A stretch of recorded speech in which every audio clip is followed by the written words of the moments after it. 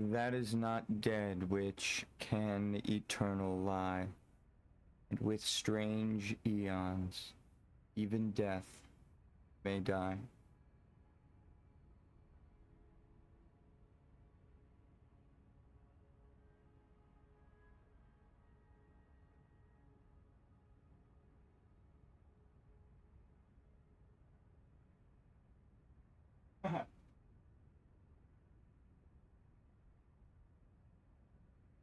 All right. In my day off, I was playing Elden Ring. And you know what? I was thinking about the lore, thinking about the gameplay, thinking about how it all ties together, thinking about that 7th ending that I kept going on about. And then I thought about how it might have been a metaphorical, metaphysical realization for the player, right? Like the page is left blank for you kind of thing, to write your own story. But then I kept remembering that there was an ending in the game files. Something had to give.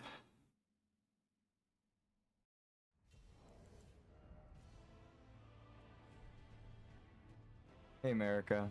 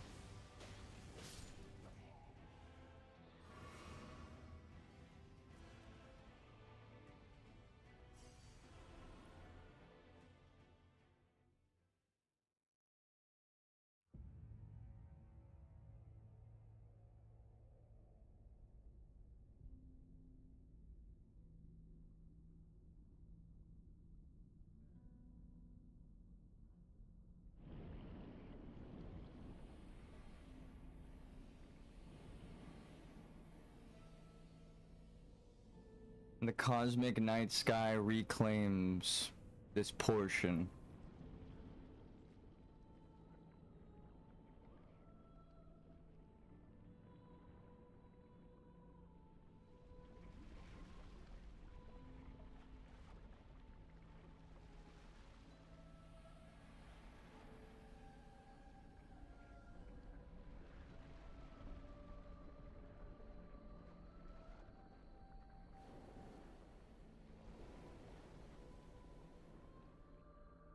That is not dead which can eternal lie, and in strange eons,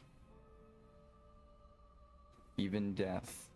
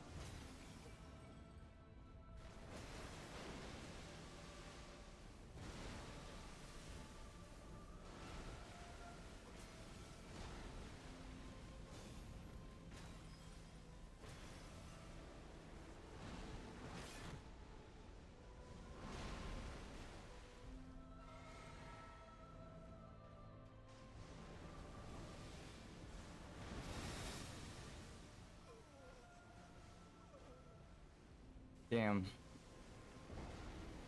I actually should have just rolled left there.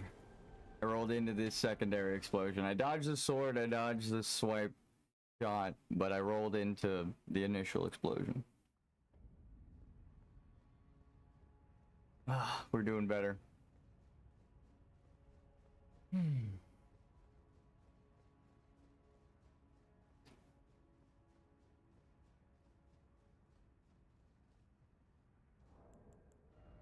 No leveling.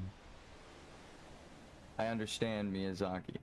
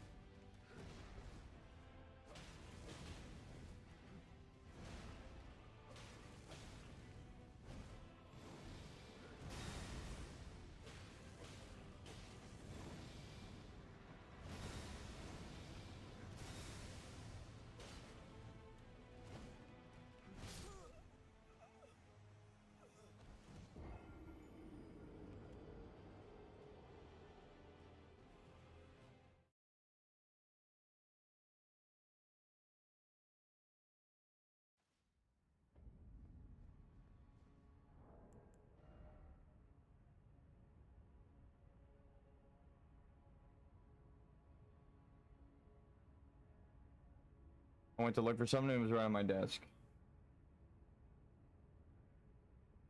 The lavender anti-anxiety shit.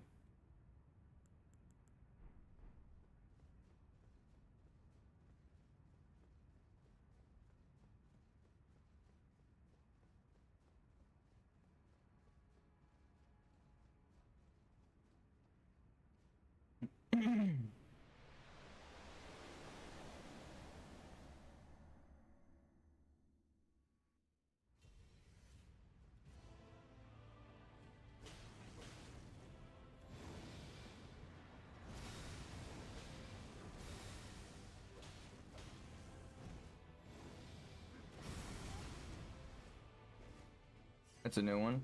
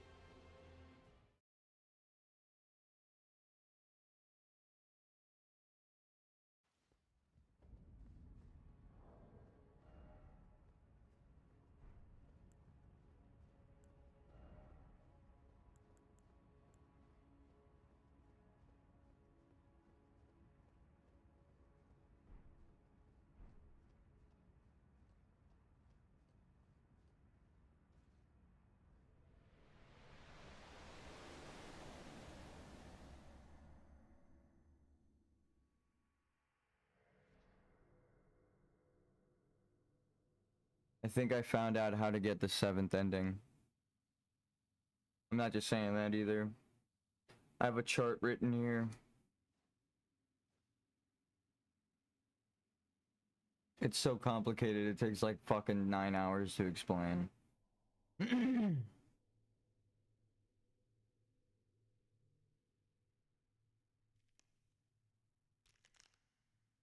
I think we're gonna become the Elden Lord. And it's not right now.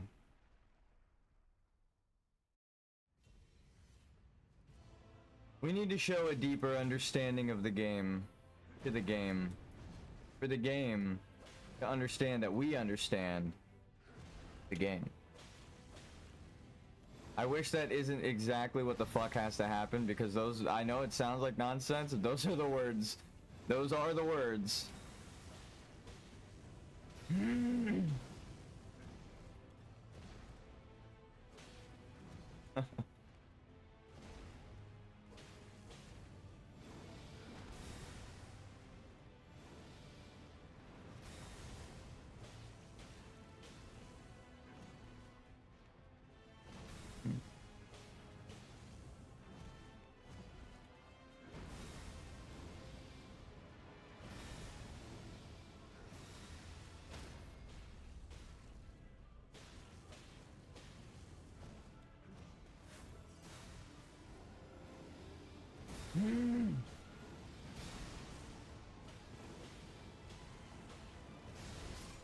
No, that was the first time I went for 4 hits.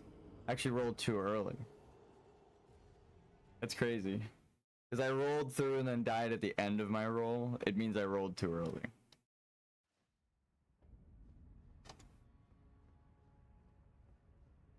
I know it looked perfect, but it wasn't.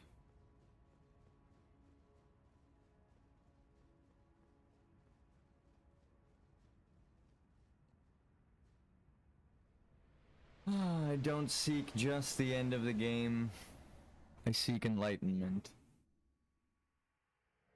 I'm not the religious type, but can't deny that there's a god standing right in front of me. This one needs its ass kicked though.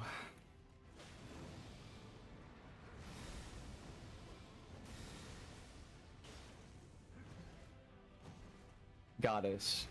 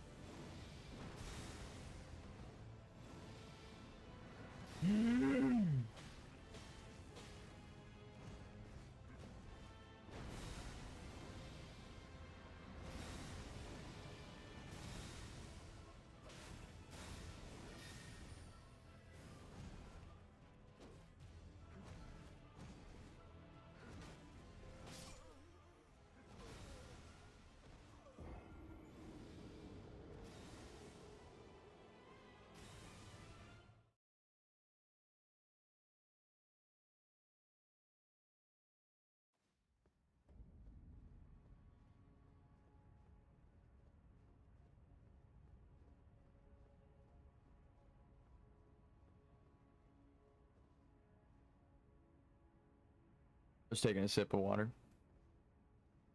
Ya boy. Stay hydrated. Alright. Might as well take another sip. Alright. I should explain the eons thing that I've been saying. The quote of the day. The racist idiot. No, I'm just kidding. That says that. I'm quoting. But that's what they based this theme off of that I've discovered. Aside from my theory, right? I'm just gonna go off of game facts. Who do we know is the aspect of death, right? Melina. She's the Glomite Queen, or she has her powers, right? Even if I suspect America was the original Glomite Queen and her powers were born into her, or whatever the fuck. Melina currently has the Glomite Queen powers, which means she's the aspect of death. So from there, everyone else can deduce what I'm saying. That is not dead, which can eternal lie. You aren't truly dead, or nothing can die if it's just eternally laying there, right? It doesn't rot away. It doesn't dissipate. It doesn't decay like the spirit of Melina, right? Her body is burned, right? She's bodiless. She's burned and bodiless as she describes herself to you in game. Quoted. Which makes her a spirit, right, in this land of undead. So that explains the first half, and then, and with strange eons, so America has stopped the cycle of the stars with her golden order, her child Radon, and also sealed Placidusax behind time with Horlu's ancient storm, right? So time is essentially stopped. The natural cycle is broken, right? Again, if I theorize that the sun was taken away, the sun part of the land is the DLC, that's why there's solar representation all through it, then the lunar part of this land makes sense, and the merging part of sun and moon makes sense. And then when you break it, it looks like a crescent moon. So America being part of the moon society makes sense, but what we know is the land of the sun is missing. right? Lion and sun and fell flame giant power, scarlet rot, scorpions. This is the sun tower with Mikola becoming the light at the end of it, right? So, and then the secret boss at the end of the DLC. If this is where I suspect the sun is, it would complete the ring and make it a natural cycle, right? You have the sun and the moon and a natural day-night cycle, a full land, and then the heart of that land is missing because the cycle is broken. It's rotting away. So, what is Melina, the aspect of death, trying to do?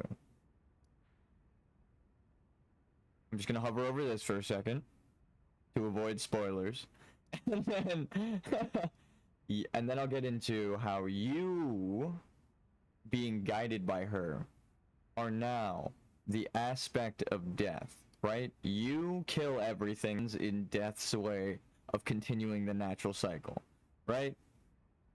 You are death, and all you do is die.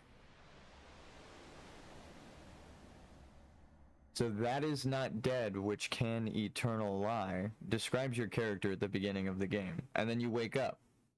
And with strange eons, the beginning of the game, even death may die.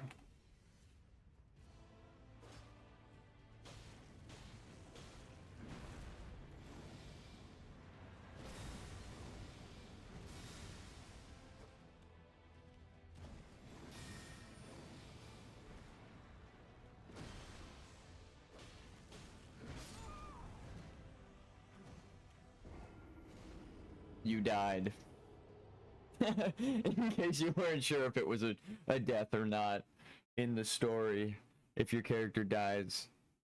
When you die, it says, you died. No confusion there. So, one last time, before I mute myself and lock the fuck in. That is not dead which can eternal lie, and with strange eons, even death may die. I should also state, eons is time. Space and time are one thing in science. Space-time. So the monster at the end of the game being space is saying time is returning. Period.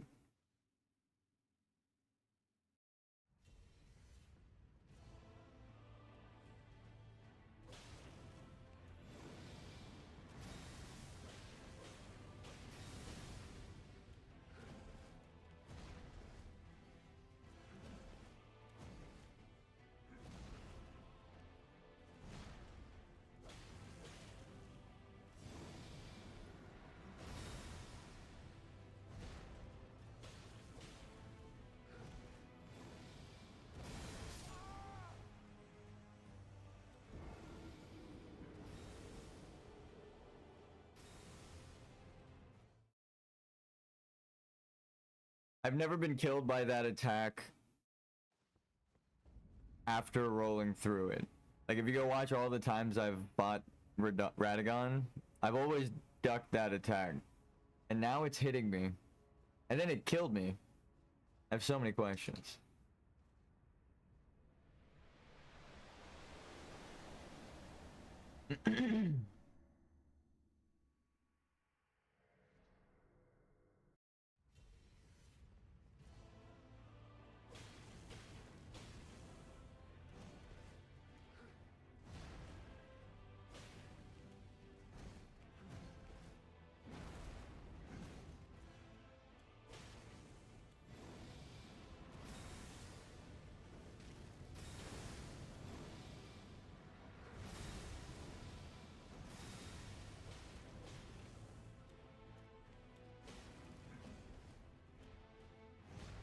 You wanted me to get that third hit in. She. It is Marika assuming the identity of Radagon. That's why Marika is Radagon is Marika. Because the statue, again, the answer is give you questions, and then the questions give you answers. The statue proves my point 100% now, because I've analyzed it enough. America had to have known the statue maker's intention, because they're a goddess, right? America's a god, which means they're omnipotent, which means no one could hide anything from them, which means, okay, now I understand why that's hitting me. The visual doesn't show up in phase 1, but that's why it's hitting me that far in phase 1. They didn't adjust the hitbox. Okay, anyway. That's like a debug tester realization, and not lore. Yeah, Radagon's America, whatever. No,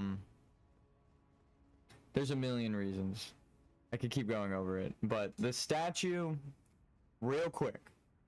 I'm just gonna do 3 questions and then give answers to them, and then we can fight the boss. If the statue, or no, this one's a fact. The statue is made by America, right? She has it commissioned, and then the paint, or the sculptor notices something about Radagon and America, that they are uniting into one being, right? America has to know that that statue tells you the secret. How do we know this? 1, because if we believe that Radagon and America were the same person the whole time, then they were a god that knew that the sculptor saw their secret and put it in the statue to be found. So America allowed the statue to be made if they were a god, right? Radagon and America. If they were the same person, they had to have known about the statue. If the Golden Order's telling the truth, right?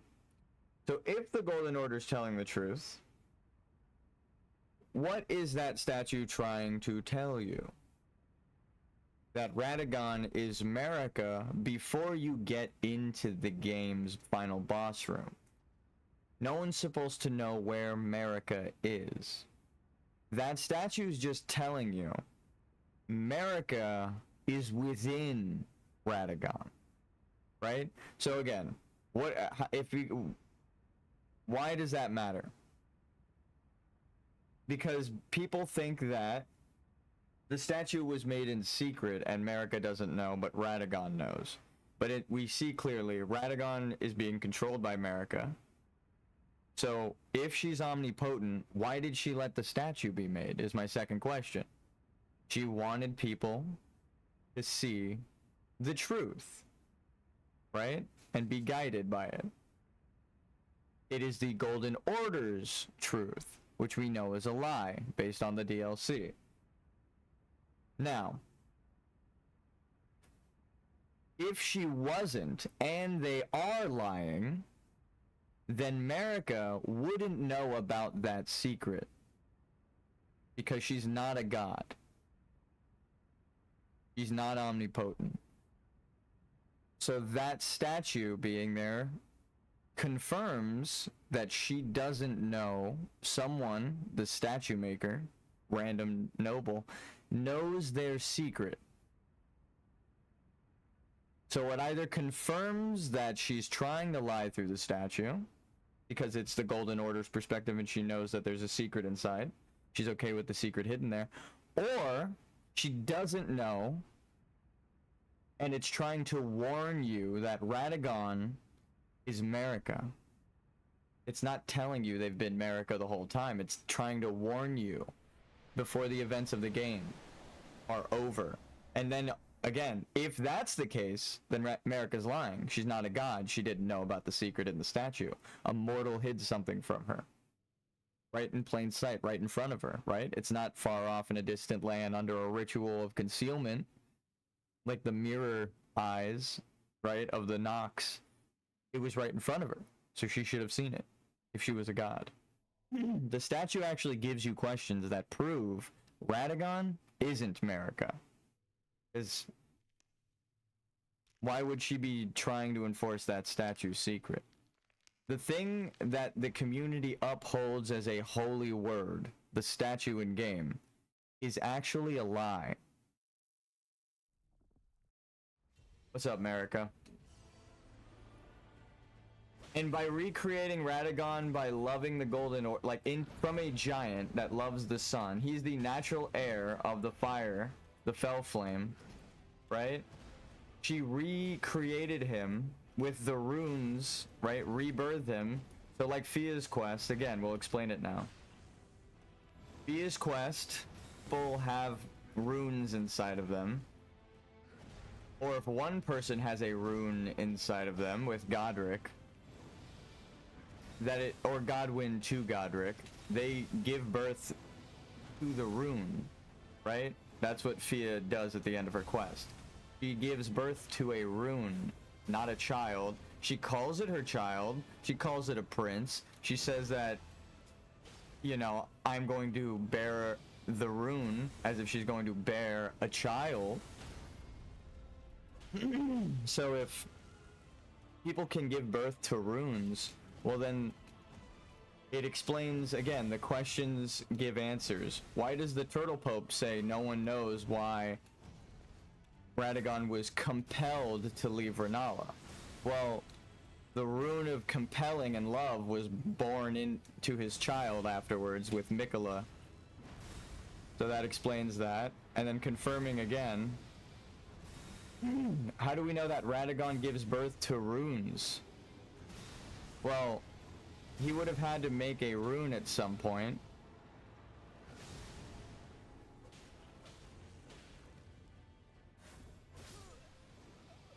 With Rennala. The first child, his first wife. The Amber Egg. The source of the rune of the Unborn, right? Where do you get it from? Rennala's Amber Egg. So Radagon did give birth to a rune. Amber Egg, clutched by Rennala, Queen of the Full Moon. Great rune of unborn demigods. Perfects those who have been born anew. Children born anew by Rennala are all frail and short-lived, imperfect beings each and all, except if they have this rune. So if Radagon was reborn with this rune and forced to love the Golden Order with the rune of Miquella, then he would love the Golden Order and be compelled to remake it, creating an unnatural cycle of death and rebirth between her, right, Marika, and Radagon. He breaks the ring, he fixes the ring. That's what would need to happen for this new cycle. And that's exactly what we see happening. She shatters the Elden Ring. And nobody knows who's breaking the Elden Ring, right? Who keeps shattering this broken land? And that's why there are fragments everywhere, and that's why the land is shattered and everything, and it explains how she could have broke off the realm of shadow physically to veil it.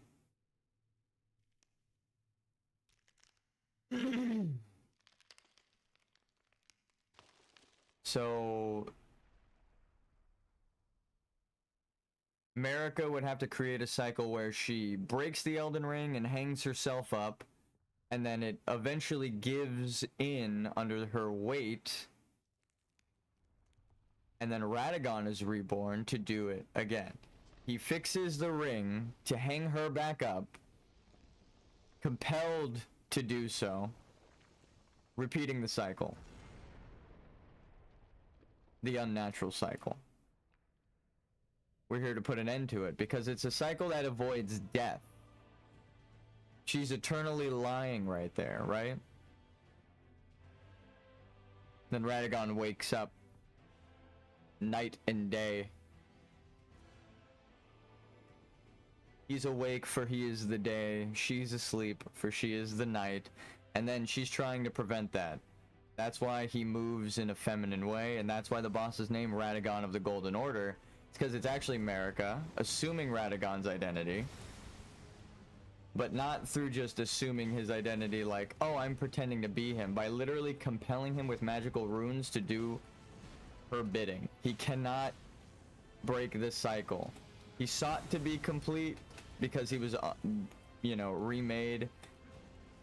And then she noticed that things were all fucked up and she needed the day back. That's why the question that the Pope answered, or the Pope asked, the Turtle Pope says, it doesn't make sense why a random lord like Radagon was selected to be Lord, right? Like, why a random champion like Radagon was selected to be Lord.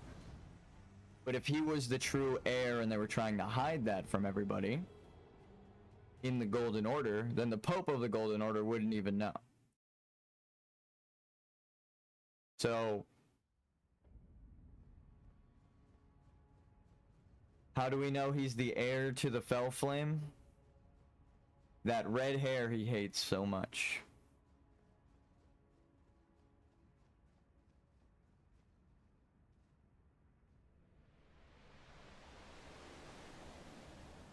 He only hates it because he's compelled to by a magical rune. And then I'm assuming she had to corrupt him so that he didn't... Actually, no. Maybe that's part of the natural order of things, right? It's the trilogy of runes. I just know what that third rune in there is. It's the Scarlet Rot because of the scorpions. The god that was sealed long ago was Radagon.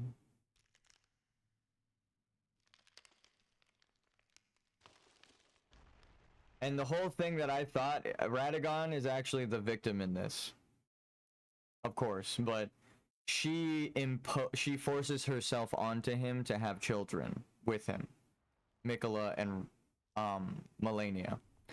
They wouldn't have been born if she didn't compel him with the magical love rune to love her instead of his wife, the true moon.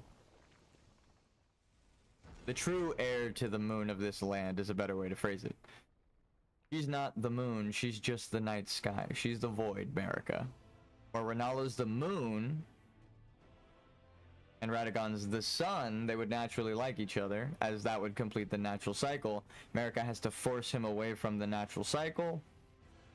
He has to use those three runes. Corrupt him, or rebirth him, and then corrupt him and force him to love her. And that's exactly what we see. We've found the three runes that he gave birth to. The first one at the top would be the unborn, and then the two at the same time would be corrupting him and forcing him to love. Not just her, but that golden order she loves so much, right? So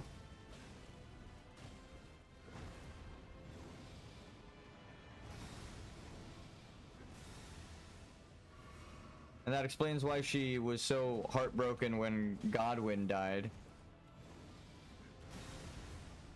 Godwyn was her true connection to the power, right? So when they assassinated him, she freaked out because her order would be revealed. So she had to go find Radagon and get the old sun back.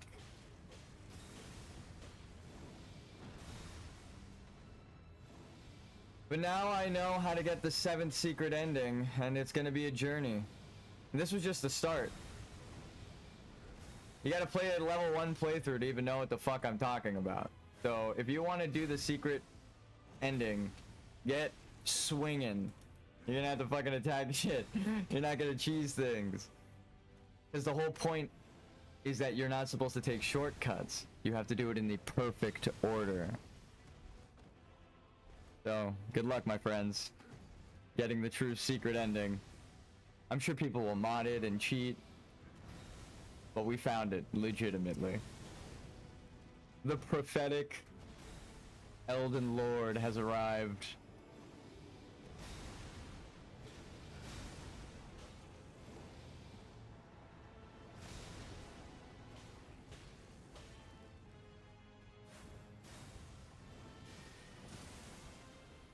And that would explain why Godfrey doesn't use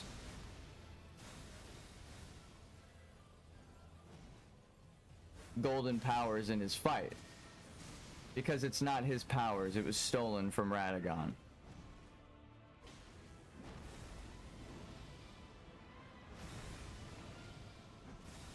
The Deathrite bird. Oh my god, it's incest. Of course, George R.R. Martin. Horlu's thing is the birds, and that's what they're trying to hide. And the Deathrite birds would be the Glowmite Queen's death birds. Oh no. Of course George R.R. Martin had to subtly put that in there. You brotherfucker, you need to die.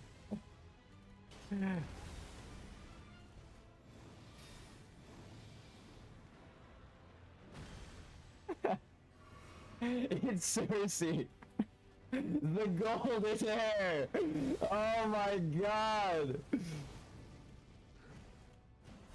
The Lannisters. That's who they are. They're trying to steal the gold. You fucker, dude. I finally beat the game and was wondering who wrote it. I watched 10 minutes of credits to find out that only Miyazaki and George R.R. Martin wrote this shit. Of course, analyzing their story. I'm like, why does it feel like they're the only two writers? It's because they were! It's because they were the only two writers.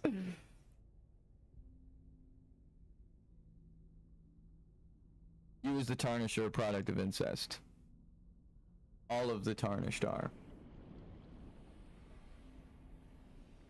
And we thought it was Moog and Mikola.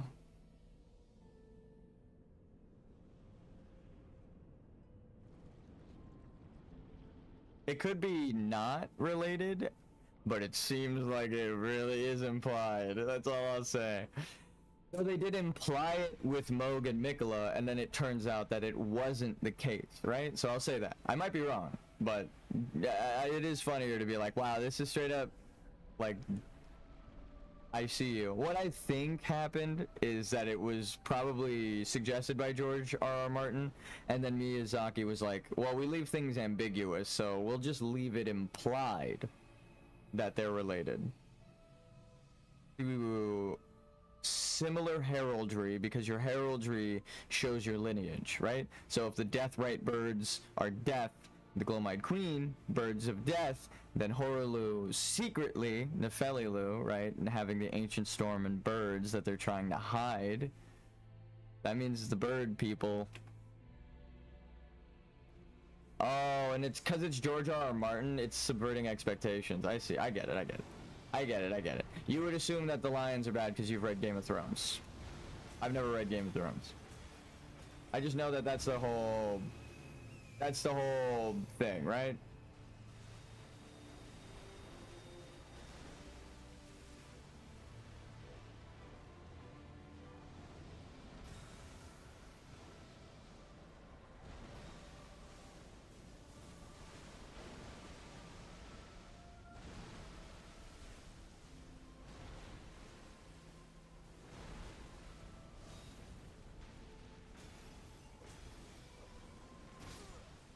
Damn it, dude, it turned into a sprint. I pressed it for like half a second too long. I went like press instead of just like tapping it. Literally, that right there is what gets you killed. Press. That's what killed you.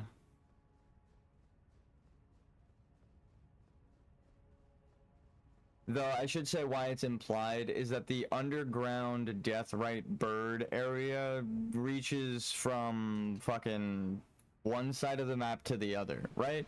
So it's like Deathrite birds were kind of everywhere, and also the boatman now makes sense with like Noxstellans having a cycle of water guiding the coffins. So the boatman, the mariners that you see guiding the dead in the lands between now, were guiding the corpses back in the day. But now the corpses they guide are walking, and if they've been killed, they too are walking corpses, right?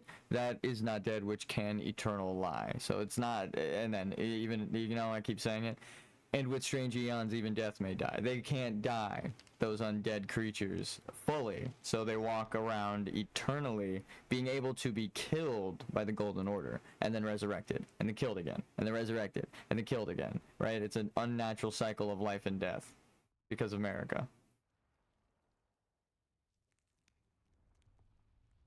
That's actually, again, because of her lineage, because they knew that Godwyn was the true heir after stealing the gold, giving it to Godfrey, and then giving birth to a child, right? Maybe that explains it. Now, I feel bad with following the incest thing, because I know it's fucking weird, but they probably, the whole thing with rebirthing yourself from the stars and changing lineage, I was like, if I rebirth myself, I technically join Renala's lineage through her child and the larval tier. So then it becomes a story of incest if you marry Ronnie, right? You're with Horlu and Marika when they were gold and silver, right? So you are two different lineages combined. But if she's an Albinoric woman, like I suspect, then it's not, right? It's only implied, but she's a artificial life form. She's not actually... The only way to accept it is by understanding the character, right? If she was a artificial life form like a larval tier, her structure, her physical form would crack apart exactly like the shields of the larval tier, which is what we're seeing. But again, she is essentially, she would have to tell Horlu, like, okay, this is the truth. I'm not a real person, right? I'm from beyond the stars because you guys made me. So we have to steal someone else's lineage for you and me to have a child, right? So they steal Radagon's lineage and give it to Horlu because she's not a real person. That's why she doesn't get the gold, right? Because she knew something like this would happen, right? Where she would have to merge with Radagon. So she was like, let's just remake him and send him away. Me and Horlu can be together, right? That's why it's a seduction and a betrayal. Everyone keeps saying she betrayed her own kind in the Horn Scent and the shaman people. So if they were all related like the ghosts and everything imply, that means the only ones not related are the people who sail from the lands beyond to the lands between, like our characters, but we know we're born from Godfrey, so I'm just saying like our characters, more like Roderika's guard, right? She went away from the lands between, met people, and then brought them back. So they were from outside the lands between, and because they, you know, weren't fully grafted, they're just like wrapped up and put in a pile, you know? So the ones that were tarnished, part of the lineage, were grafted onto Godric. So there are people who sail from outside and naturally wash up here. That's the whole thing, the suppressing tower in the DLC, where it says all manner of life, all manner of death wash up here, right? That's why you have to die at the beginning of the game. It's telling you it doesn't matter if you died before you got here, right? If your story in your head is you didn't die, right? And then you were summoned here. You have to die to enter the lands between, right? To fully enter these afterlife lands is what people theorize. You have to die. Because if you beat the guy who's supposed to kill you, you walk off and then it's a symbolic death. The beautiful butterflies that are Miquella's guide you to your death. So Miquella seems beautiful, but guides you to death. Which is exactly what happens. If he gave you the horse or not, the DLC is him guiding you to death. So,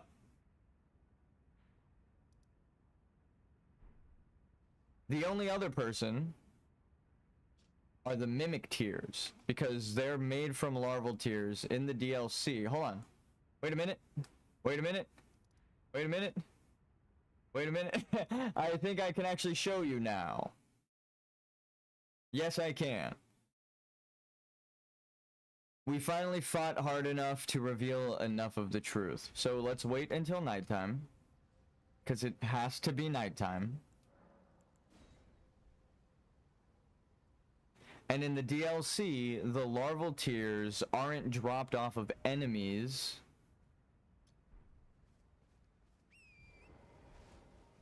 We're gonna go back, don't worry. Also, I realize we don't have to suffer through the fucking DLC as a level 1 on this character right now. Which is wondrous news. So, for the true ending, I don't have to suffer through it yet, is what I should say. So, we do have to suffer through it. And we have to do it perfectly, and we have to do it in the right order. But now I know the right order, and I know the significance of doing it in the right order, and when to do it in the right order, which is the point. It was the whole alchemical marriage thing. I'm just gonna say it out loud if there's a developer watching. Negrido. Citrinino, right? Citrino? Or no. Negrito, Albedo, Citrino, or Citrina, and then, Regrito. There you go. Twice, baby. 6 endings, I see you. The 7th on that last cycle. I see you. As I see in the moonlight a spirit washing up on the lands between, sailing across the stars, huh? How did you get here?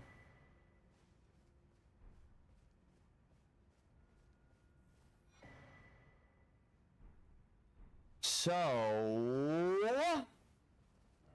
I was wrong. And that's why she's there. And that's why she's there.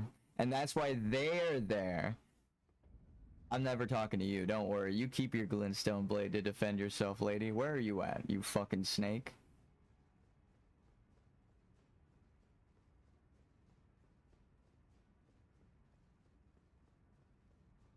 Where did ye flee, my sweetings? Come out from whence ye hide. Of the dark, be not afeared. My beloved egg is with us. Come out, I prithee. So this doesn't do what I originally thought. I was wrong. Want to be born anew.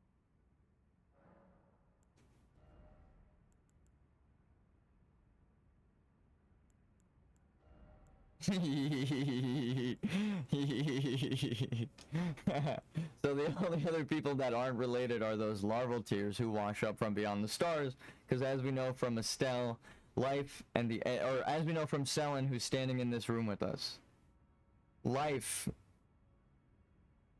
souls become the amber that is glintstone. The amber dictates the fate of the gods. Everyone is a god if they wash up here. Just a different kind. Let's just get a haircut, shall we? My hair's looking a little crazy right now. It looks a little bit like this. Here, ready?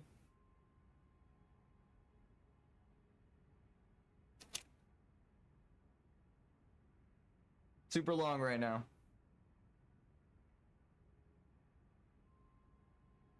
There's your Elden Lord, by the way.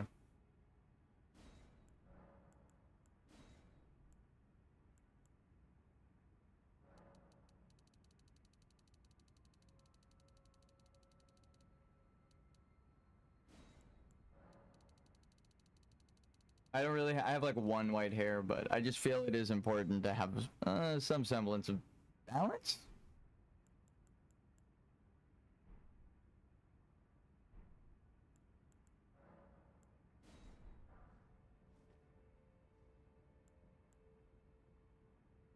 Be not alarmed, nor afeard. I would birth thee as a sweeting, fair and fine.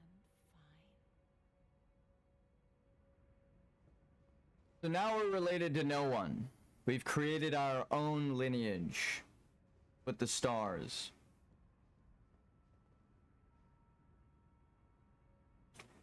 Huh. As the moon guides the stars, that would make Selin our guiding teacher of Noxtella, the Moon Society, our guidance.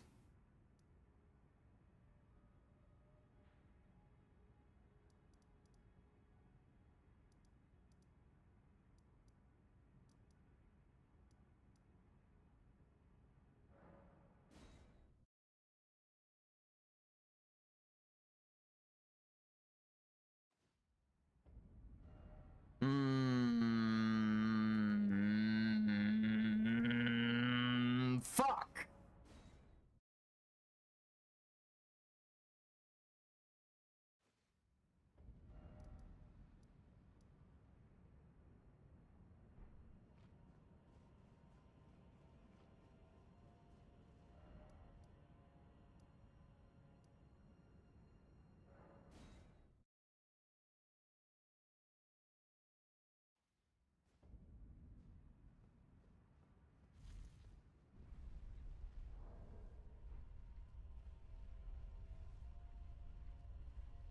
I'm choosing to do this. I don't have to do it yet.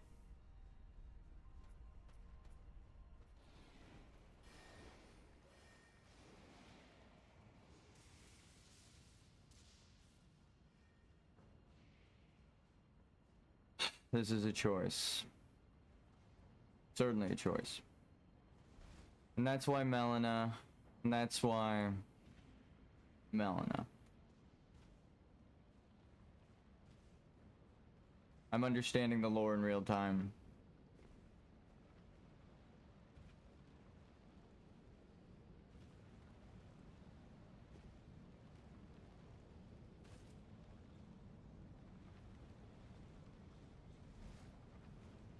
Good luck in there, wizard man. That was cool. It looked like my knight was wearing a spirit wizard outfit. Like I was a knight, and over my armor there were robes made of light. That was fucking cool. And it rhymed, I didn't even mean it to. I keep making accidental poems. Like if you just go analyze my entire Elden Ring playthrough, I've said so many rhymes on accident. Also, these pillars matching the giants, right, in structure, shape, right, the fucking octagon or whatever it is, and like segmented.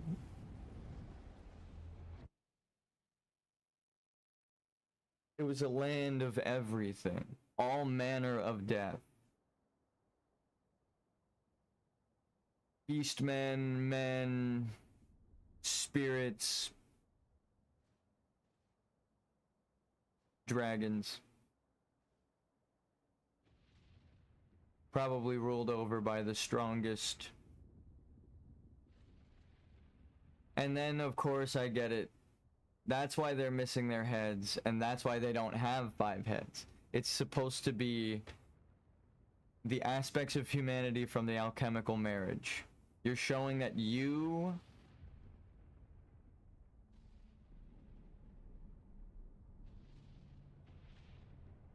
aren't just accepting of this world, but have mastery over humanity's terrible aspects. And the head that was ripped off is showing that things, or the heads that were ripped off, we know who did it. It was Bale, right? But it's saying that humanity has lost mastery over the aspects, right? The soul and probably the mind, because of madness, is what I would guess. Because it's like what? Mind, body, spirit, soul.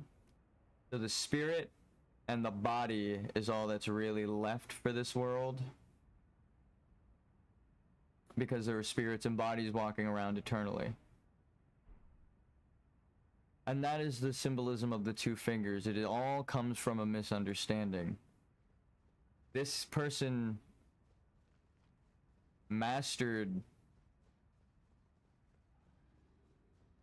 the old world through strength.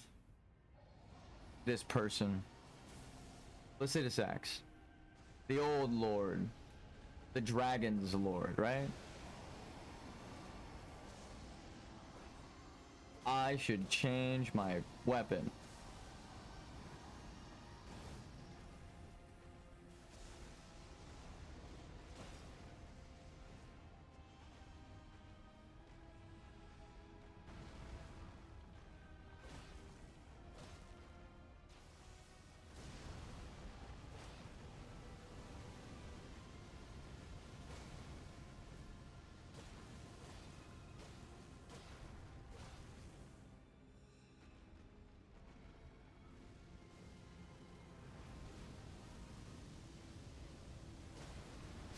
No! It didn't visually get me, but it did. He barely got me with fire. It's good though. I need to change my power. From my Dark Souls experience, I'm gonna assume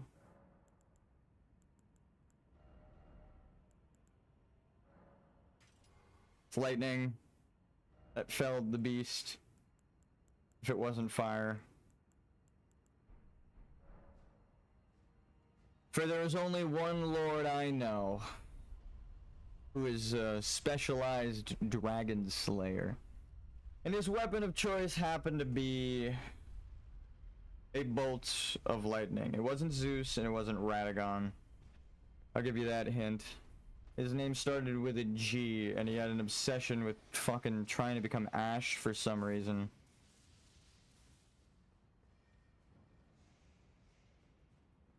And through his mistakes, I know that Marika, even if she had good intentions, is wrong. Because Gwyn was wrong, regardless of his intentions. And we know he feared humanity, which is a bad intention.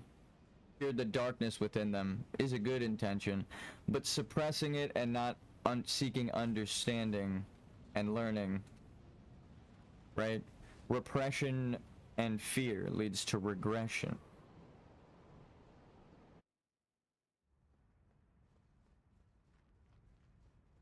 So the most important dragon to slay is the one that represents humanity, not dragons.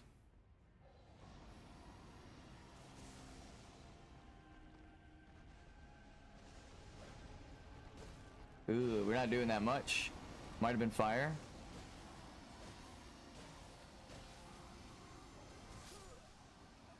We're doing 179.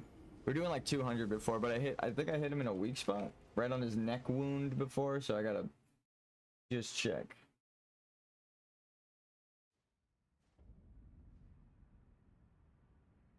Fire. Ah. He's weaker to pierce. Strong against all status effects.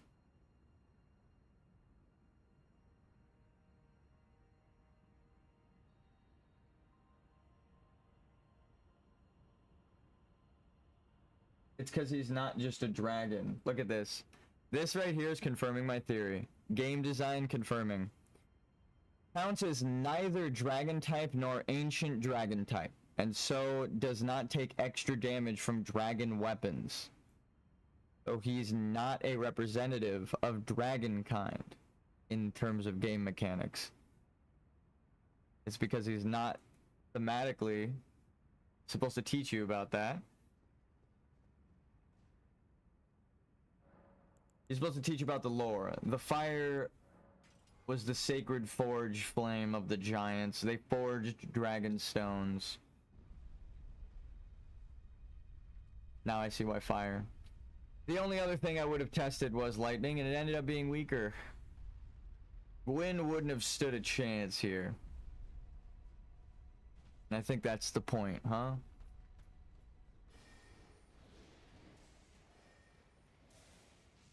This is a different world.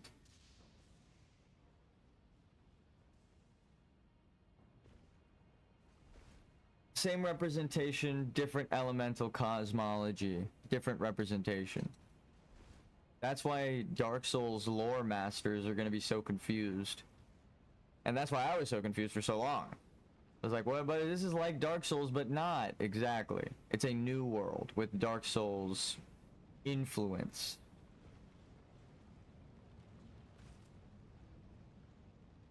The bearded beast man.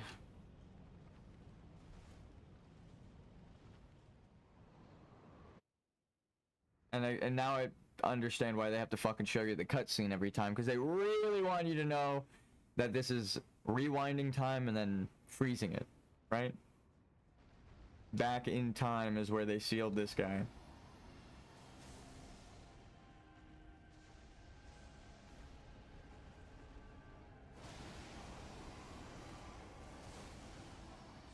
$180.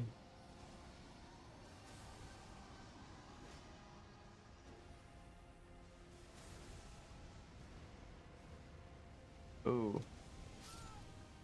I don't know what the fuck I'm supposed to... I actually didn't go that far. Run away. And then run up.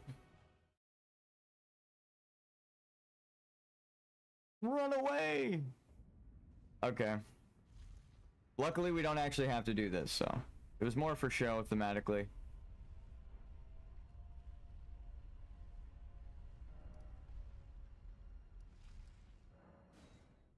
And it's actually not about leveling up.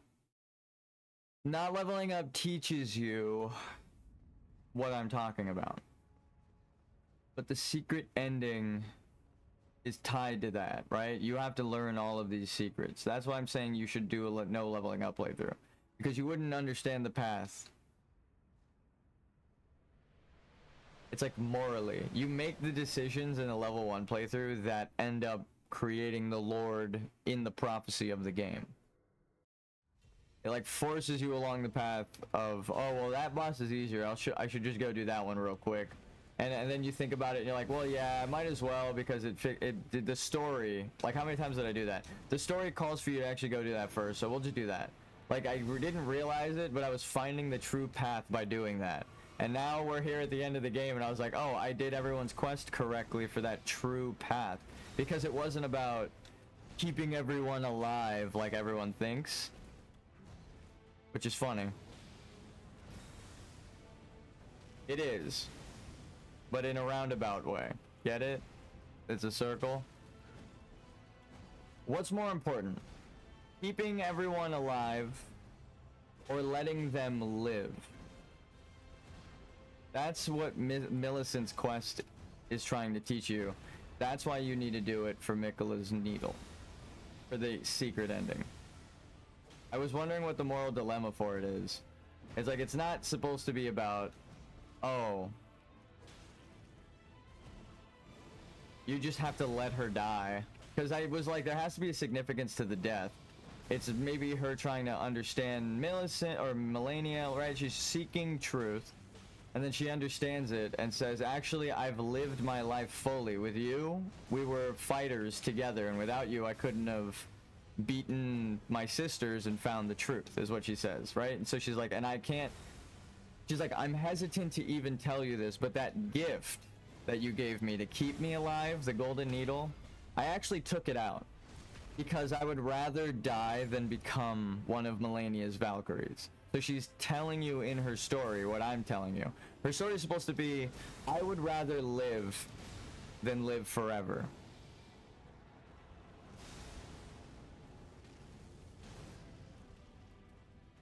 And that's the philosophy that you have to go through all of the quests with.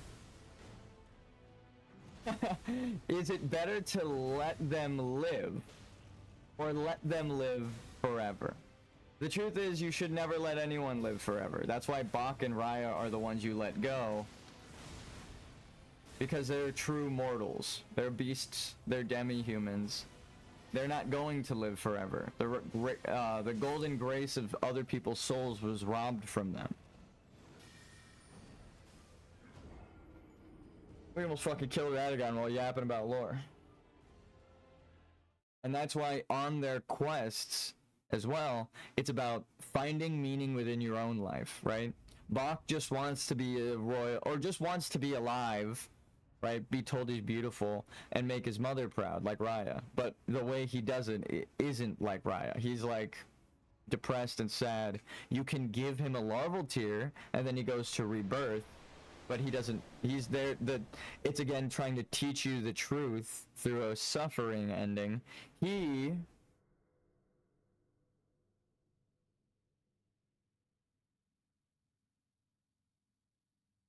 Damn, Millicent has to die. He discovers his truth through you, right? The Golden Order taught him that he's ugly and should be oppressed, when you know that the truth is he's the heir to the golden lineage, the demi-human beastman, not you, the miscreated tarnished of like a bird man and an alien woman, right? And the reason it's implied incest is because she's hiding her identity, right? She doesn't understand the depravity of her act because she doesn't tell people the truth. Again, the truth will set you free. That's why Mikola trying to do the same thing as Marika is his prison, right? The person says, oh, or Saint Trina, the other half of him, says godhood would be his prison. So the person who is pure love and is death is saying, grant him forgiveness through death in these lands of death, because he's trying to do the same thing as Marika, keep an eternal order. Nothing should be eternal. According to Saint Trina, things need to die, right? She's the aspect of death. So leaving her in the graveyard is saying Mikola is okay with abandoning love and letting death die, right? Even death may die, but they are killing them in secret, right? Mikola doesn't want you to find that because they never tell you where Saint Trina is. Ansbach is trying to find the truth. Teolie is trying to find the truth. The one most loyal to Saint Trina goes to fight Mikola because they're like, oh my god, you fucking, I can't believe what you just did to Saint Trina, right? So it's like Saint Trina isn't happy about it, and they're love, right? They're supposed to be pure love, but when you find them, they're not like upset, they're not actually mad, they're not like, oh, revive me instead and let me become a god. They just say Mikola is no longer kindly Mikola, right? They use love to shrive open the hearts of man. So it's like all of these things are just to tell you that Marika's crazy and the bad guy. But he isn't allowing people to live. He's imposing his own will on them. You allowing everyone to live within your order according to their own free will is why you are the good guy. You are allowing people the choice, right? And teaching them so they don't make mistakes. That's why Mikola already died and is the fact that there's a spirit in the final fight possessing the true final boss shows you they're doing the same thing as Marika, but also that they're a spirit, they're not a mortal man. They want to be an eternal spirit, right? They want to be the god of this realm. So they are the problem. Nothing should be eternal, right? So just the visual design tells you Mikola's a bad guy. He wants to be a ghost forever, and maybe even potentially possess his brother and in his other brother's corpse, because that Moog is the true horn scent out of them, right? The one that's truly strong.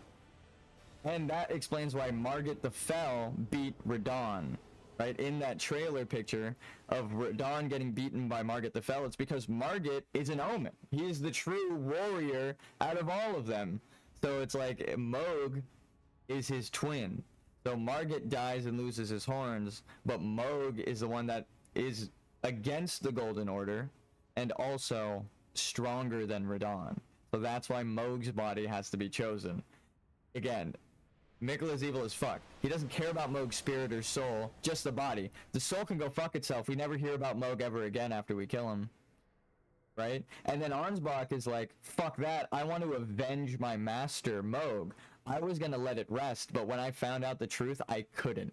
Even though I'm an old man, I couldn't let it die. That's what Ansbach is saying. He's like, I can't let Mikola do what they want to do, because I was possessed by him and I know what he's actually intending. That's what Ansbach's whole story is. So again, the knight who seeks the truth with blood, that's your story. If you use bleed, right, you're able to go through everything and find the truth. And then when you do, in the latter half of the game, you have to use everyone's element against them. Melania, Frost, all these people's things, because you've rebirthed your character, forsaking your old lineage, accepting a new soul inside of you with the rune, right? You're essentially using every aspect of the Elden Ring to repair itself, and that's the unity. But you like, again, to explain it all and to tell you every quest and what all of the things you need to do after the very complex sequence of events, I can't. I have to just do it and show you guys what I'm talking about. If there's a 7th ending there or not, I can explain it along the way, like I have. If we find a 7th ending, then we know we're right.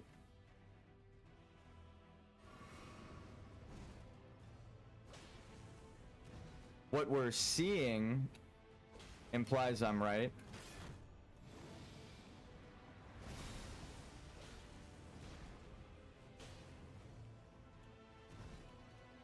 But I need to find it myself. And I know the complex order of things, and it's gonna be fucking stupid, but if you work at From Software, just know that if you got rid of that ending,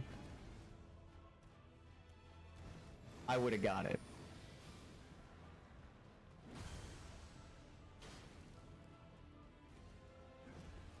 And you doubted yourself if you didn't think players would actually be able to see the design, right? So you got rid of it, which is ironic. That the hesitation and defeat was the game's if it doesn't exist. Which is why I think it can't be. It has to exist. Because why code it and make all of the assets for it? You just needed to make it blank. You didn't even need to make any asset. If that was the design, there wouldn't actually need to be a voice line for it. There wouldn't need to be cut content. It would have just been empty from the start. But the fact that there's a voice line tied to it makes me think that I can get that voice line. Cut content is only cut when it's removed from the game. As a programmer, I know more than anyone.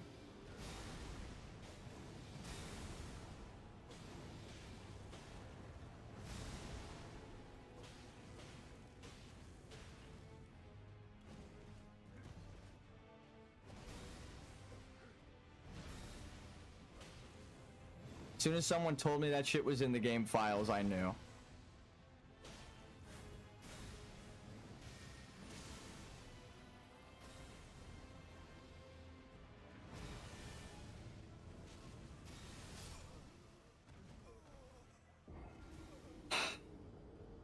We don't even need to complain. I knew when I pressed the button that I could have died, and that's learning. You just gotta really learn not to take the risk, right? And this cup is dirty as fuck. I'm gonna get some new water. There's like dust or something. Like smeared on the cup. That's gross. Hopefully I wasn't drinking that. I only took like 1 or 2 sips. Hopefully it flew there while I was playing. And I did not take a sip this whole time, so I'm gonna go get some new water. I almost took a sip of it though. Yeah.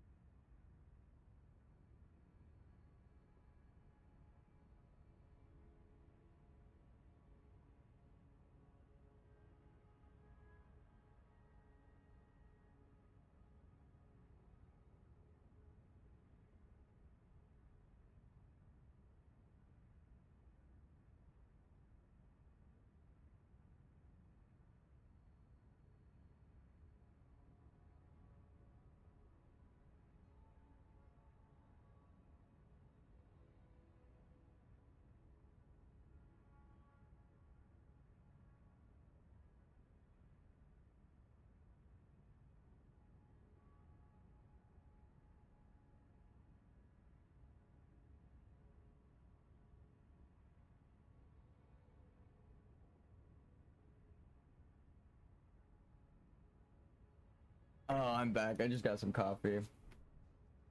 I actually realized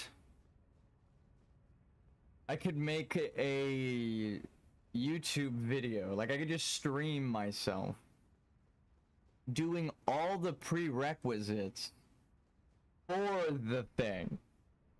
right? I can be the gold mask, but no. As soon as I do that, it's like I might as well just finish the thing, right? Like if I just show everybody what the fuck it is, I don't need to do it, but no.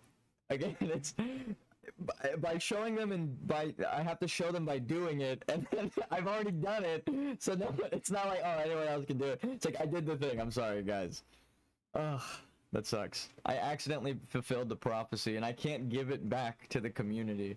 It's like, oh, if I guide you to it, I would have to achieve it, and no matter what, if anyone else does the thing, they followed my path. So I was the initial Elden Lord. Yikes. That's why it's like, oh, fuck me. That's why I'm laughing so much and being cocky, because I'm like, I hope it's not there, because otherwise I really did just fulfill the game's prophecy. And that's fucking hilarious. And it might have been so convoluted that they were like, no one is gonna get this. It's like 9 layers of symbolism. So it's even funnier, because if there isn't an ending with all of this symbolism and all of the endings and the stuff that I've seen, and there's a 7th ending in the files, that means they cut it out of doubt that anyone would find it, and their hesitation to put it in fully was caused by doubt, which again is what the whole point that you're trying to learn in this is. Do not feel doubt, do not hesitate. That's why I'm like, if the whole thing is don't hesitate, don't doubt yourself, of course the only thing that could happen is they doubted themselves and they hesitated. That shit is not the case. They did not fucking, they didn't do that. It's in the fucking game, bro. Like, ugh. But then I beat the game in more ways than one, right? It is a metaphorical defeat. It's like, oh, not only did I beat the game, but now I've defeated the ideology. I've learned what it was trying to teach me, and synthesized myself through my own process of chemical marriage into the rebus. Ugh. I see you, Miyazaki and George R.R. Martin!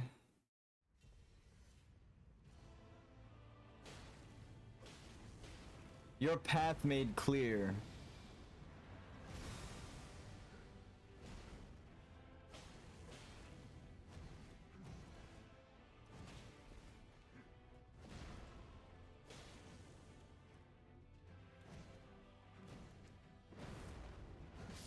Hell of a time to get something in my eye, but it's okay, I got it. That's why I was just walking around with my shield up. Like, hopefully it doesn't hit me.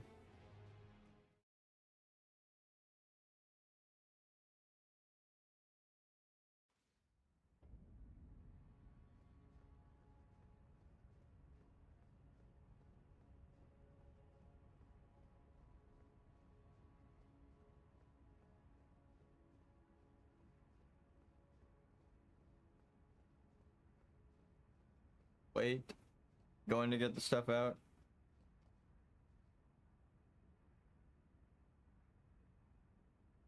I think I got part of it out. It might have been that same dust. I got kicked up. I opened my window. Hopefully it's not like something's burning outside. Whenever there's fires in LA, like even if it's just like a house fire, it's not like a giant fucking hillside. The entire valley just fills up with the smoke and smog. Like you can see when there's a fire burning in the distance. It's like the entire sky goes dark over there. Holy shit.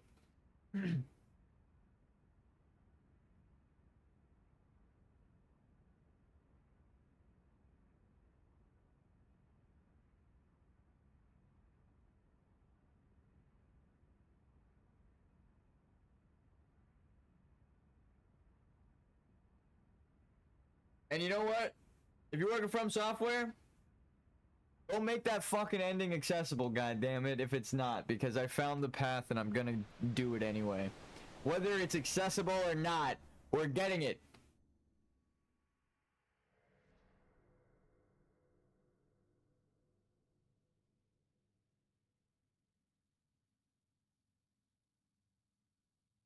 Default ending first? Question mark?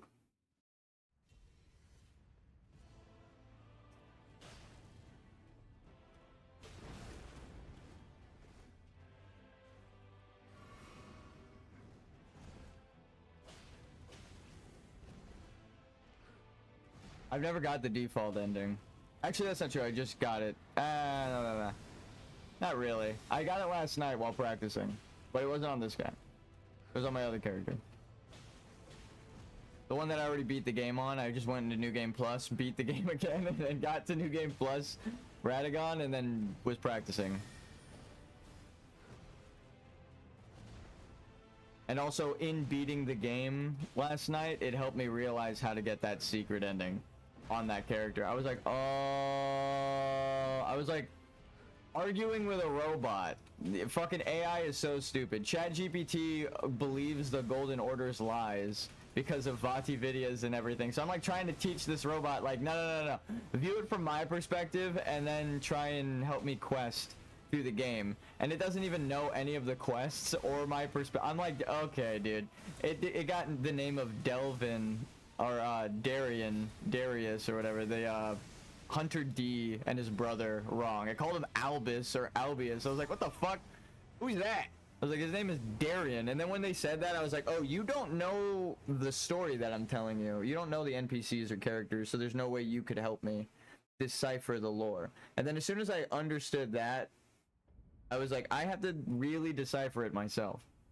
Like, I was like, people are probably putting shit into ChatGPT trying to look for answers, and it goes off of the web that existed like years ago before the DLC came out. So it's like really old knowledge, and it can't access database, or it can't access websites anymore.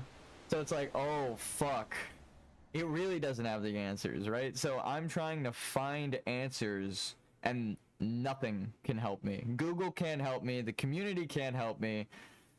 I would have to ask the creators of the fucking game. And I know they ain't gonna help me. They're gonna be like, good luck, motherfucker.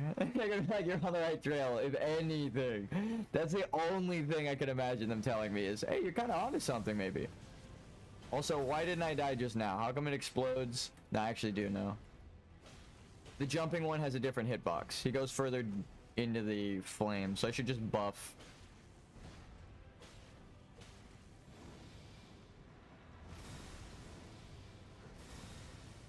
How do I teach people that this is a religious lie based off of a real one? No. Could it? Ancient Mesopotamian symbolism predating all religions. And that religion was just about understanding and, you know, local power, deity, seeking strength yourself. Man, it's a good thing we never evolved into like some sort of religious-based society where people are killing each other for an ideology they never confirmed for themselves. That would be fucking that would be the R word, right? That's all I'll say. As someone who's, you know, neurodivergent diagnosed, it's so offensive, I don't even need to say it. You already know what I'm talking about. Oof. Are you religious? Sorry. Your god dies here, too. Oh, what, you thought America was the only god I was talking about killing today? She's not a god.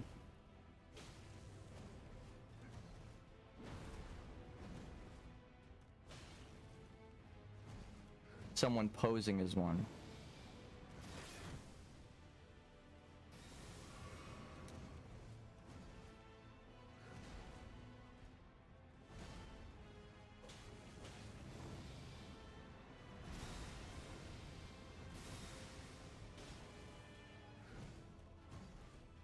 Oh, what, you have some sort of religious prejudice? What, against the demi-humans? What, you think they're lesser than you fucking moron?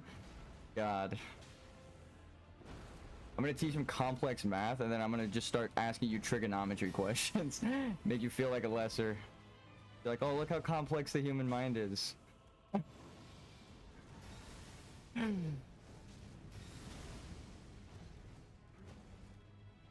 Or read a book.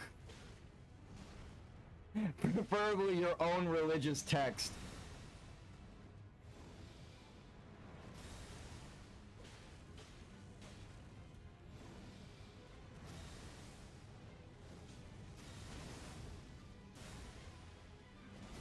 I'm playing mine right now.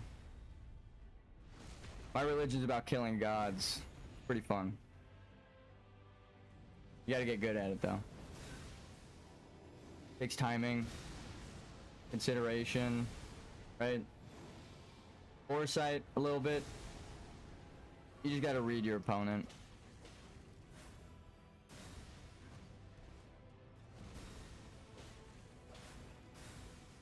Not the magical kind of foresight.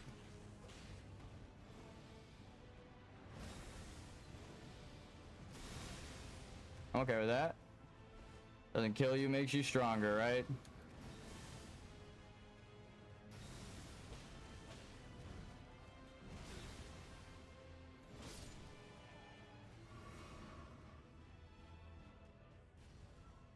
Pray to your gods, I've come. Let them grasp you fully as the cosmos shall.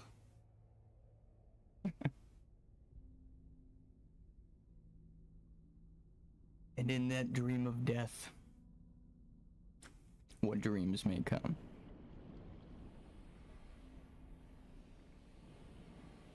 I wonder what gods dream about.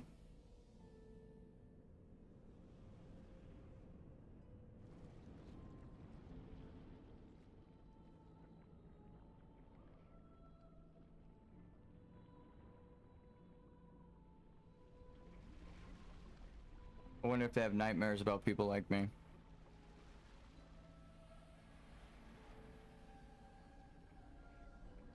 Probably written in a book somewhere.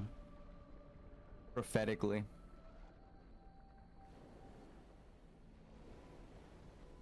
I can't be bothered to read all that. I got item text to read. About forgiveness and understanding. Something I don't know religious people too, you know, well enough to know if they are all about that. They don't act on it most of the time. They're very judgmental people. I feel like transphobia is synonymous with religious right now, so. I'm sure not everybody.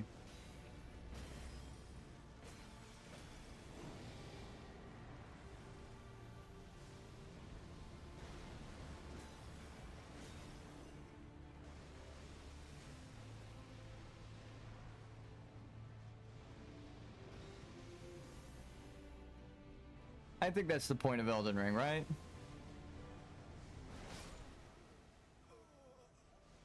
I rolled too early. I mean, it looked like I rolled fine, but I rolled just a bit too early. Things keep killing me in my rolls. But it's not the game's fault, which is crazy.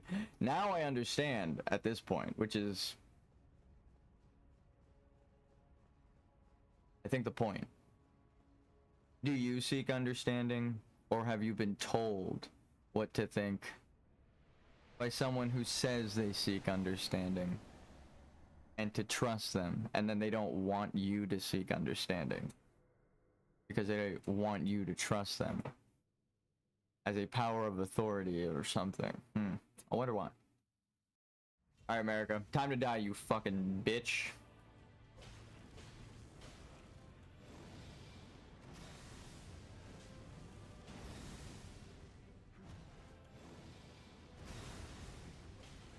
You can't hide in there. Your shadowy form, the golden rings are Radagons. I know. I know.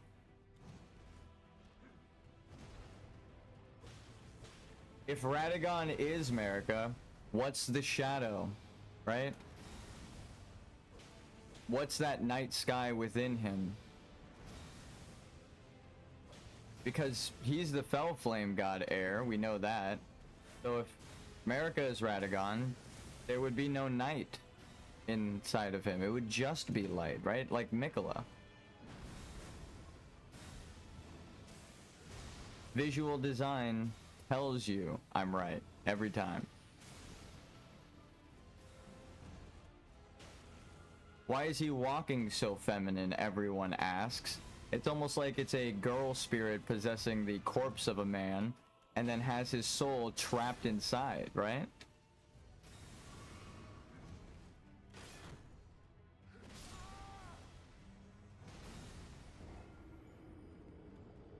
And if it was Marika trying to assume Radagon's identity, her name wouldn't be Marika of the Golden Order here in this fight. It would be Radagon of the Golden Order, right? A tarnished has entered the room.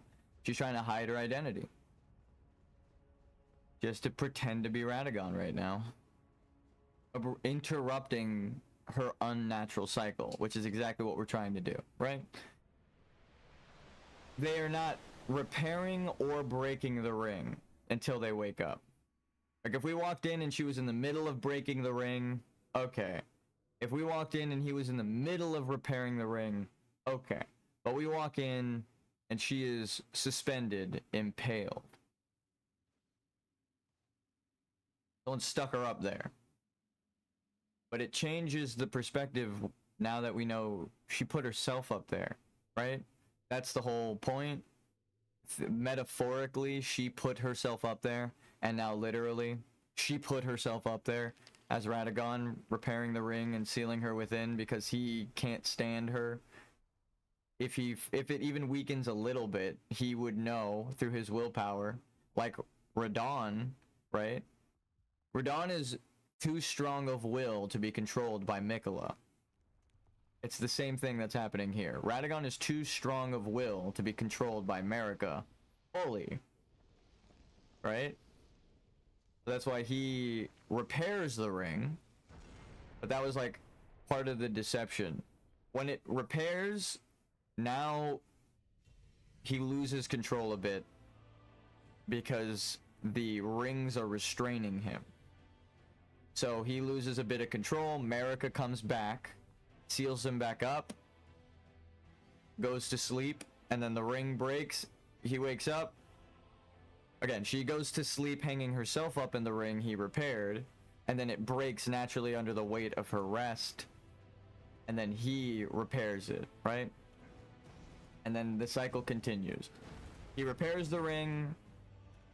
It weakens his will just enough that Marika takes back over, goes to sleep, and breaks the ring with her body weight, creating a natural physical representation of the cycle, using her body that she put up there to create an unnatural cycle that she's suspending with herself. Right? Runes are souls, so she's using the souls of people to suspend an unnatural life. She's like the God Emperor of humanity in Warhammer 40,000. She's the bad guy. No matter how you cut it, she's using amber from the stars, which is soul people, right? The amber glintstone is the amber of the stars, and amber glintstone is said to dictate the gods' fates. It's because the gods are descended from Radagon, and all of the other outer gods have to be hidden away. So the truth is, everyone's a god. So Marika's lying again, even about that. And that's why in the DLC, all of the horn sent, even the ones without horns, are punished and they're like, why aren't we all related? What the fuck are you doing, Marika? Right? The ghosts say that and ask questions about it because the truth is, they would be suffering at the hands of their own for no reason, the people who knew in the Crucible Society. They're like, what the fuck are you doing?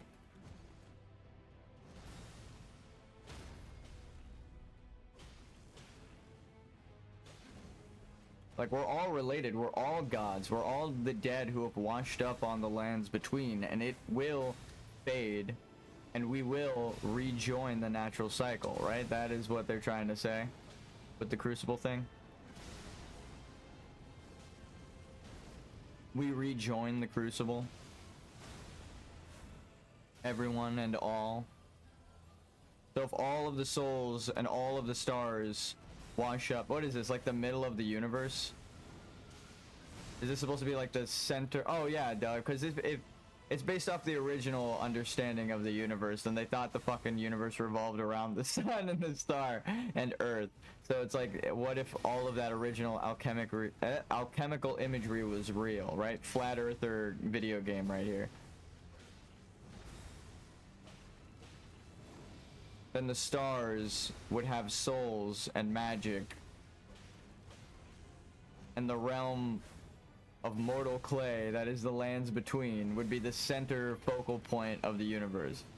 That's what they originally believed. Humanity, as they sought answers in the old times, right? They just used their eyes and looked to the stars, and it is a visual illusion. Because we circle the sun and the universe is spiraling, it looks like the universe, or we're spiraling and it's shooting forward, looks like the universe is spinning around us. But it's an illusion. An illusion that tricked America, I think. That's the whole point.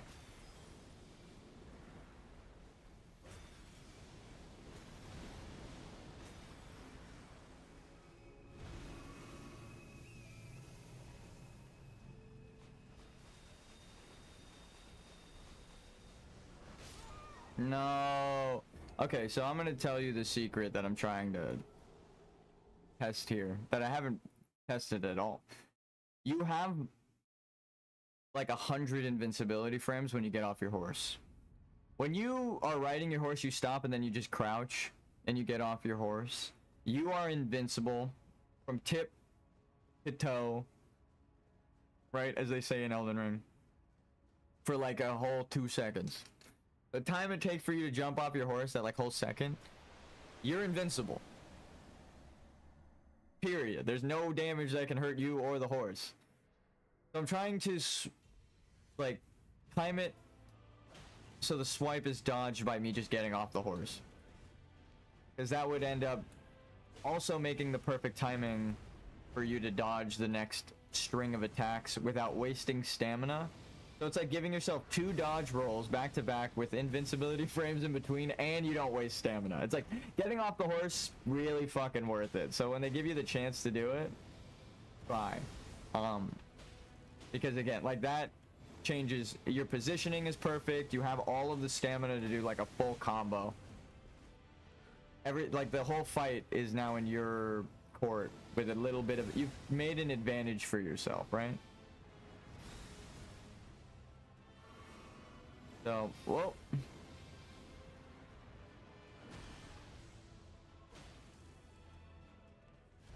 And now I also know I'm right, because I was analyzing George R.R. Martin's storytelling style, right? I was like, oh, well, there might be a bunch of other writers who worked on it at From Software, so I'm not going to assume that it's all Miyazaki and George R.R. Martin, because then I can know that the English influence is either Miyazaki interpreting Japanese or interpreting English Western mythos, right? So it's just like visually based on it, or it's George R.R. Martin giving it like an actual thematic tie, right? Which is the point that I've been trying to make, is that if you're a writer, that's your whole point, is to tell a story and then keep making things have thematic ties narratively. It's not all fucking stories can do it well. That's why George R.R. Martin's so successful as a writer.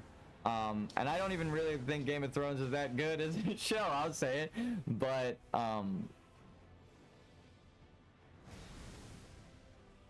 now I see that little spark that's killing me. I can see the similar ties in writing styles to J.R.R. Tolkien, right? Because George R.R. Martin has stated that he's a fan of the same shit that I'm a fan of. So if I can just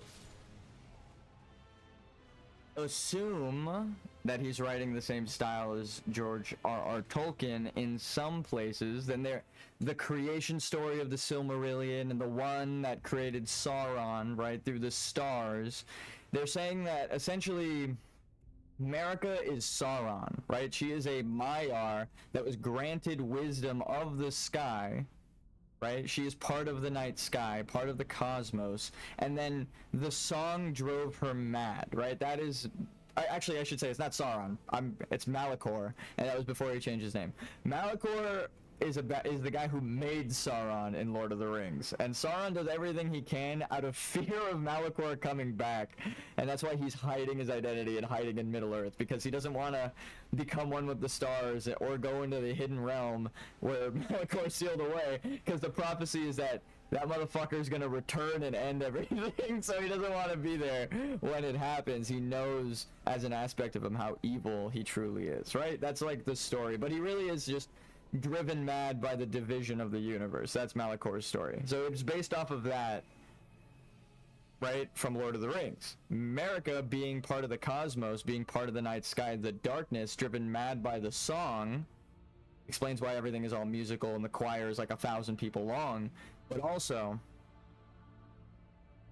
it explains the things that she creates, right? It's like you have to understand Lord of the Rings lore to understand Elden Ring lore.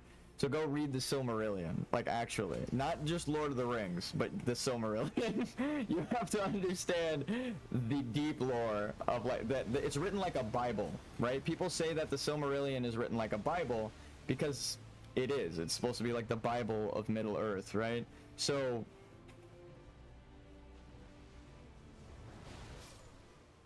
almost. I actually needed to stop moving. It's funny that we're killing Radagon so much that I just ignore Radagon at this point, and now we're fighting the Elden Beast. This is where I wanted to be in my level 1 playthrough. When we started at Radagon, I was like, God, I don't know how to fight him.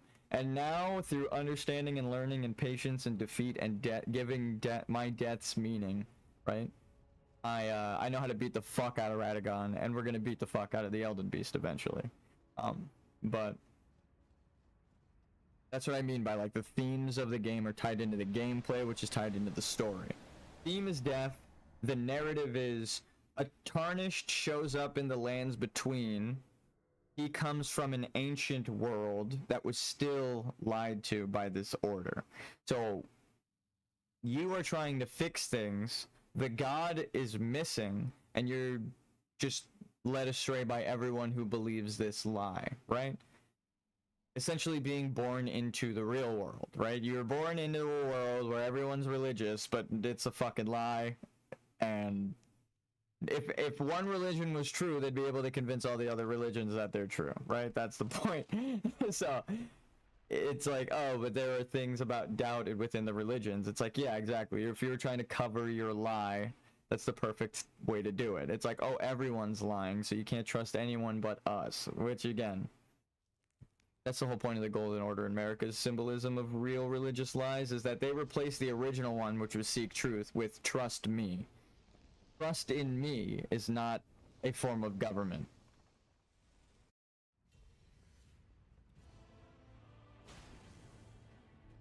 Right? You gotta trust in the people to make decisions after teaching them. That's, again, the whole point of Bach and Raya and all these hard choices of, if I tell this person the truth, they kill themselves, and that's depressing. That's sad. But they're all dead here in this land of death. They're not killing themselves. They're allowing themselves to pass on. That's why Selen's story doesn't conclude when you finish it, because she does not die. She becomes an amalgamation because of Rhea Lucaria. The night creates another abomination, right, out of star matter, instead of letting Selen just live on and learn the truth through you, right? She tells you, when you become an Elden Lord, give me all of the secrets. I want to know. So she's telling you that she will become the good ending of Rhea Lucaria, and then allowing Renala to kill her and turn her into the Graven mage head is the bad ending, because she is a false eternal life and also not able to really communicate all of her lessons, which is her point. When you leave her alive, you might not get the primeval glintstone blade, again suggesting that she's from the olden times and just lasted forever. But if you just leave her alive there, furthering the whole secret order ending that I've discovered here, there's a bunch of things like that. Like Siegmeyer, I keep saying. Siegmeyer has like 4 endings. 2 of them he dies terribly. One of them is you help him all the way to the end of his quest. You do every step till there are no more steps. And he dies and gives you an item that there are a bunch of. But he gives it to you early. So it's like, do you value Siegmeyer? Or do you value a rock? Is what the game is asking you. And then again, there are the other two endings where he lives barely wounded and fucks off. Or there are the 4 endings. He dies at the end. He dies fighting the 4 poison monsters, and you don't get to talk to him afterwards. He gets halfway down in his health, and he dies to being weakened in combat. He does not die to just his health running low. He says, I'm too weak to carry on, and dies. Or you save him from adventuring, and he goes, adventuring life isn't for me, I'm gonna go live my life. Thank you for teaching me this. And he gives you the ring. That's the good ending, but the ring he gives you is something you can pick at the beginning of the game. It's meaningless to the player if you didn't pick that ring, but it's also a shitty ring that late into the game, right? Unless you're a level 1 playthrough, which is again my point. If you're a level 1, it's asking you, do you want a ring that is kind of useful and will help you live, right? Morally, you get to live with yourself, right? Or you can go and have your friend die for a rock that will be borrowed strength from dragons to help you end this world, right? Again, Stigmeyer dies no matter what, because he just goes on to live his life and then die, presumably. That's why his armor set's carried on. But it's asking, do you want him to live? Or do you want him to die? Right? He tells you that the adventuring life isn't for him. So it's deep down his real secret realization that he doesn't feel he's strong enough, because he's always like, like hesitant, right? Until someone else goes and someone else stronger, more learned than him, goes and opens the gate, and then he passes, right? So that's why in that order, your new order of flame, Stigmeyer's good ending is allowing him to live with the knowledge that people stronger and more knowledgeable than him should come and help him, and it's not all up to him, right? You are returning the order, right? The weak and meager do not need to fight because you are there to protect them, right? And they can contribute even as little as they can with a shitty ring that actually end up might keeping you alive by like 1 hit. A lot of the times it does. So in this game the same thing happens with a lot of the characters, but it's not as cut and dry. Selen gives you her sword and then is killed by that fucking snake hiding in the corner because none of them know the truth. If you find the truth, you can give it to Selen. So if you're pursuing the truth, you need Selen to live. You don't take her glintstone blade. And there's a bunch of characters like that, and I found them all. Raya, Bach. You don't want to have Bach rebirth, even though it's a important lesson, because it's not good for him. He loses his soul and becomes like a weak, frail, non-truly living amalgamation of like star life, right? I fucked up that opening, it's okay. And also the demi-human beastmen without the rune of the unborn to complete him. It means that the rune isn't in the amber egg anymore. You've taken it. You know you've taken it. It's in your fucking inventory. So that's why she can't rebirth anyone like the people crawling around anymore. She rebirths Bach like a monster, right? Because 1, she's lost her borrowed power. She was never strong. And then 2, Selen is the strongest now. So in the Crucible Society you're trying to make, Selen has to be in charge. She beats Renala back. No matter how many times you reload the fucking stage, right? We could go there right now and rest at the bonfire like 5 times. As long as we don't talk to Selen and take her primal glintstone blade, right? I keep calling it primeval, but it's essentially the same thing. It's more thematic if you call it primeval because it's a primeval society, right? Primeval. Anyway, that's the whole thing. Is it's also prime evil. You're trying to replace it, not go back and repeat the sins of the past. You're trying to make a new order through understanding the sins of the past, unlike Marika, unlike Mikola. So you don't talk to her, but again, where is she? Where is she? You, hiding, right? And also with the new voice line here, she confirmed my theory of like, you're supposed to rebirth because then now you're not related to anybody, right? You're like Radagon. You're just a star or stardust infused in this partial albinoric spirit vessel. And it's like the demi-human Horolu's descendant, the human, and the albinoric's descendant of America created a false life in all of the tarnished, right? The golden lineage is not golden, it's silver. That's why if you my mom is bougie as fuck, she's got a lot of gold. Gold doesn't tarnish as much as silver tarnish. How to quickly repair heavily tarnished silver. It explains your name now. You are tarnished. Silver encrusted with gold, right? A lot of this symbolism throughout the game. It's because you aren't gold. You're tarnished silver.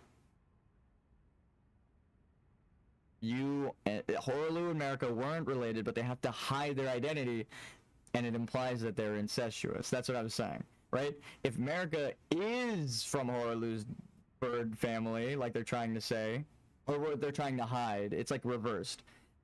Horolu is Birdman because of Nefelilu. They gave him the golden power, right? So it seems like they're trying to hide his lineage. And if America is the Deathrite bird, it would be like, oh my god, they're incestuous. But if America is from the Deathrite bird civilization as a creation, like you, now, larval tears from beyond the stars infused into a silver body, then silver covered in gold, right? Tarnished. Why and how does silver tarnish? Look at the tarnish, right? It pretty much turns silver gold. That's the point. So if you are silver, America, you are trying to pretend to be gold, you're tarnished. I actually only know that because my mom is so much gold, and I'm like, I've never seen gold tarnish. I've seen fucking silver tarnish a lot. In fact, that's the only thing I know about silver, is that it tarnishes. So again, that is why you have to rebirth yourself with the larval tear. You are doing the same thing America's doing, but the right way, right? You're taking the larval tear that washed up here, and you infuse you, the not person, with the larval tear, right? That's why Selen is standing here. She's saying the fucking stardust is people, right? And the larval tears are what they made into people, constructs, and eventually gave birth to America, and then you.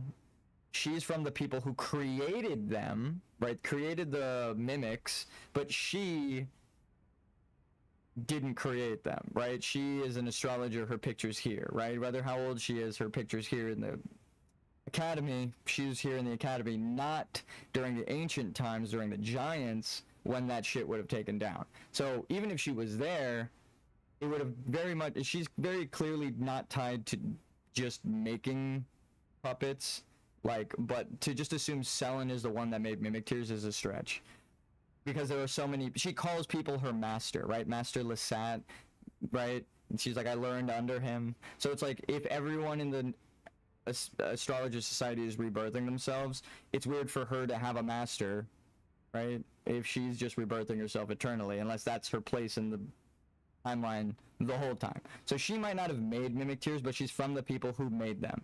So you guys are like a split in the route, right, of life, but it's not by relative, right? The Noxtellen and the astrologers did not give birth to the mimic tears. They just found larval tears and then said, what can we do with these things? And if you harness their power, right, you surround them in lead, and then it accesses the star's power inside of it, because their whole thing, everyone suspects that their whole thing is lead, right, in Noxtella, then I'm going to say that's just a theory.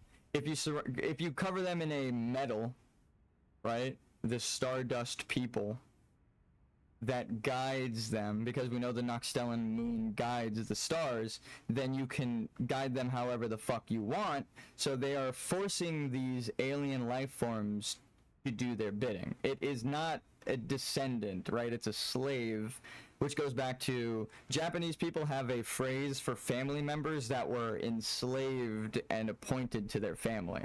We don't have that in American English or just English, the closest thing would be stepbrother, brother by law, right? Or brother-in-law. But brother-in-law means that they were married in, that's why they can't use that terminology. So them saying that all of the wolf people are stepbrothers in the English translation, we know is a mistranslation, because the word they use, my brother speaks Japanese and has been to Japan, and I asked him and I showed him without context. I gave him no context of Elden Ring. I said, what the fuck does this say in Japanese? And he was like, oh, it essentially means like slave family, but we don't have a word for that. Like, he explained it to me and I was just staring at him like, are you fucking kidding me? And I was like, okay, so that explains the term stepbrother. We don't have a fucking phrase for the dynasty has enslaved people and now appointed them to you, and this guy's your brother now. That's how my brother explained it. He's like, we've enslaved them and I'm giving you this guy as your brother. We don't have a phrase for that in English, but it would be brother by law. But again, that would imply marriage in English, so you have to go through a step detached, which is stepbrother, right? A step detached. So that's why they call everyone stepbrothers. It's actually a mistranslation.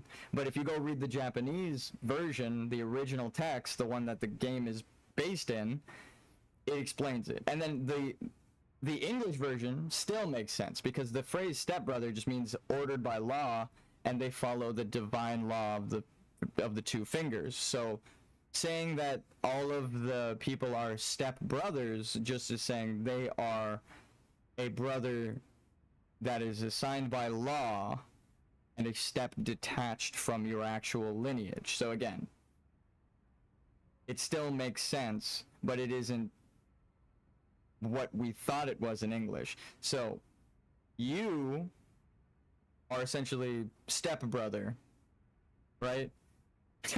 You show up as a creature that they've created, a descendant of these creatures that they've created. You aren't related to Selen, right? You aren't related to Renala. You aren't related to Radagon. You aren't related to Radon. You are related to Horlu and Marika, where if Radagon and Renala had kids, and that's the astrologer's real people lineage, again, Ronnie isn't your relative, Selen isn't your relative. You are step relative through marriage, a chemical marriage of Radagon and Marika. So now you're only related by divine law, not blood, in this translation, right? And even in the English translation, if you do not account for the Japanese one, the divine law accounts for stepbrother, because you are a step detached from the true lineage. That's why the Beastmen are subjugated, right? They know that they're the true lineage, but they took their golden powers. So America's bad, and you're Selen's like step family, but then you renouncing your lineage by embracing the larval tier, you are putting a new lineage within you, right? Through the rune of the unborn. Some astral fucking sky magic has landed on the fucking ground from beyond the stars, not related to anyone, because all manner of life washes up here. So a brand new life, right, a new lineage in the larval tier is infused into you. So the new stardust that washed up on the lands between and this old corpse that has been walking around fused together, and now you get to like Hyetta, or like Irina possessed by Hyetta, or Shabriri possessing Yura. You are possessed by this larval tier. A new life, right? New stars, but you also have your will within you, because you never died, right? You just give up, like the mimic tier, right? You just give up part of yourself to allow them in. That's why Radagon is his own person with a strong will, and Marika has to impose his, like, her will on him with the runes. She has to control him because he has a strong will, because he's a normal person, a normal entity. She's a fake person, a fake entity. So that's, again, it all ties back to the monsters you've created, right? You're a Frankenstein's monster for Marika, where Marika is a Frankenstein's monster for the astrologers, and the astrologers are a Frankenstein's monster as the Nox for the daylight civilization. Everyone has created their own monster that ends up subjugating them, right? So it's like Placidusax created Baal that attacked him, created the demi-human problem. Demi-humans, or the lion people, subjugated the rats, followed the astrologers, blood dynasty, there was an uprising, and now there was a unity, right? Or like through war is what I should say. That's why there are blood fiends everywhere, and the giant society in the DLC has blood fiends everywhere. In these little rat holes, it's like the giants subjugated the rat people, then they used the blood to fight back. If that is the case, then by blood ritual is how Baal should have shown up, and we know that's true.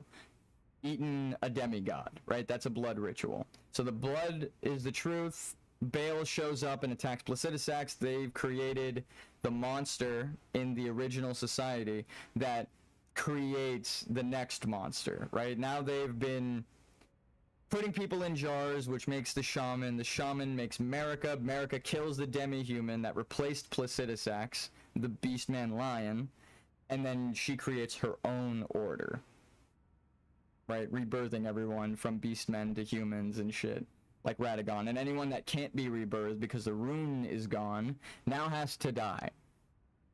So, and or be subjugated because they can't enter the Shadowlands, because it's really the land of the sun, and that's been banished away, and they are the true heirs to that. So their golden lineage, same thing with why Mikola needs to bathe in the blood of Moog, prevents them from entering the Shadowlands. That's why there aren't demi-humans related to the sun, like the Lion Men in the Shadowlands as much, but they have dancing lion representation everywhere.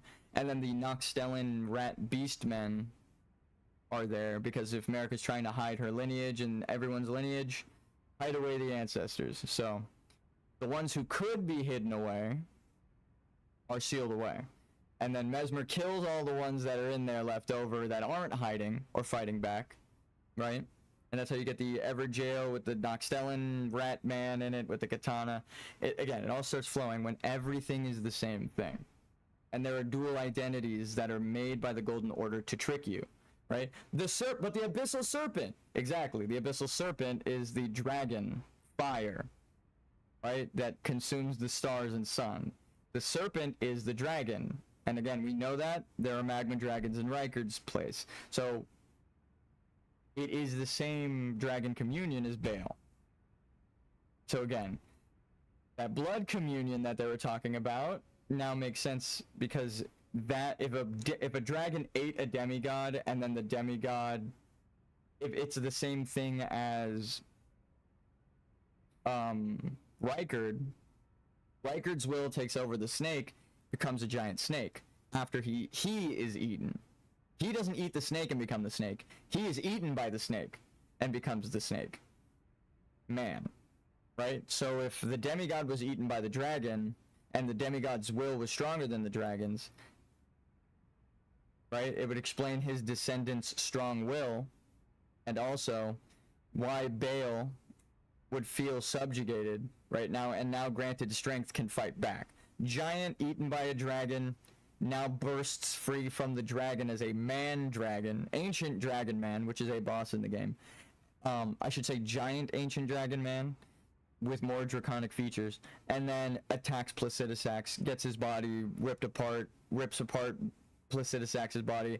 Then it is the man, the primordial man, taking control of the dragon, which is the aspects of man. So again, that explains why his heads were ripped off. It's Baal showing that he is now trying to begin as a man, taking control of his own fate. It all starts to tie together in such a beautiful way if you ignore the Golden Order's lies. So, Baal is the Abyssal Serpent of Fire. That's why Mesmer uses fire, right, and is the Abyssal Serpent, because that process of eating things and then you are what you eat is emphasized throughout the whole game. And then in the madness area, of the game. It's being fueled by the madness running from Bale's mountain. So the land is crazy because Bale is crazy. And then what happens to the crazy land? It's eaten by the sheep and the rats. And then they become crazy with the madness. So it's like the meager and weak must fight until you show up to defend them. Right? The land is driven crazy by being broken. Right? That's the magma spewing forth. Is representative of you can't hold the truth back. The truth will bubble up no matter what. Because one day everyone who's holding the lie will die, and the people alive will begin to seek truth on their own. That's your story with the larval tier. I'll be right back.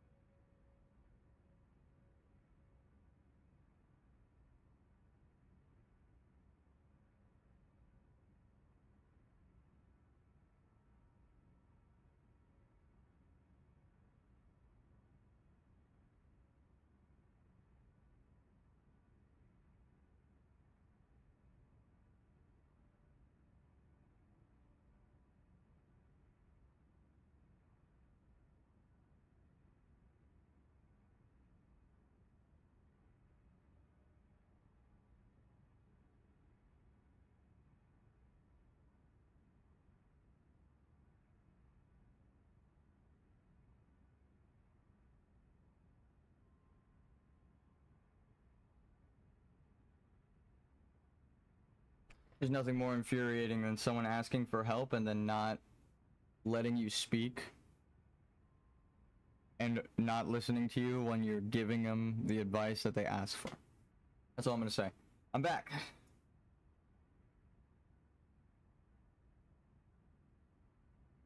That shit's annoying.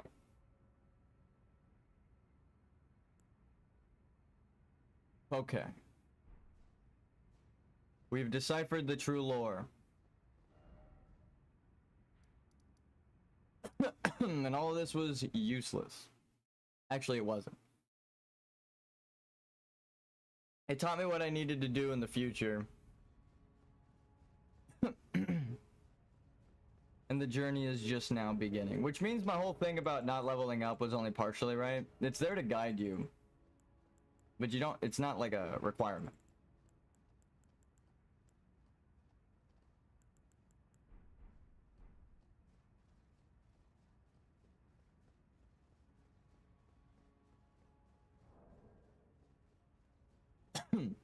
God damn. It's almost better to hit with my shield. Because it's gonna be bashing damage.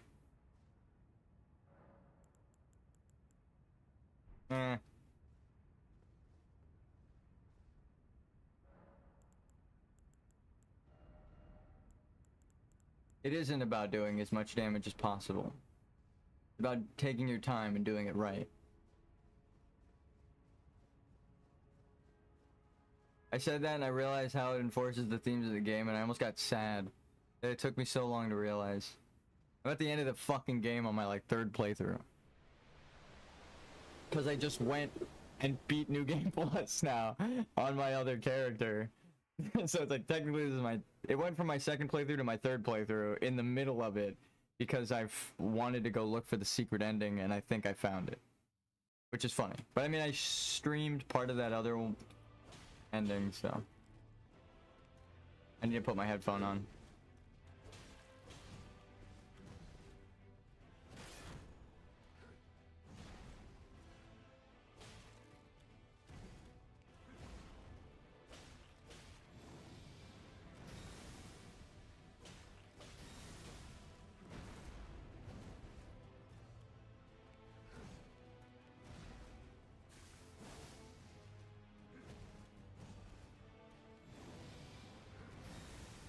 My sword ritual talisman. I actually should be fire. That's what the game is asking.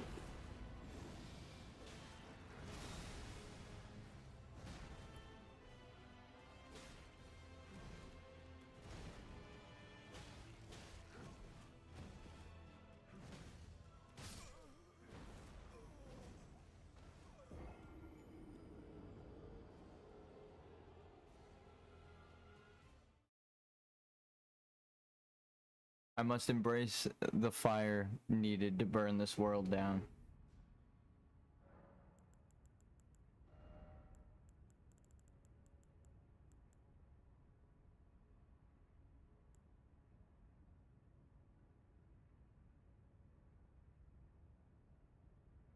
Is there no...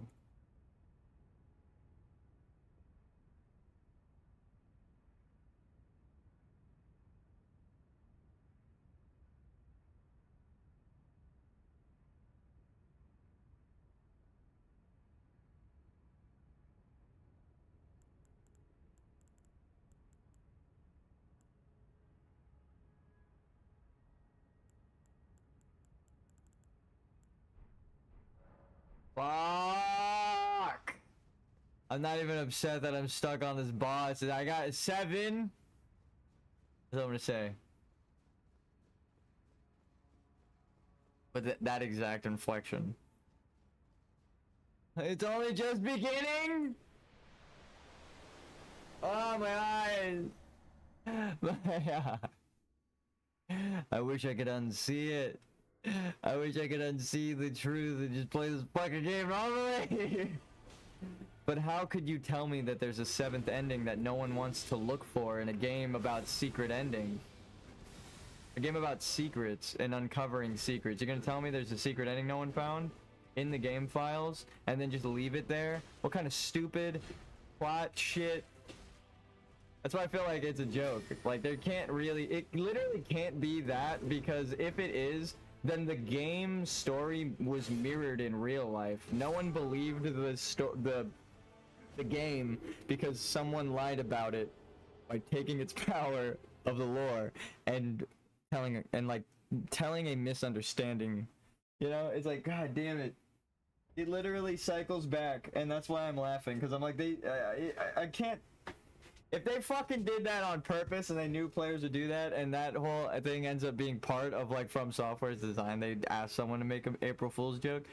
Oh, the rage inside of me will never quell. You think the frenzied flame is mad, dude? Oh.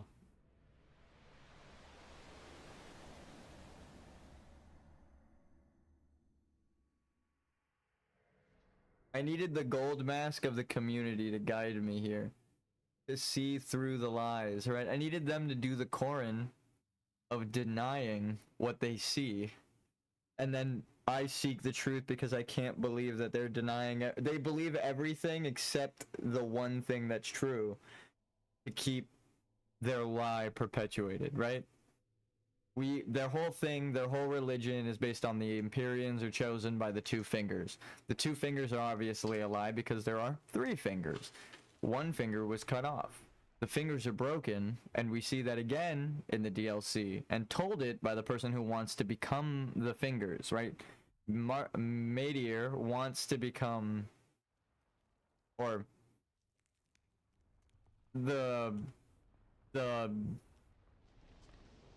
dude in the church wants to become the mother of fingers, again implying the identity swapping. The man wants to become the woman on the night side, right? Because the woman is the feminine traits of night, and that's the representative of silver, night, the moon, water, and earth in the alchemical imagery, right? It's not just some bullshit. That's why he wants to become the mother and the mother of stars and fingers, right? But it's because she's broken. Every finger, all the fingers that are born, right, respected life, die young and frail and are buried in the graveyard there in the DLC. And he mourns the youth that die because of the broken mother, and he wants to birth them correctly. So his lie is, I don't want the fingers to die because I want to become the fingers, right? Even though he is a man and the fingers he wants to become is a woman, it's the reverse of this, right? It's the inverted. That's why he's got to go. He's essentially saying that he wants to do the same thing as Marika, but reverse, which is why Ronnie's ending is the bad ending. It's actually the good ending, but the bad ending. The way you achieve Ronnie's ending shows that you don't know, which is the point. You and Ronnie don't know. Nobody knows. Everyone is telling you the lie. Melina, everybody. They were raised within the lie of the Golden Order, the religious lie, right? So nobody knows, not even Death. What happens if Death was brought up in a religious order, right? That's essentially what it's asking. It isn't until Death seeks the truth in the depths of the fucking Lindell society, right, until they find the truth that it's all built out of one society of night and day, and she's the heir of night, death, and then she craves true death. That's why she says, I don't give a fuck what Marika appointed me to do in life, right? I don't care what you want me to do. Now that I know I'm death, I crave death. That's what she's telling you.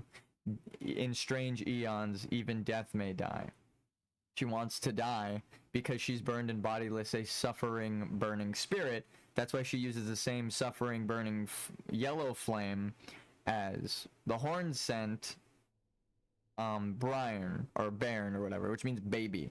Horn scent baby mini, right, with all of the horns, and then the regal horn scent barn. Barn just means child.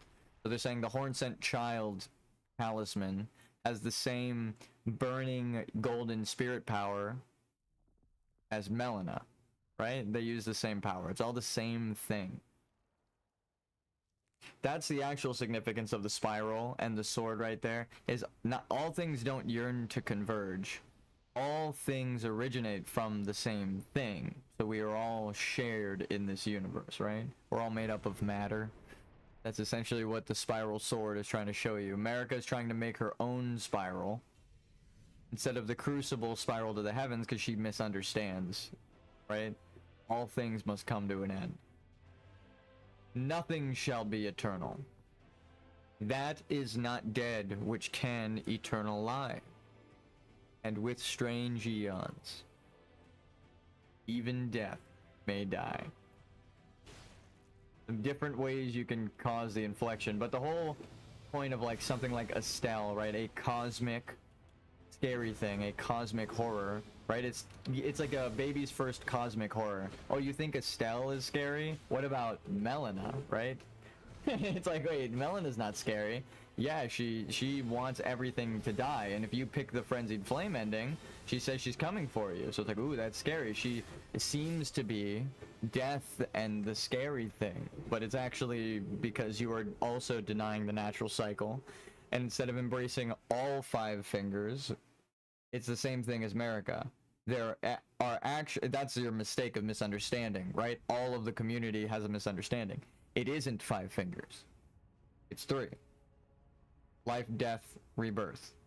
Rebirth is, or death is removed, so it's life and rebirth. When you die, there is no death. It's sealed behind time with Malekith, right? Sealed outside in a storm.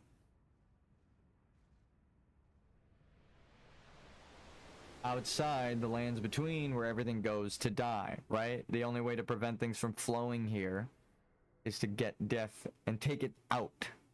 So that's what she had to do. And now nothing can die. She's got to impose her own order.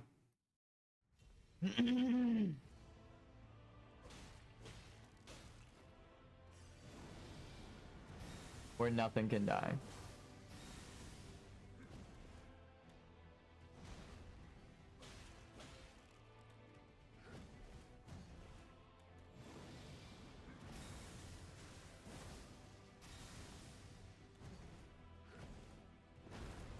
And then supporting dual identities.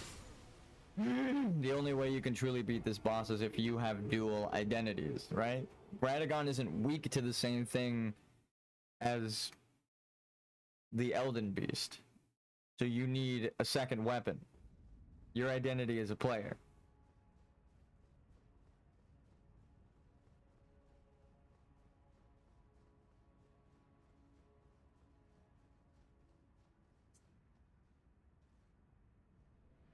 You don't think me bashing it with the shield is going to do more damage than my sword, right? Fully upgraded.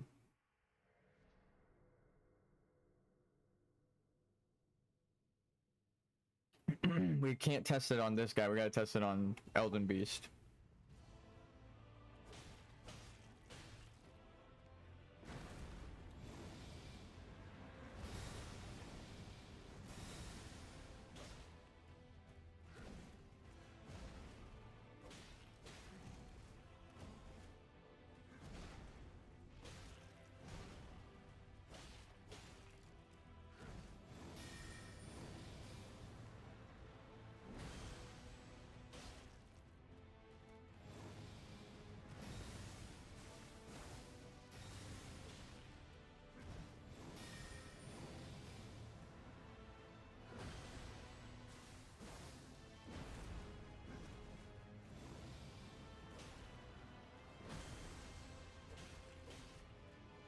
They can't bleed because they were never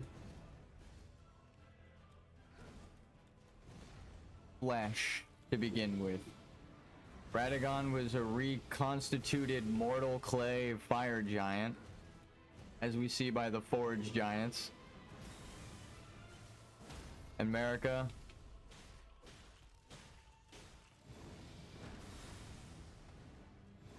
She's the knight. The glintstone sorcery.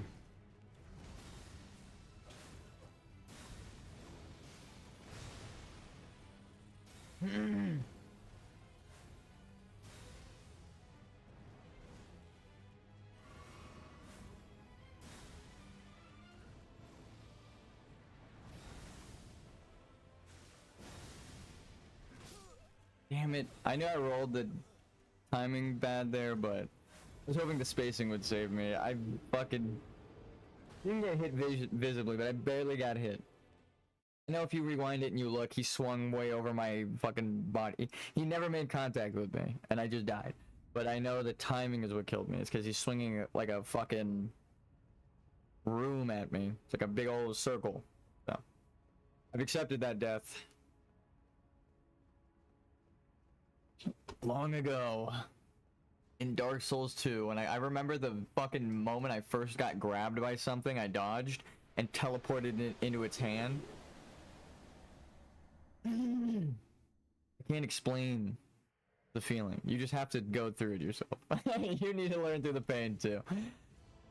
There's no way to explain that feeling of like, oh my god, yeah, oh what the fuck? Like it feels like you're cheated out of a win there.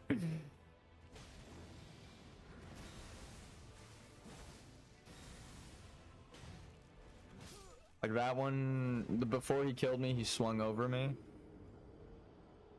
Why does it work there, but it doesn't work in the other place? No. And even realizing it fucked me over. I was like, oh my god, it did. It didn't kill me that time. But no, you just gotta, I gotta lock in.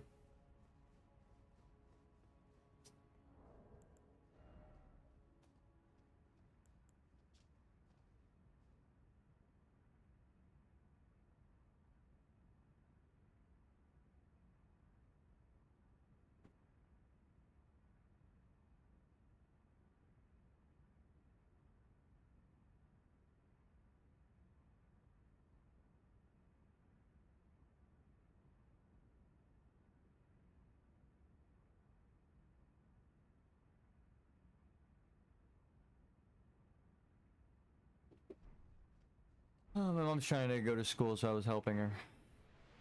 She's, there's like a timeout thing where like if you don't move your mouse in school, classes. I remember my friends who would take college classes constantly experience that. If you're like reading the thing for too long and you don't touch the mouse, it kicks you out of the page because it thinks you opened it and walked away and are pretending to be in class, right? You need to show that you're in class by moving the mouse. I was trying to explain that to her just now.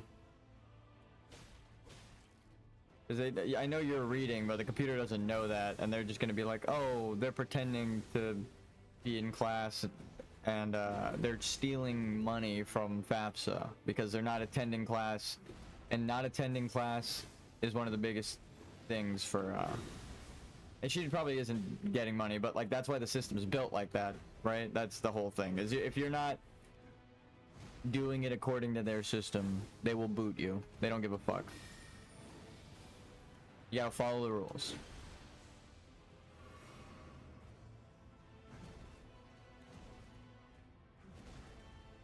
It's like you've made your room into school, into a classroom now. So you have to follow the classroom's rules. It's not like you can just sit there and do whatever you want.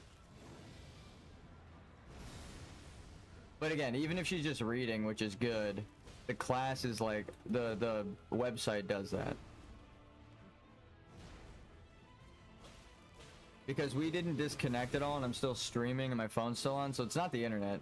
And I'm and like what I'm doing, uploading wouldn't affect her download, and she already has the full PDF and is reading it. So again, nothing I do would affect her internet and the thing. The only thing that could be happening is she's getting kicked off because she's not moving the mouse. So I just explained that to her. Hopefully. Unless there's the only other thing it could be is a glitch in their system. And it's kicking her out because she's signed in on like her phone and her computer. The only thing that could really be a problem. Because then you're signed into two places and you're one student. It's like, what it views that as is you are two people pretending to be one student. One person's logged in on the phone, one person's logged in on a computer. It's you on both things. The computer doesn't know that, and it doesn't give a fuck, right? It will just close the app on you, so you gotta be careful.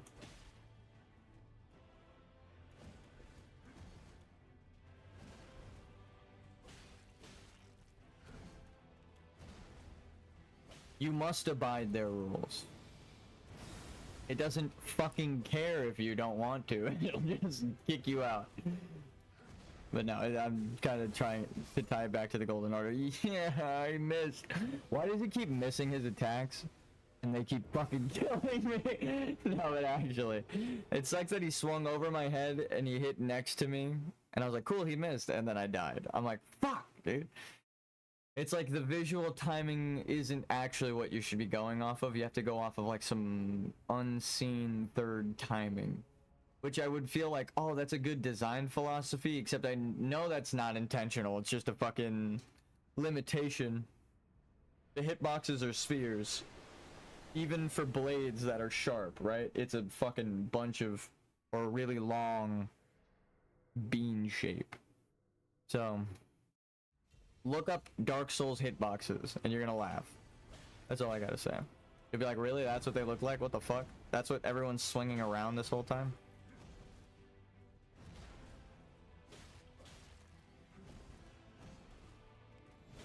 And then there are, of course, the explosion hitboxes and stuff.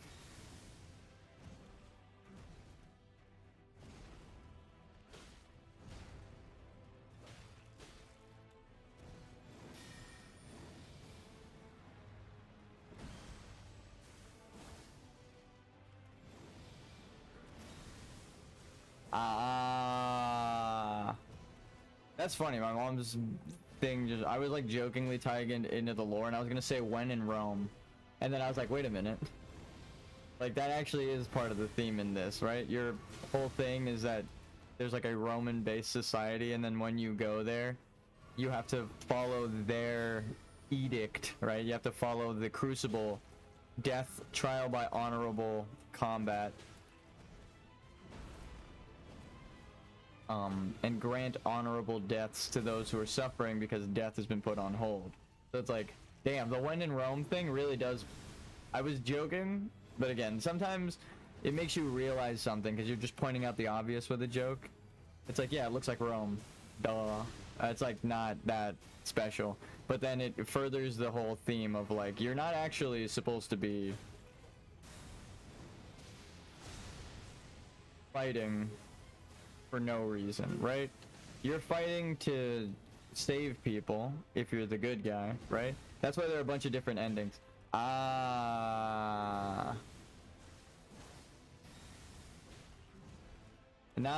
I discovered the true order of things. I know that sounds stupid, but the true order that you have to do, I've deduced it already, game designers.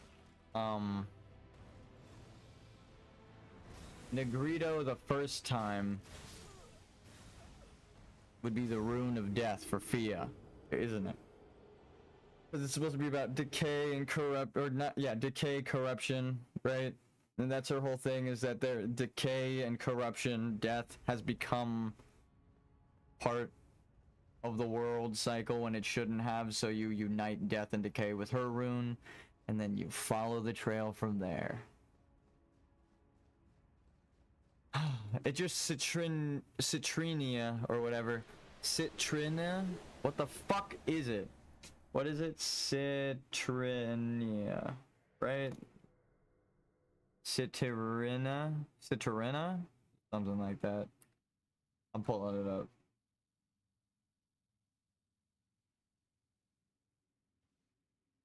Citrinitis. That is one thing that I was kind of mixed up on. Wasn't entirely sure what the fuck you wanted me to do with that. Until I actually went and got Gold Mask's ending. Took me a bit. I got it last night. And I thought that would do the thing, and then it was in doing it that I realized what the thing I actually had to do was. And I was like, you game designers!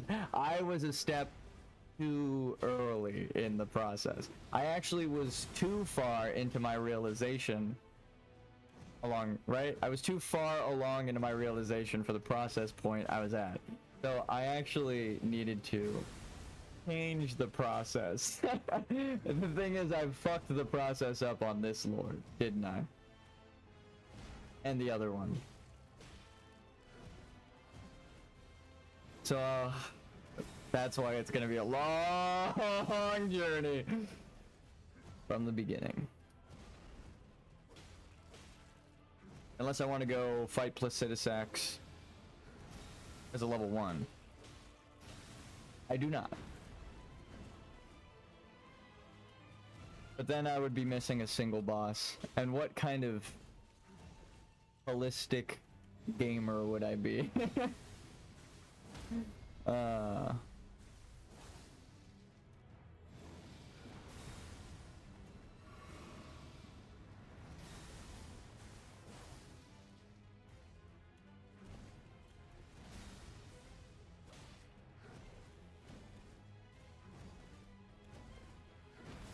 You feel it? The prophecy being fulfilled. It isn't fulfilled yet. It's like you're walking against an invisible bridge. You know it's there. And you just gotta trust the people who laid out the markers before you, that the markers aren't wrong. Even if why they put them there is wrong.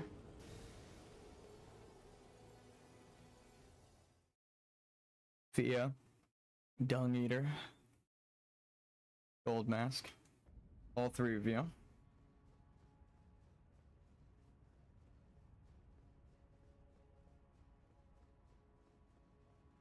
And then what to do with the truth, the hidden truth after, right? Except act upon it. In the second process of your chemical wedding. I just wonder if they expected one man to figure it out, or did they expect like a big old community of people that were philosophers and astrologers, and it was just one guy, a slime, seeking to be whole, actually. Little poetic.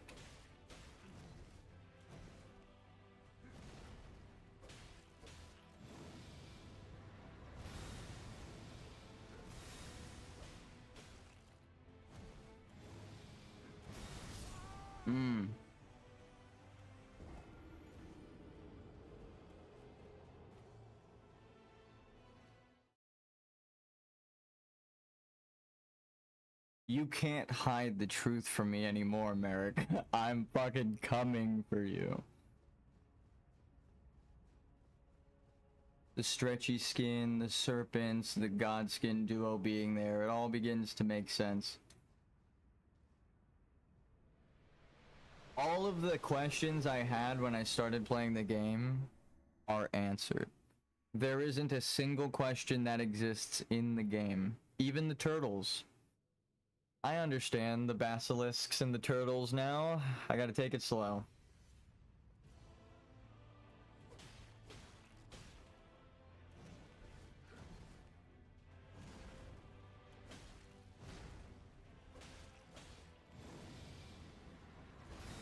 If you're fighting with a shield, right? If you are from the sword and shield people, the turtles, the shield dragons, right? What would your lineage heraldry look like?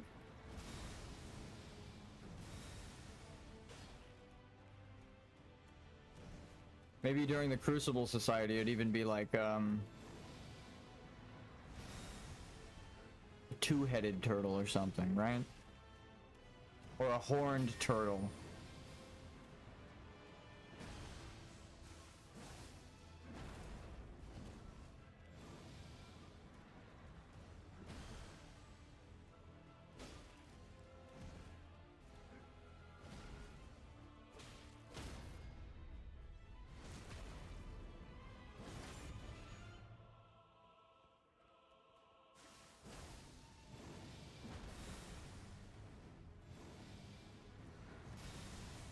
Someone get George R.R. Martin on the phone. I got questions.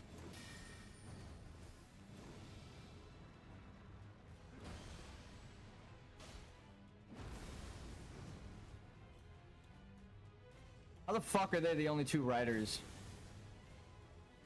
That's my question. How the fuck did you write this? Is my question. God damn, George R.R. Martin. He's old as hell though. I was gonna say you'd have to have a lot of lived experience and also writing experience to even come up with something like this.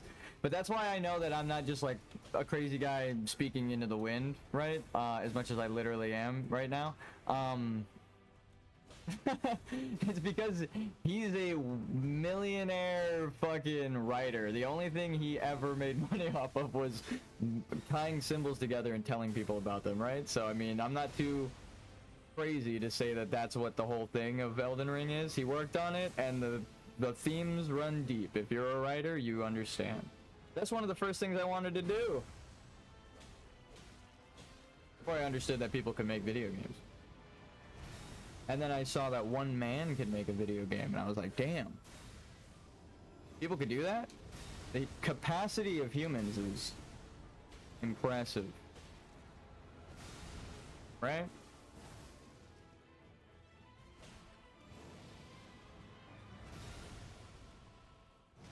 Only through shared experience and knowledge, though, did I view enough YouTube tutorials to learn anything.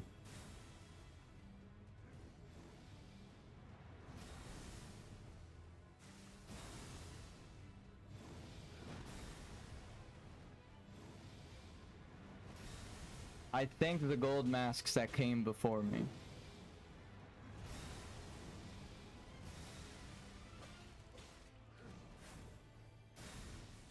What's funny is that a girl I was talking to was like, I know a guy who is playing Elden Ring. She's like, I don't know anything about it, but I like Gold Mask's ending. And I was like, damn, you don't know anything about it, but you like an ending? I gotta look into that ending. And then after looking into it the first time, I was like, it's just a religious ending. You believe the Golden Order's lies. That's not good, right? She didn't even know how right she was. That's the fucking secret ending.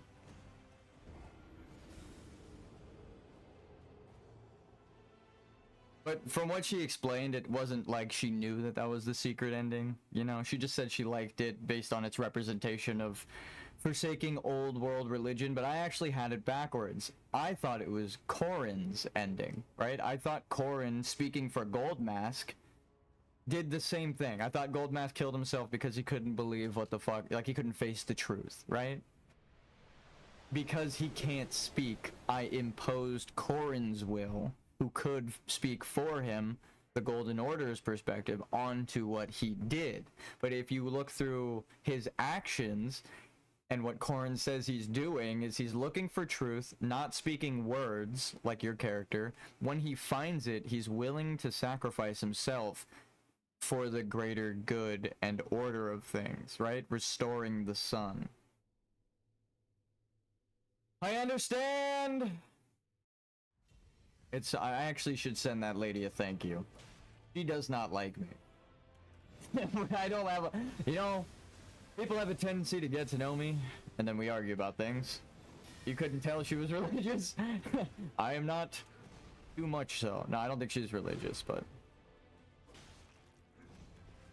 I claim to be nothing, is a better way to phrase it. I don't play the game of religion. I don't know. I disqualified myself because I learned too much. If I play the game, people give up. In more ways than one. So, to avoid people giving up, we just don't talk to them about religion. Not everyone is as strong-willed.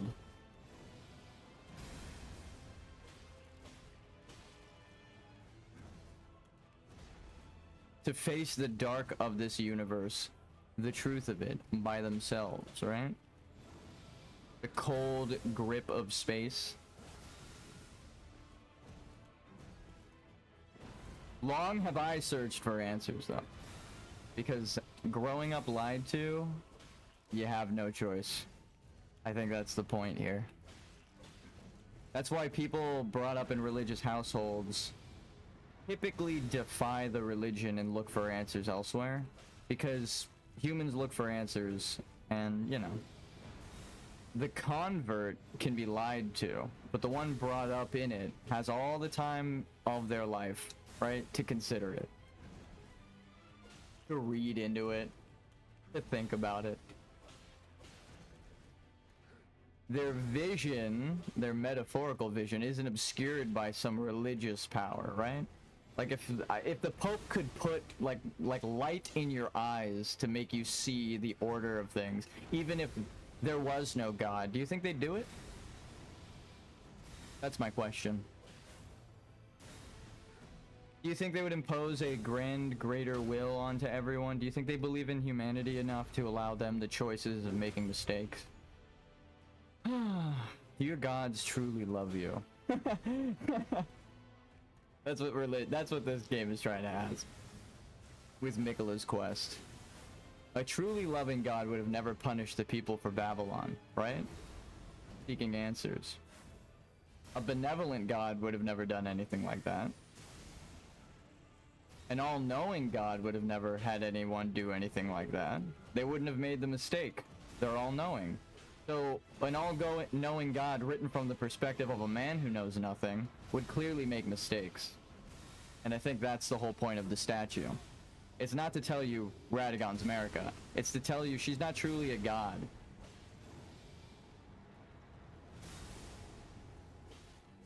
And she can't even cover her tracks correctly. Because if she were a god, we wouldn't be fighting.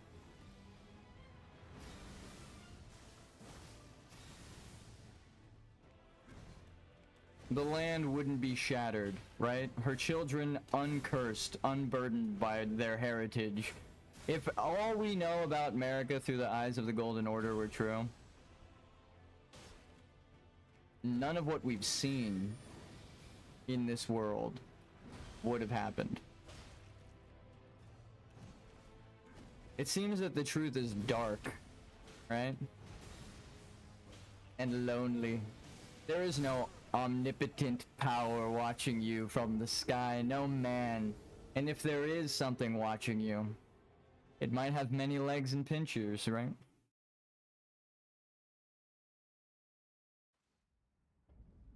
Do you still value that life?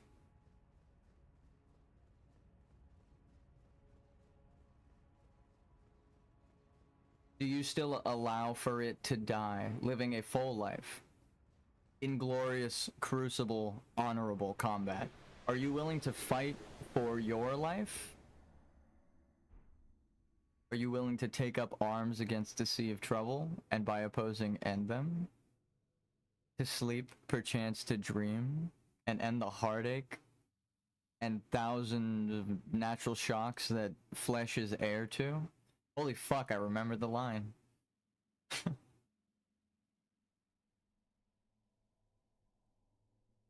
Aye, there's the rub.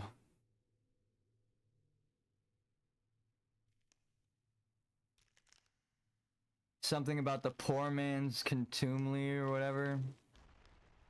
Something about poor men lamenting, or even rich men, right?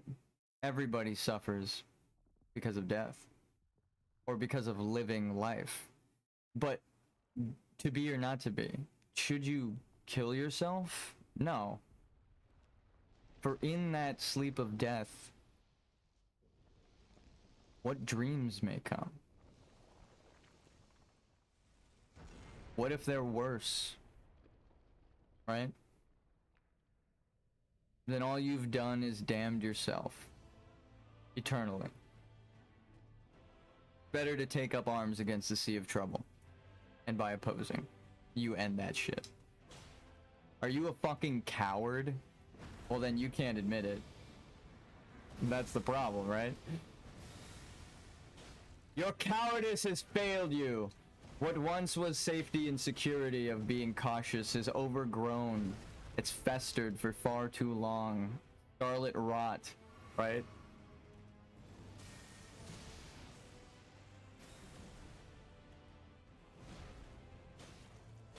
How long have you sought answers and prevented yourself from seeking? That's what the Golden Order is trying to ask. I love it. And again, it's because it's George R.R. Martin's religious, like, symbolism in Game of Thrones as well. Of, like, the flame that they sacrifice and burn people to and stuff. Damn, he swung near me and I still died. I understand. When it gets that deep, it's... I understand now why there are two writers. The game design and story that is mirrored throughout the Souls series, right, the core narrative, is Miyazaki's writing. That death is a blessing for those who eternally suffer, right? Grant them the honorable death that you know, right, through the natural cycle of things you are giving them. They might fear death, but you know that you are ending their suffering and allowing them to continue in the cycle. It is the stagnance that is bad. So you have to kill those who deserve honorable deaths, right? Everyone deserves an honorable death.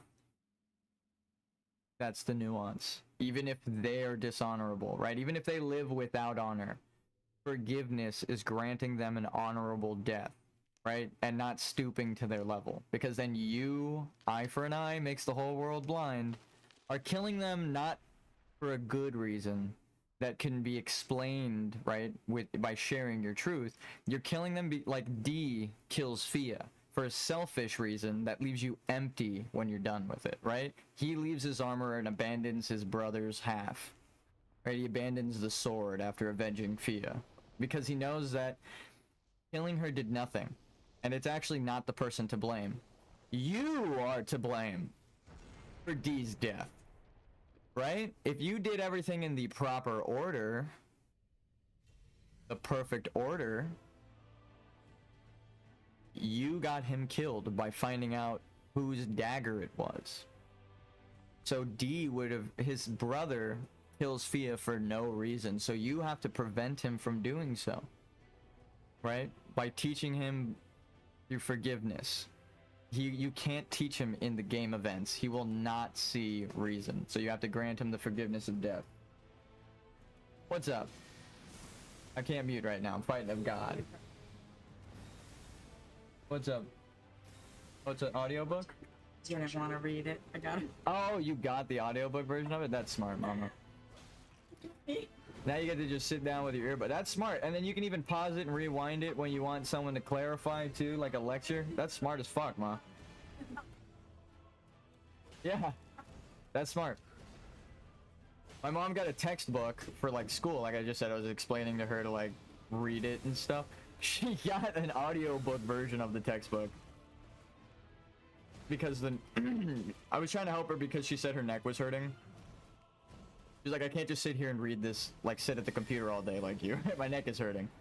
So I was trying to get it on her phone and I was like trying everything, and then I thought I got it. So, well, I did get it. I found the document on her phone, like how to access it, like log in and then go through the weird modules on the fucking website app version on the phone instead of the PC. It's like coded different. But that's smart as shit.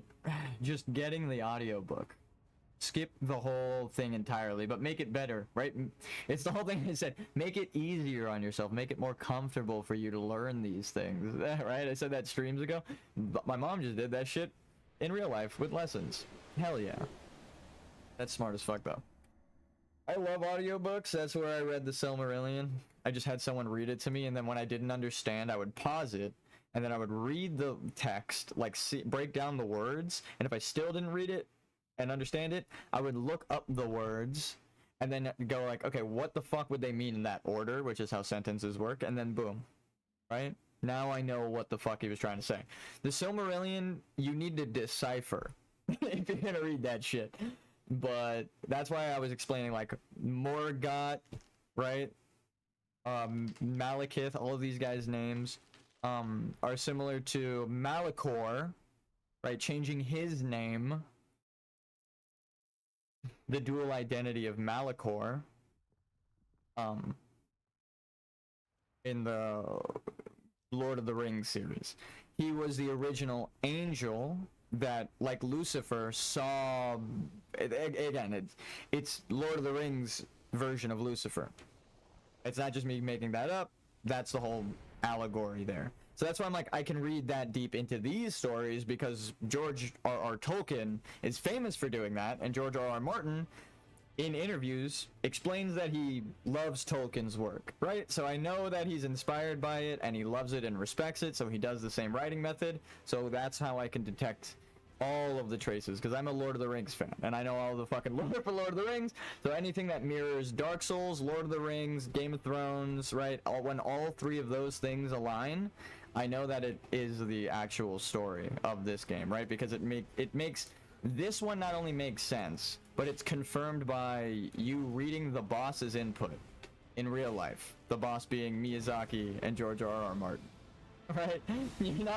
I'm not beating them. I'm not understanding the story by just reading the story. I'm looking at what the boss's patterns, right? George R.R. Martin's boss fight is the story. How does he write stories? Like one of my favorite story writers. How convenient for me, right? So, I can break that shit down pretty easy. I know a lot of people have trouble with the Silmarillion, but I spent my life doing that for fun, because I love that shit. So I was like, okay, Martin, I see you. You're a fan of the same shit. I know, it's like Grimdark. I love a glorious, honorable story, right? But that's why Grimdark stories exist. It's to remind you that there are good things in the world, right? It makes you appreciate how not fucked up our world is, right? When you go, oh, we don't live in Warhammer 40,000, where there are demons the size of planets eating things, just getting fucking Hades just get swallowed into the warp, right? We don't got that shit.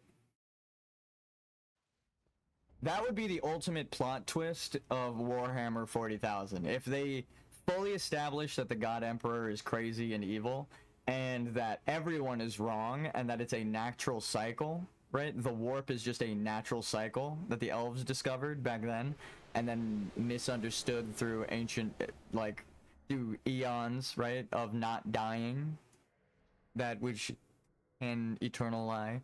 So because they can eternally lie, they can't die. They prevent the natural cycle. Things start emerging. They could have made it like a really cool story, right? The Necron emerge from the shattering or whatever the fuck, because that natural cycle is prevented with the Eldar. Again, like you could...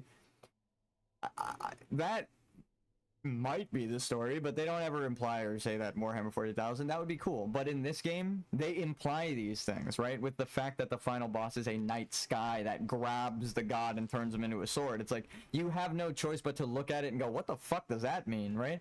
Because it is a visual representation of something symbolic, right? So should they turn you into an armament? You, as a part of the universe, are an arm. You are a faculty of this night sky in real life and in the game. It's all connected. It is a converging spiral, right? You got to do mushrooms to understand what the fuck I'm talking about. No, George R.R. Martin probably does mushrooms. That's all I'm gonna say. I'm sober right now, but it feels like I'm on a mushroom trip when I'm playing this game. I'm like, the way everything fucking spirals back in on itself. What the fuck?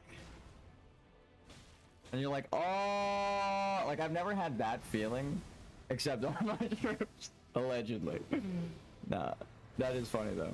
Of like, wow, it's all connected and it spiraled. That's fucking, again, which is why I think the game's whole thing about being a fungus-based society with the, I'm not even gonna get into the drug use of that, but I did before. The true lore is that Vikings, right, the people that it's based off of, this isn't, oh, this guy does drugs, but like the Vikings that it's based off of are said to have taken mushrooms, right? We found it in like their dietary tracks of fossilized people in swamps, and like they're just ancient pottery and stuff, not fungus, but preserved edible fungus, which would be like mushrooms. So they were pretty much eating mushrooms and then going to war. Which is someone who used to take mushrooms and play Overwatch and then got top 500. Honestly, I understand. That's all I'm gonna say. Respect. Real recognizes real. If we're telling truths real quick, holy shit. I understand the Viking combat system is all I'm gonna say. But aside from that, I think that's why it's based on mushrooms. Is because they're supposed to make you see the spiral if you do a mushroom trip. And you can only really experience the spiral if you had taken the mushrooms. You see how everything in real life is connected, just like in Elden Ring. Would I advise a mushroom trip? No, it's illegal. And am I joking about it? Yes, for legal reasons. Am I wrong, though, about the Vikings taking it? No, because that's what scientists currently believe is the way to phrase it. So if this is going off of what we currently believe as humans, the same religious truth, right? Science is sometimes wrong. You can't hold science as a religious truth, because the basis of science is to investigate the truth that is shared. So that's why they're constantly questioning themselves and finding things that don't, you know, make sense in physics, is because they're like, well, with questions you get answers, but then with answers come more questions. It's a natural cycle. That's why she's preventing astrology in this game. The questions, right? That's the science of this world. Astrology is the science of the stars, not astronomy. Astronomy is the science of the stars. Astrology is a lie because it's got an L in it. That's easy to remember. But no, I'm just kidding. Astronomy is the, in real life, the viewing of the stars and research of it. So in the magical world, astrology would actually be the same thing. So astrology, researching the magic of the stars. If souls and stars are magic, they're all the same thing. The amber, stardust, glintstone magic. Everyone's doing soul magic. Incantations of faith call magic that you can't see from death. And intelligence is a different way to conjure it. And that's why there are certain things that allow you to cast faith scaled with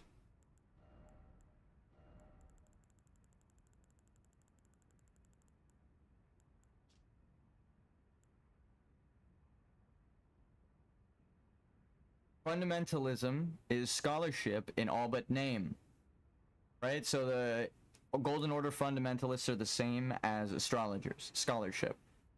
Scales incantations using both intelligence and faith. The Golden Order is secretly telling you that they're all the same thing, right? The items tell you that. This is the Golden Order seal. If you pull a magical seal out and you start casting with the Golden Order seal, right? A formless sacred seal depicting the ceremonial observation of order enhances Golden Order fundamentalists' incantation. The top rune that we see everywhere else in the game is missing, right? The one that surrounds everything, the top rune, that's the one that we have right here, right? Not the top rune in the trilogy, but there's supposed to be 4 runes, and this is the 4th rune, right? That's why when you do the rune of mending and it's circled on the inside, it looks suspiciously right. It isn't because it's the right one to pick. It's because it's the part that was initially taken out and missing. So if you're trying to restore everything, you wouldn't want to fix America with anything but that. But you would want all the other pieces to restore order, huh? Again, I see it. I just fucking scratched my leg and now it hurts like my shin. Fuck me, dude. Feels like I kicked something in Muay Thai.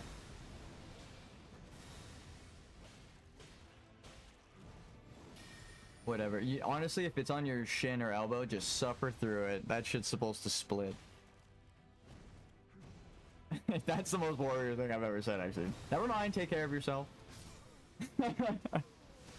Make sure to tend to your wounds. I mean, tend to mine.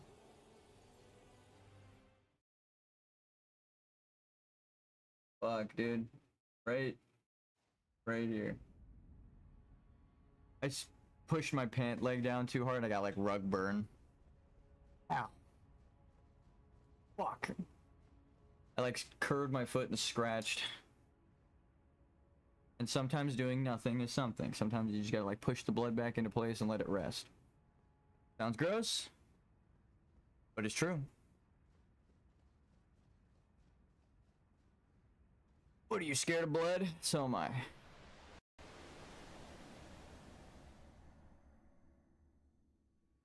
Rubbing it's not gonna help. What is up, mother? Ah. Cool. Yeah, I got dressed. Hopefully I didn't scare you, mother, with my heretical thoughts. No? Alright, cool.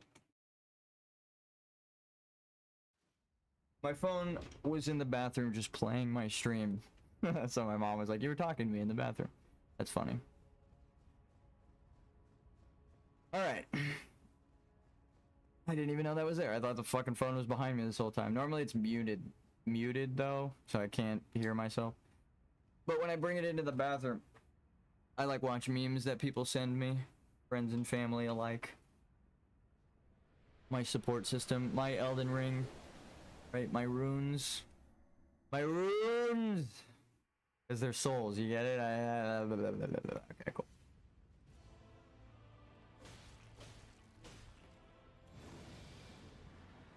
And now you cannot unsee the lie of America and the religious golden order. And actually what's beautiful is that the people who doubt would have to go look into it themselves and see that all religions stem from the Mesopotamian lie. That is funny though. Though I will say again, with the Christian faith and understanding of Catholicism is important still. Again, you don't want to punish people for religious, you don't want to persecute people for their religious practices, because then you get armbands and matching uniforms and funny hats and, you know, like George Carlin said.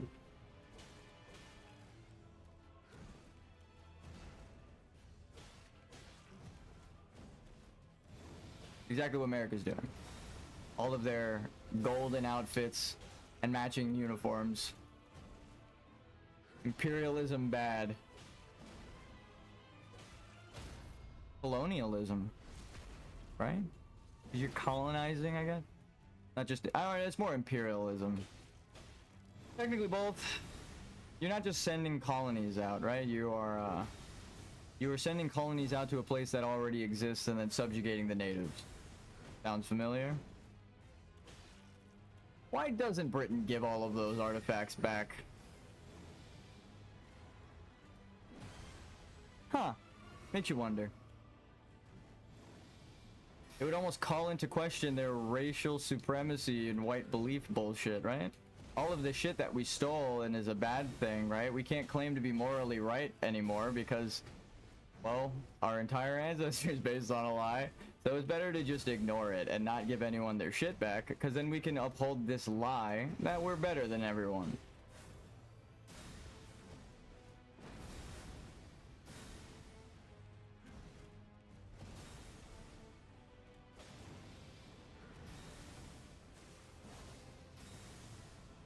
I'm gonna say it too. The same thing with the demi-humans, right? And Bach. To say that all British people feel that way is stupid. But to understand that there is a museum doing that is important, right? You can't shy away from the truth, but you can't blame everyone in a swath, right? Just like, oh, everyone's to blame. Because then you're no better than the frenzied flame. Right?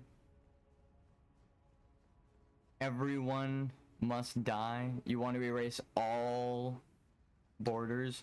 What about Bach and Raya, right? What about those who deserve a chance at life, like Melina asks? Would you really prevent anyone from being born ever? Because you're mad at the people who suck? Then you're no better than them because you hate them for torturing people and you're doing the same thing. That's why the Frenzied Flame ending isn't the good ending. Because people misunderstand the world.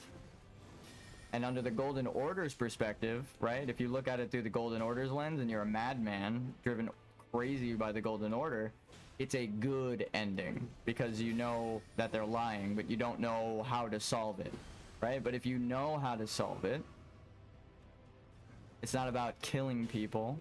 It's about granting them life and letting them make the mistakes that they're going to make while teaching them safely. You have the strength to let them make the mistakes against you, right? That's the main thing. Which is what I think the point of the real biblical God is, right? If you were truly omnipotent, if you were truly all-powerful, you wouldn't care if anyone took up arms against you. You wouldn't be scared, right? If anyone denied you, right? You wouldn't try to punish people like the church did. You wouldn't want that because you know it's the truth, and in time it shall emerge, right? That's the whole point. The truth, like a volcanic ash, has no choice but to bubble to the surface.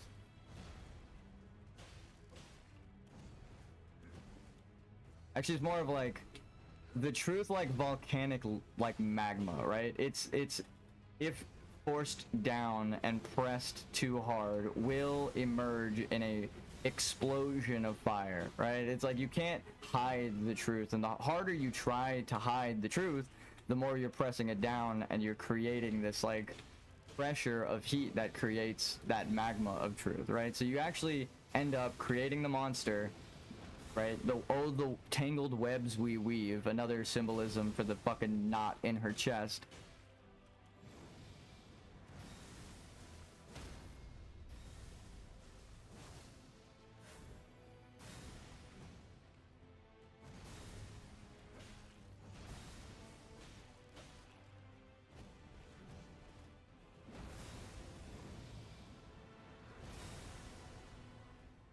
No, fuck me.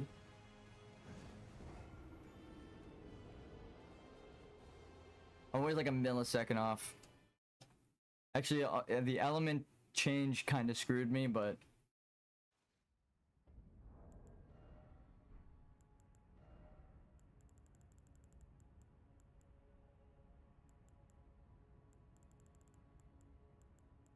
we don't have any pine resin. There's no saving. What the fuck is that? Glinting nail. Nail stone with shining fingerprint floating above. Craftable item. Uses FP to fling a magical nail that crumbles during flight. The lampreys. Oh my god, isn't that a eel? Am I back on that fucking aquatic shit? I called it an eel as a joke, but lamprey eel, yeah. And are they leeches?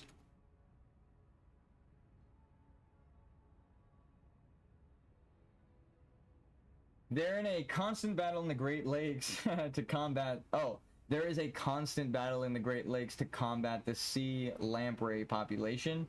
These invasive creatures resemble eels and feed like leeches. So when I called them leeches because they're aquatic looking beings, it's even more than that. They're lampreys. A fucking mix between a leech and a fish.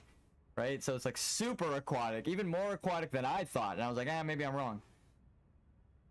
Fingers, nighttime, aquatic death, water, silver, white queen.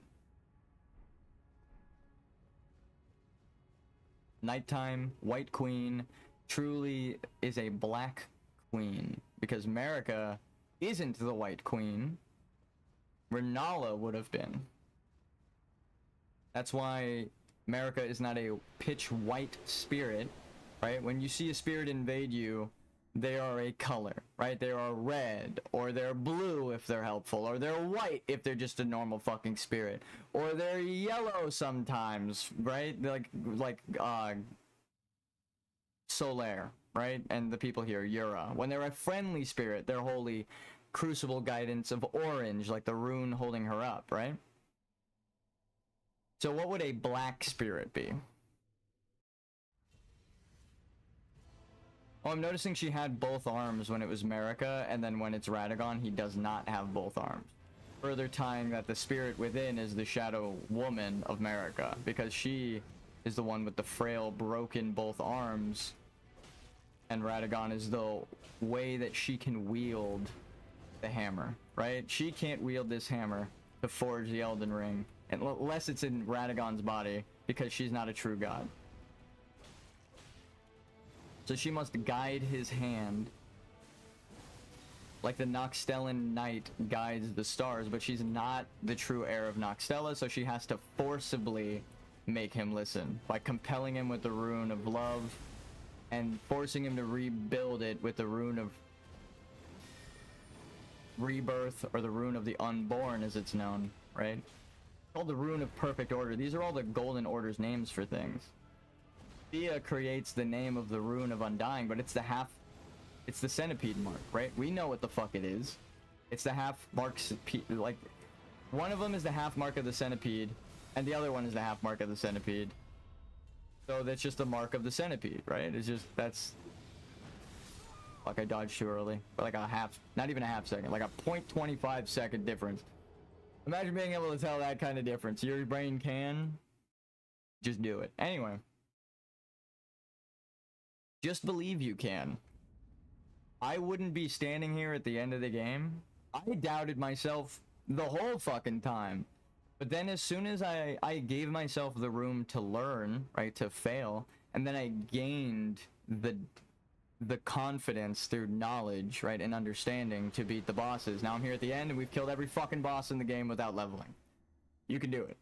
I didn't walk in and one-shot all of the bosses. That isn't how I played, right? I'm not just a fucking magical man that knows everything. You have to take time to consider shit through your failures. Like, damn. I understand, Miyazaki. But it's like, as much as I'm talking about all this, I don't want it to be like, oh, I feel like I'm a magical deity putting it all together. Again, I feel like I'm piecing together the lore everyone else has in the community, but then they got to a point where everything they've pieced together was a lie, and then they denied it, and I was like, no. What was that? Was that the thing that they warned us against? So then I went looking into that, and of course I found the real truth. And it's like, holy shit, that's crazy. It was someone's tone in a YouTube video. They wrote off an entire quest line that changes the plot of the game. Bati Videos did an entire video, I've explained this before, about the entire lore of Elden Ring, and then when he got to the Temple of Manus, where they say that the Empyreans and all that were a lie, he just wrote it off and moved on. And I was like, what the fuck? That's the part I was waiting for you to explain. Right? I was like, you can't write that off. We fight the fingers there. And they're in the same pose as Placidusac. So they're communing with the greater will. They're broken, right? They're a crucible in this crucible society. They're trying to unite or unify, right? They're trying to join back into the one, but time is staying still. So it's like, as soon as you see through that one little bit of doubt, it's like, oh, what the fuck? You have to erase your own doubt as the player because you trust the in-game items. You shouldn't. But you also should trust that they are telling you something, right?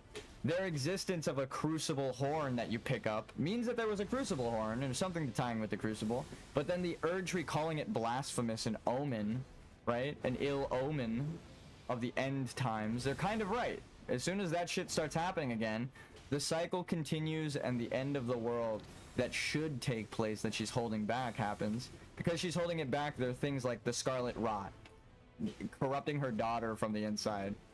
Saint Trina, unable to grow, right? Death is held in place at youth, right? Again, time is frozen. Saint Trina is eternally youthful because they are dead. They are death, right? Not dead. They are death. And that's the thing. They would be dead, but they're eternally youthful, right? So that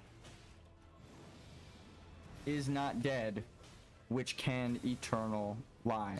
Because they can stay in Mikola forever as Saint Trina youthfully, they can't really die. So death is a foreign concept to death now, and you've actually prevented death from dying. Now there is no death, right? There is no cycle of life and death because death cannot continue, right? Death is gone. Death is staying as a child, Saint Trina. So then again, it ties everything back. Saint Trina is death and the night and sleep and America's child, right? And then life and light and the sun, right, should be the next rune. But if life is left forever, then you're eternally rotting, right? You're not actually able to die. You have eternal butterflies, right? Eternal butterflies is what you wanted. That's what you got.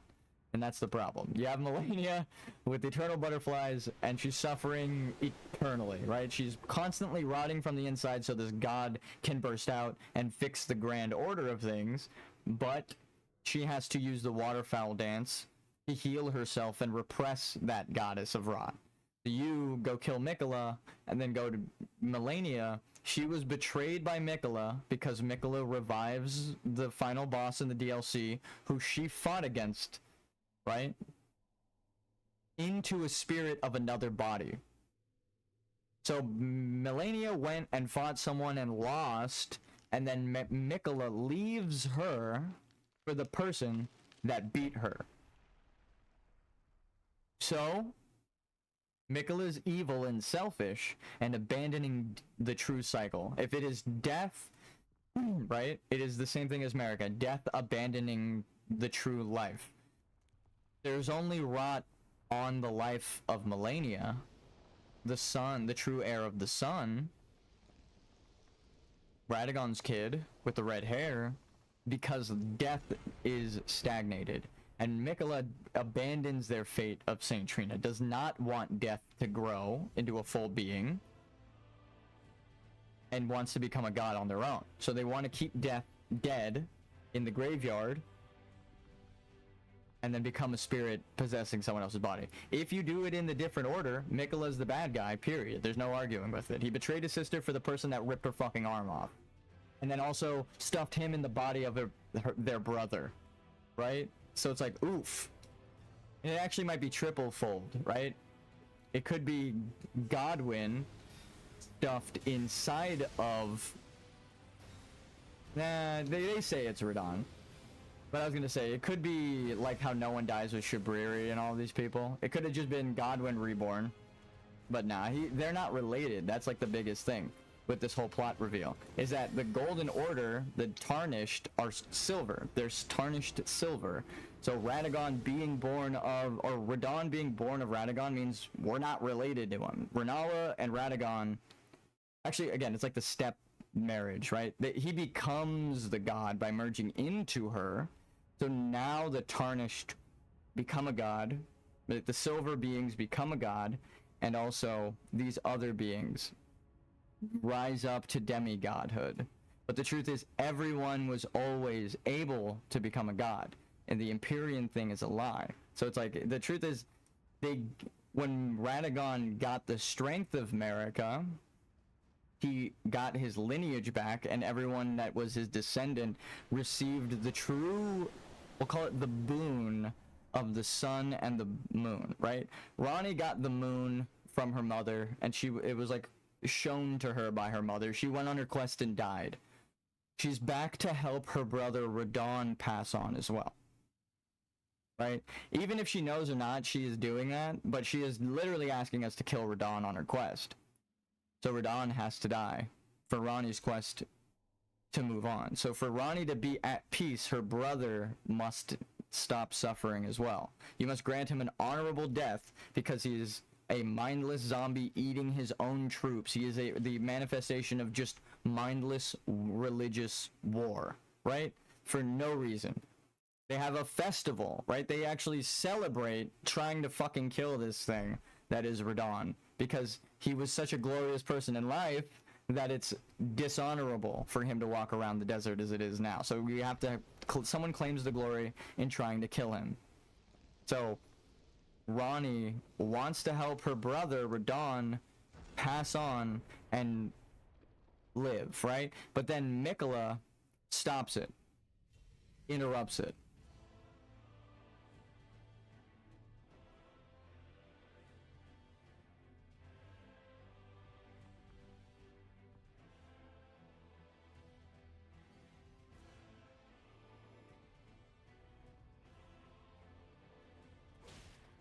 Again, cutting off the natural cycle of things. Mikola bad.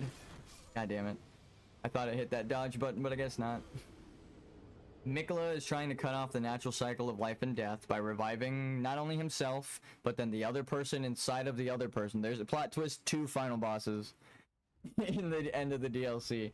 So even if you think you know who it is, you're still gonna have to go through and fucking explain to yourself through the quest who's who and what is in what body, right? That's the point of finding the truth. When I did Ansbach's quest in the DLC, it set me on the path. I was like, oh shit, this is crazy. But then seeing Vati, my gold mask, right, guiding me, right? Actually, he was Corin and gold mask, right? He's seeing the community silently, wordlessly, right? There is no words of the community. We're all together. He's seeing all the comments and everything, and he's deciphering our movement and then translating it. So Vati is Korin, and we as a whole are Gold Mask. No speaking, our actions are what show us the truth. And then someone will find the truth through doubting Korin, Vati, and then they will seek truth themselves. That's literally what happened to me. I was like, how are you denying one of the most important quests in the game, dude? What are you, fucking crazy? And then that made me look into it myself, which is what the character's journey that as the player should be, right? You need to solve Elden Ring. Solve it. It is a mystery. The trailers ask you questions, and then the answers give you questions, and then the questions that those answers give you answers. Like, it's not actually, it's like a triple fold, right? Why did Radagon leave Renala? Because he was compelled to randomly. What can compel people randomly? Mikola. Mikola wasn't born yet. Well, it was his great rune that compels people, not him. Okay, so the great rune would have been with Marika at the time, because she claimed the fight with Horaloo, right? Horaloo and her fought the giant, or we'll do it in order. Malekith and her fight the Glowmite Queen, supposedly. If she's the Glowmite Queen, she could just claim that. But they fought the Glowmite Queen and won. So morally, again, if she was the Glowmite Queen and decided not to be that person, then metaphysically she defeated the Glowmite Queen, right? So either way, it's a half-truth. She defeated that part of herself, right? The dung eater part of herself. Actually, it's the opposite. She killed like the Fia part of herself and became the dung eater. The one who loves the sun but is the moon Albinoric shaman and killing everything and fucking up the world. She's the dung eater. The original one, the fucked up one. Because she respected life too much. And now it drove her crazy and she kills people for it, because she's actually an aspect of death.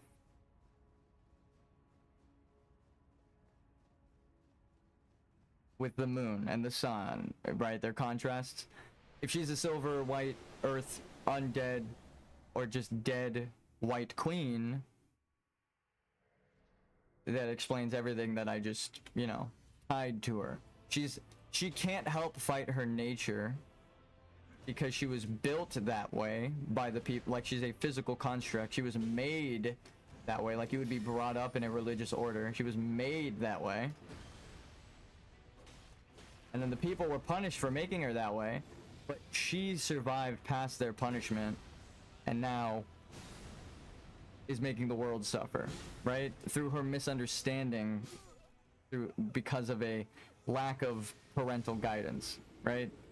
The people that created her were smited by a fucking giant meteorite and then told to live ascetic lives. The shaman underground. And it explains the lampreys now. Even those guys answered the mystery. Just like larval tears wash up, right? It's just another life form that is washed up on the lands between. Except the Shadowlands are the actual cycle, right? They still contain part of the natural cycle. So the lights of the stars shine down on them, and you can find larval tears on the ground near astrologer buildings and stuff. You can't really find larval tears like that in the base game because it's cut off from the natural cycle and she's holding back the stars and stuff, right? That's the whole final boss. They're uniting this world back with the cosmos. It's like you have to... It's through like 3 layers of visual storytelling, and then you see just what's the literal fucking story that they're trying to tell you, right? The night sky grabs this fucking monster that we're looking at and turns her into a sword, right? It's like, how do you even break that down? It's like, okay, well, the night sky is using her. That's probably what she was afraid of. But it's doing so because she threw off the natural balance of things, right? So she became one of the strongest armaments, right? She was allowed to grow into this large arm because of the light spiral, right, of this sun. She extended artificially the life of this sun, so the spiral was extended, and by proxy the sword would be greater than any other arm on the beast, because it was an unnatural extension of this universe's life, this world's life, this star's life, this world's life. All of it's the same thing. It's Radagon's soul, right? And now I'm understanding. I was super right in Dark Souls 2 when I said we are invading Gwendolyn's world. Right now we're in Radagon's world, and Marika is trying to take over it. And we're just a descendant. So we have our own world, right? Our own soul of stardust, though. We're a malformed star. Not... I just said that out loud, and then I realized there's actually a boss named the Malformed Star. I was like, holy shit. Estelle is a malformed star, according to the Golden Order, right? But if that's the true natural order of things, and she fears it, then, again, they're giving away the plot. It's only malformed because the order of things is thrown off. And the fact that we even know what a malformed star would be, the concept as a Golden Order, means that a malformed star has ties to deep within the Order, right? We wouldn't have the phrase malformed star to name Estelle as the Golden Order if we didn't know what the fuck a star that was warped would look like.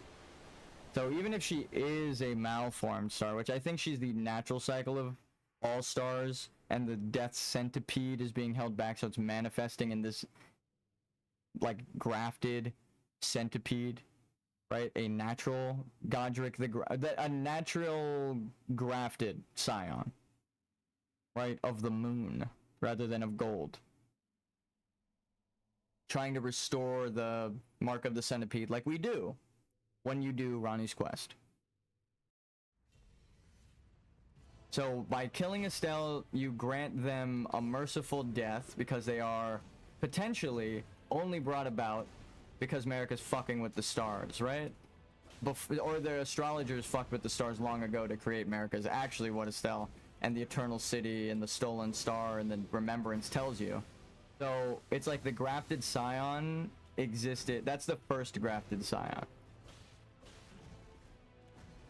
That's why there are a bunch of man giant limbs. It fell through a giant's catacomb. Like a star bit fell through the catacombs from Mario. No, a star piece fell through a bunch of star pieces crash landed here, right? And are now through death, right? Death can't happen. It is a malformed star. But it isn't the star part that's malformed. It's the people that are supposed to be stars craving their natural cycle of the centipede. I don't think I was even supposed to deduce that. Like, I just realized that, oh yeah, they have a bunch of human limbs grafted together.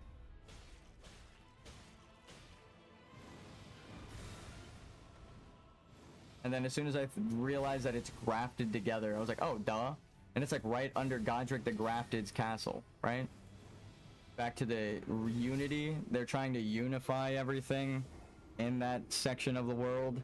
That's where the core of the lands between was put through the stolen lineage, Godric's rune. So everything is kind of malforming there because it shouldn't be there, right? The rune, I'll read it to you. A great rune of the shard bearer Godric. Its blessing raises all attributes. This great rune is known as the anchor ring found in the center of the Elden Ring. The first demigods were the Elden Lord Godfrey and his offspring, the golden lineage. So everyone who had the grace of gold stolen from them come from Godfrey, because that's the golden stolen lineage of humans. Before that, it was the solar beast men, right? The lion beast man of Sarash had this rune in Fair Missoula, the center of the society. And now I actually think even more so, because the whole thing is that what once was whole, if broken, cannot be pieced back together exactly as it once was, right? That's why the land being here over to the right doesn't fit exactly, and also Fair Missoula moving that way. If you take Fair Missoula and put it over this cloud, and you take the Godric's Great Rune and put it here, everything starts to circle around the center, right? The arenas are pointing, right? This arena is pointing south, and this arena pointing north towards this. And the Crucible Society was the Arena Society, right? That's who they fought. The snakes versus the lions and stuff, right? The dragons versus man. Life versus death, presumably. Sun versus moon. It doesn't matter. All manner of life washes up here.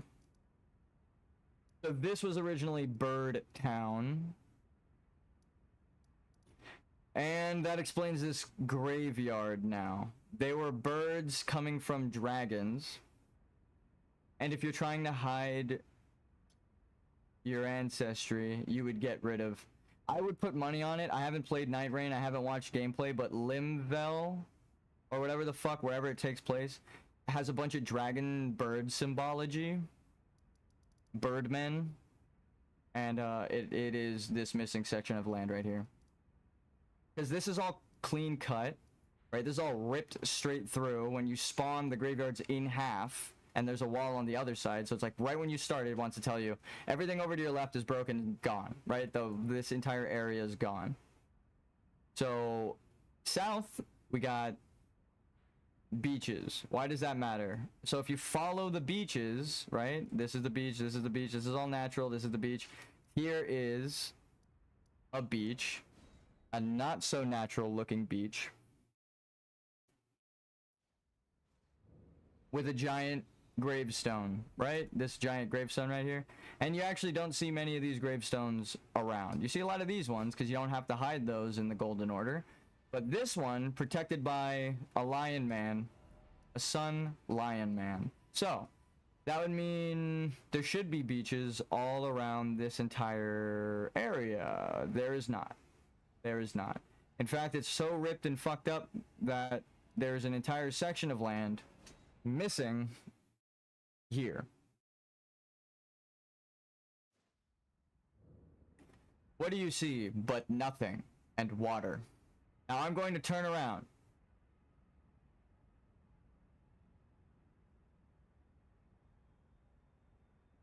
What do you see but the Underground Giant Society? On ground level, exposed to the elements. And Radon is a giant that you fight in this boss room. And that's not even hyperbole.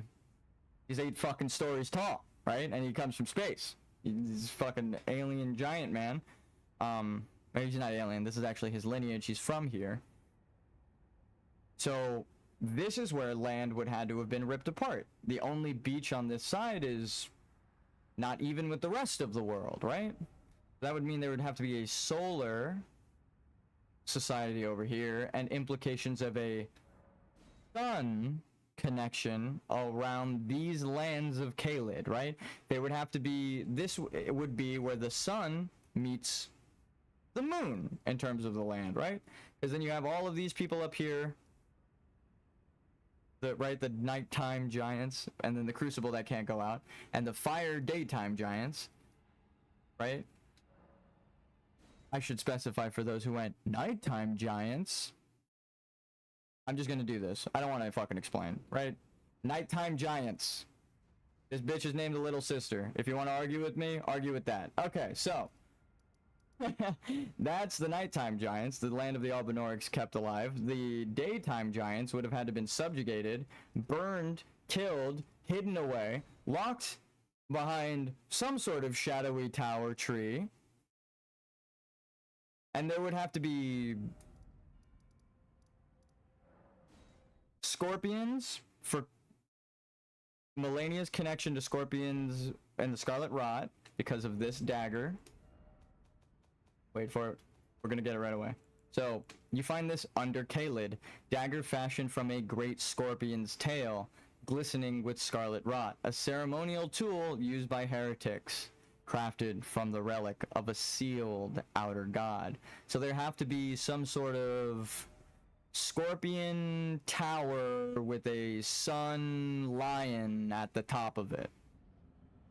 And that sun lion would have to use everyone's abilities, right? Death, lightning, frost, fire, everything, right? Actually, lightning is by proxy fire because it creates fire, again with the cyclical nature and nature being put on hold.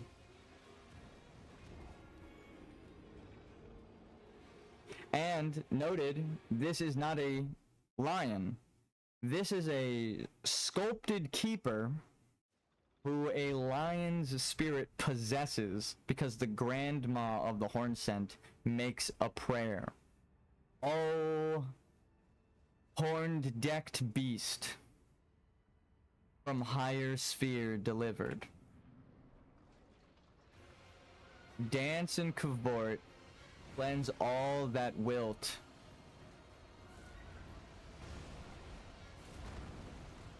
Right?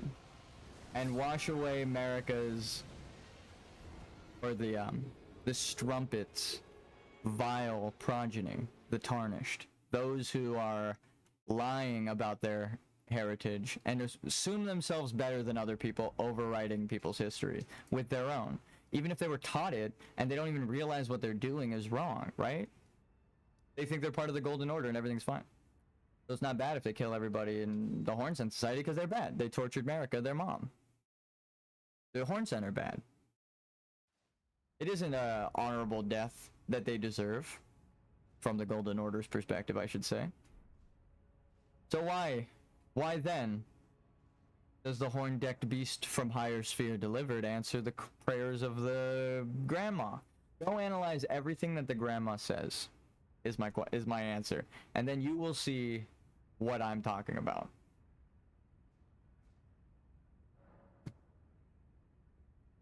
I will be right back again. Oh, horn-decked beast from higher sphere delivered. And then again, she only talks to you when you put the hat on, suggesting that you understand the dance. It is the sculpted keeper who protects the tower. You defeated the sculpted keeper, but you aren't like Mesmer, killing for no reason to cover Marika's tracks. You are killing for an honorable death. So you wear the hat to honor them, and it stirs something in the Grand Am. It's almost like she knows through your actions that you mean peace, even though you killed their guardian. You are assuming the identity of their new guardian.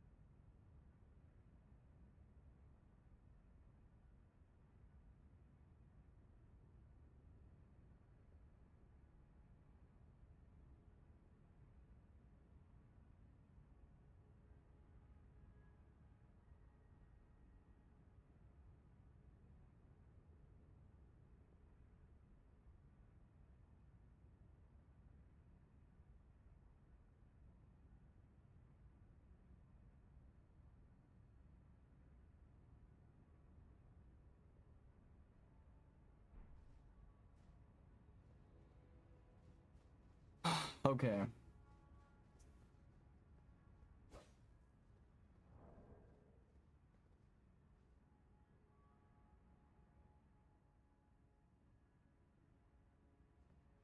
Hopefully the volume is fixed. Oh, camera's off. Glad I caught that.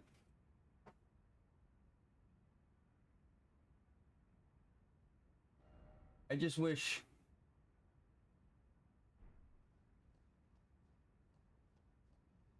Never mind.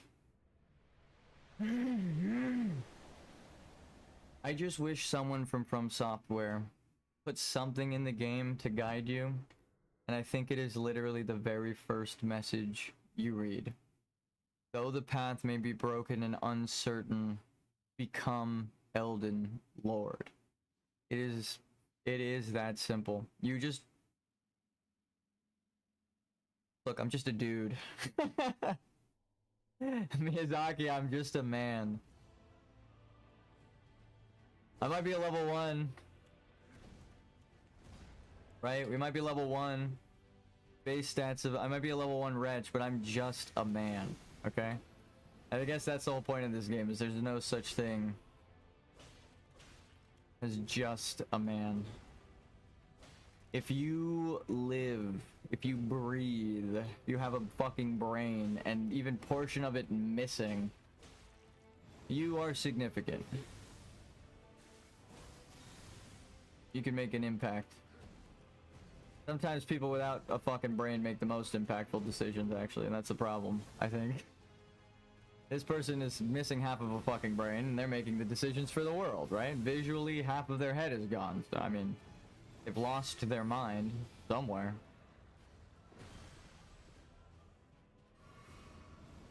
Just me insulting them.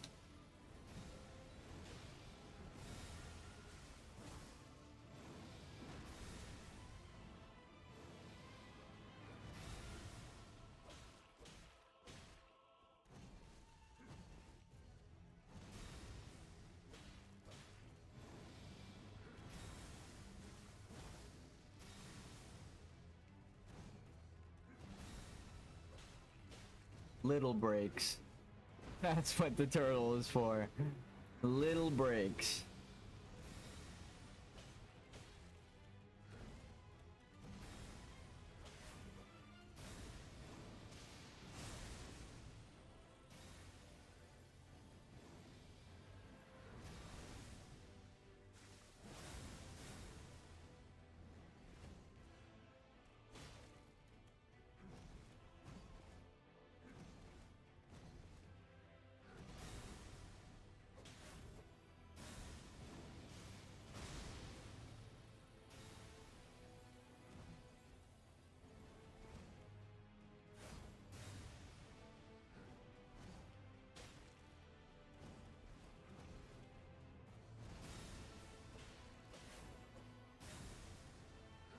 No, what the fuck? That time I definitely rolled to his left. My character did like a weird turning animation where he was like, He like flinched towards the boss twice instead of doing the fucking roll. Nah. I thought maybe I ducked, but it didn't even look like that. He just kind of went like, like in like one frame. Like literally just snapped back and forth. I would blame it on the turnaround animation, but the way he was moving, it never happened, right? He was just kind of like snapping left and right. My character never did the turnaround animation. He just kind of was moving around there. And then when I pressed the roll button, it was too late. But it was because the fucking... Oh, well. Kill me, please. That roll fucked me. Whatever. We need to sacrifice one for the god. Give him a win. I believe that is what the world in this game is trying to tell you. That it's not a deathless run. Now you see why. This is how I want to sit. Right? This is what's comfortable for me. It is just a cock cam at that point. So I have to like sit really far back from the thing and lean forward. I've been doing the whole game like this. Pain in the ass.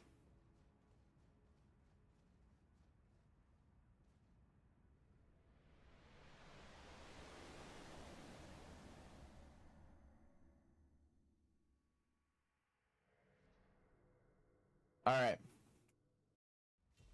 Prepare to die.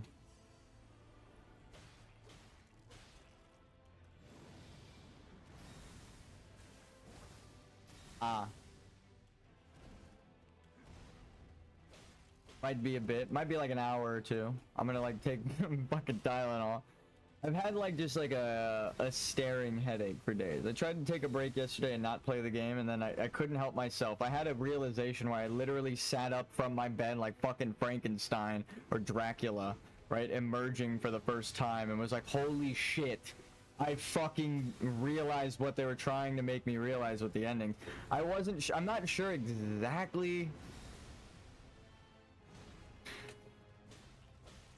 I kind of am though. The more I analyze it, the more I feel like I'm right, which is the problem. I'm like, maybe it's supposed to be like you're gaslighting yourself into thinking you're right is the theme of the game, because then you two are just as bad as the god trying to impose their own order. But then I was like, no, because the whole point of what you're doing is actually fixing what America fucked up. Like the quest lines are actually undoing, well, not all of them, but it really depends on, again, what you do as a player. It reverses the fucked up world that America has imposed. You bring the demigods back, or the demi-humans back to Lindell, right? The primordial man returns to their homeland that they were banished from. Oh, that's a siren. They're after me because I've deciphered it. Miyazaki's sending the troops. But then you have Raya, right? The dragons and the humans and the giants. So you would need Iggy, you would need Bach, you would need every one of these aspects of the people. Essentially go to the wiki and remove everyone off of the optional NPC list. They're not optional. You need to do their quest correctly if you want the true ending. That's why they all have like a Sigmire layout of, you can get my item, but I die. Or you can let me live multiple different ways, but one of them is the correct way that I might, instead of dying in a fucked up way, or a fate worse than death, which is perpetuated by the Golden Order, right? That's the main thing. Is it a fate worse than death, and is it caused by the Golden Order? What a time to scratch my head. That's what you need. Scratching my face. God damn it, my hair is so long, I need a haircut! I mean, I just showed it on stream earlier. I moved my hair out of my like eyes and face, and then immediately it just falls right back into the position. I'm like losing to myself. I'm gonna go take a fucking Tylenol because I'm getting a headache, and it's directly from myself and not the game, which is frustrating. I need to learn the timing, and I need to fucking focus, but I am distracted by the fact that I think I just solved the lore of Elden Ring.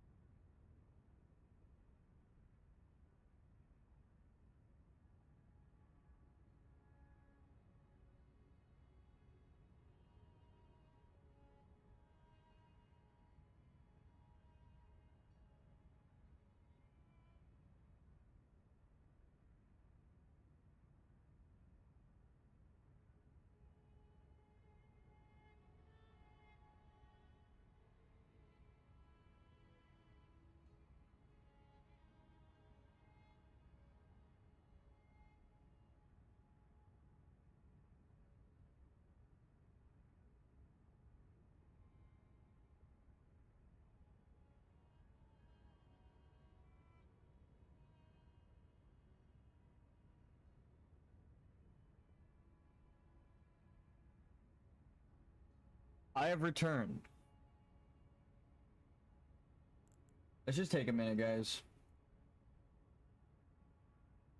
You shouldn't take medicine on an empty stomach, and to show that I am better than most people, I grabbed the ankle piece. The demi-humans of the bread. Okay. Oh my god. The first made, but the least wanted. The ankle piece. Honestly, the symbolism there. I was kind of joking. That was pretty good though. Don't take medicine on an empty stomach, yeah.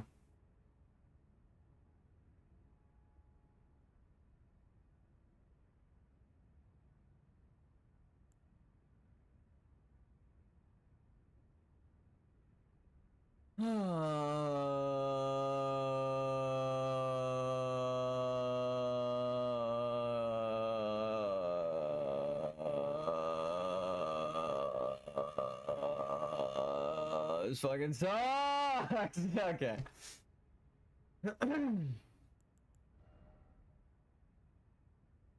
You know how bad it feels to lose to the same boss for days? Dude. I think that sound I just made kind of encapsulated it. I didn't even know I can hold my breath that long. I was just a continuous exhale. And it peaked at the end, which is more impressive than anything. I didn't even know I had that in me.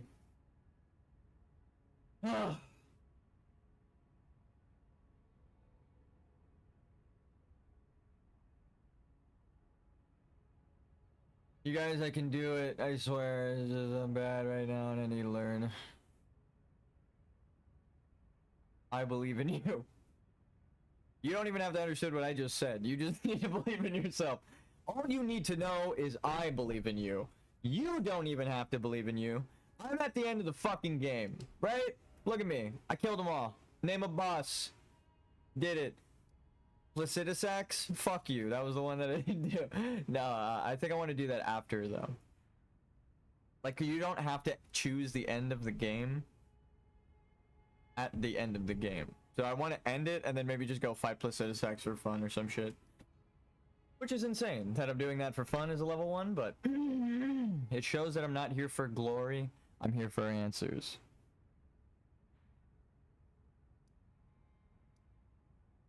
You're gonna walk around, fucking silence, just appreciate the world. And just go, lore.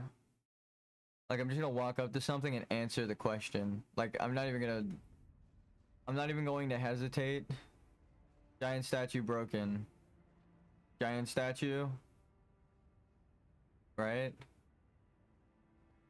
Head's broken off. Lindell's all fucked up. Like Lordran. Lothran. No, that's Lutheran. I'm just kidding. Like Lordran.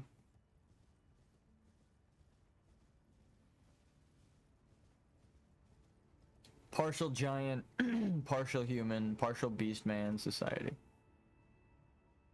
The boatman is this guy.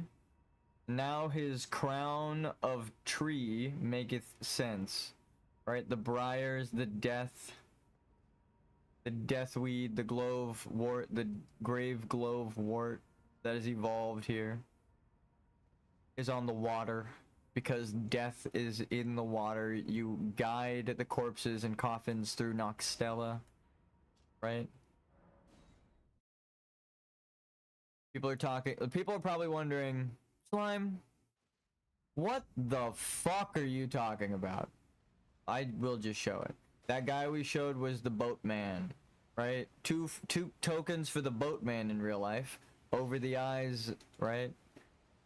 So that you could pay the ferryman to take you across the river Styx to the afterlife. So, here's the river Styx, baby. You start at the Nameless. You go through the Angel River. We're here at the Angel River, man. Why does that matter?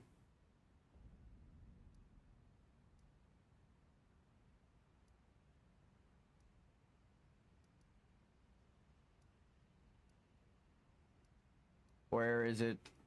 Where is it? There's another coffin in here, damn it! Or wall here. We're gonna start over here first.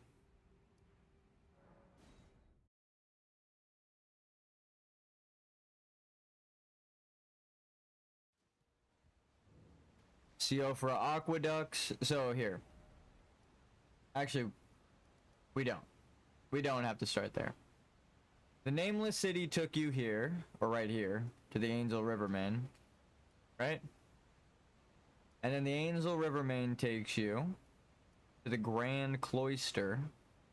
You take a coffin, deposits you here, you take an elevator, you're back up to the top.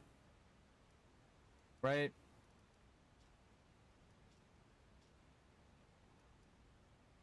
Now this great waterfall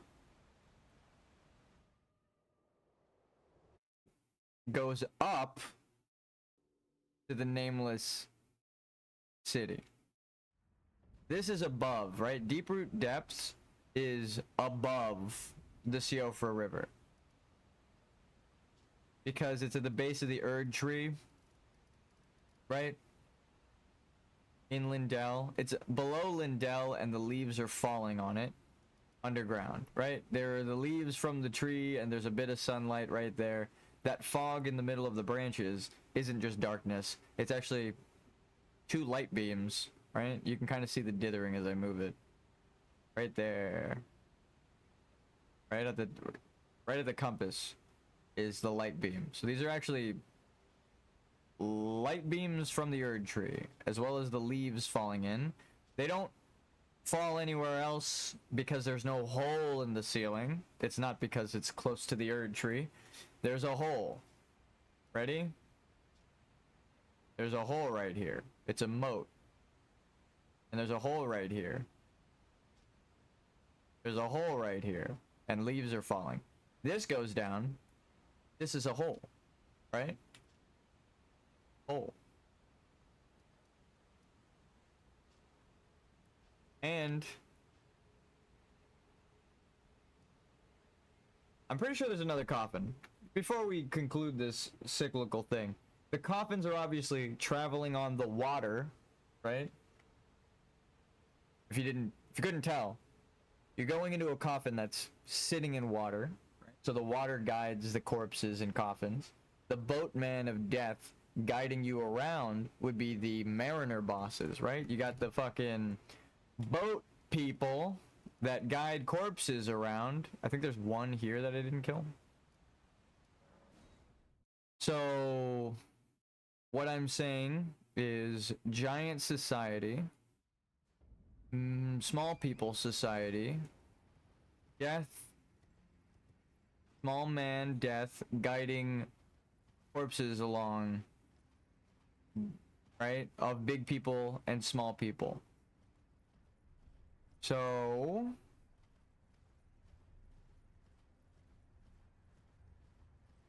did I kill the mariner here? What the fuck? There are no more bodies like being risen. I mean, there are the small ones, but oops, I killed the boss?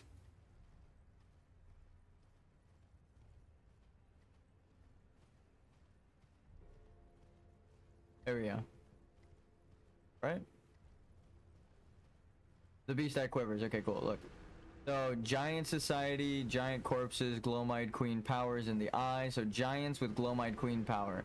Why? Because they were all one thing originally. It was one big society. So, where the fuck is the mariner?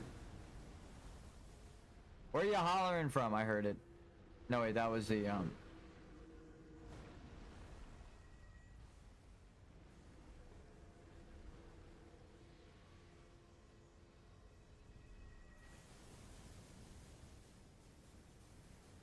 there's a motherfucker on a boat that proves my point somewhere around here, and of course, they're hiding.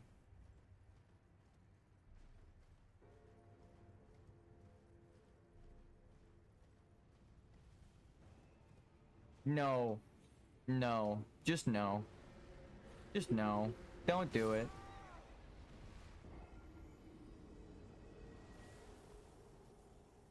The Deathrite bird. We don't even need the Stake of America.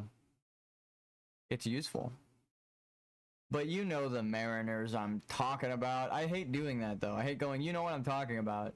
It's like there's a thing that I'm referencing. Don't kill me. I'm only level 1. I need to be safe. Where the fuck? I need my headphone. It's spatial awareness through sound and I have a speaker playing, so I have no fucking idea where it is. I need a viewpoint from above. And the gonging of the bell isn't helping.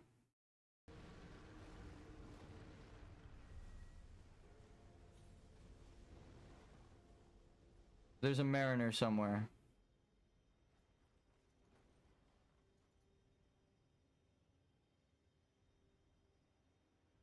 Unless it's the Deathrite bird. Alright, well let's just solve that problem really quick then.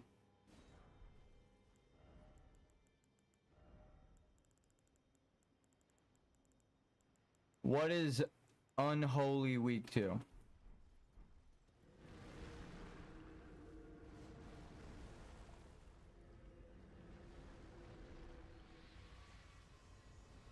Bro, where your moms at, dude? Where your dead moms at? I literally don't know where the fuck this mariner is.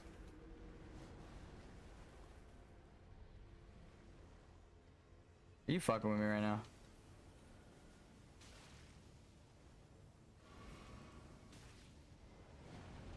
Remember when I said you got crazy iframes? Getting off the horse. I just got off the horse and was just alive. Like, there's no doubt about it. That is Birdman dick. I mean, there's no really... That is just Birdman dick. Sorry you had to see that. My entire camera.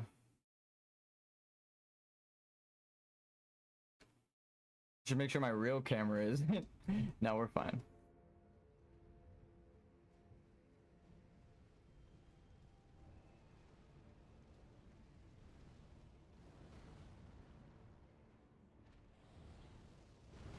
Fetch!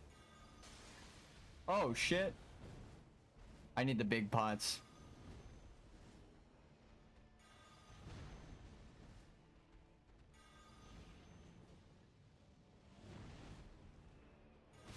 Okay. Maybe it's not what I thought. Maybe it's the other ritual pot. I remember somebody throwing a ritual pot at one of these guys and they immediately exploded and all their health disappeared. If it wasn't a build, then it had to have been like an instant weakness. I want to see if this Deathrite bird is tied to the summoning, because then there is no mariner. But it ties the mariner with the Deathrite bird. Uh-oh. Ah, fuck me.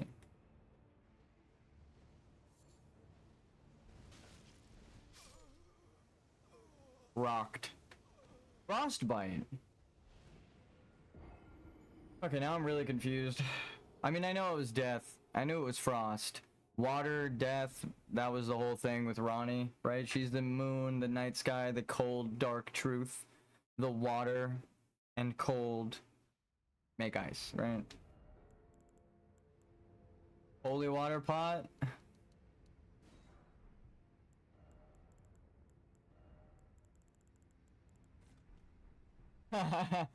Just like Radagon, the power of America compels you. The power of America compels you.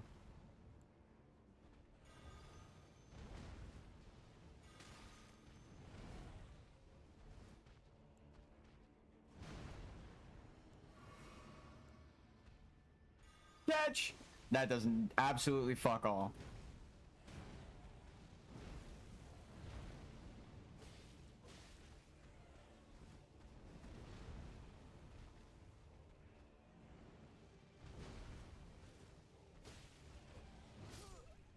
Motherfucking what?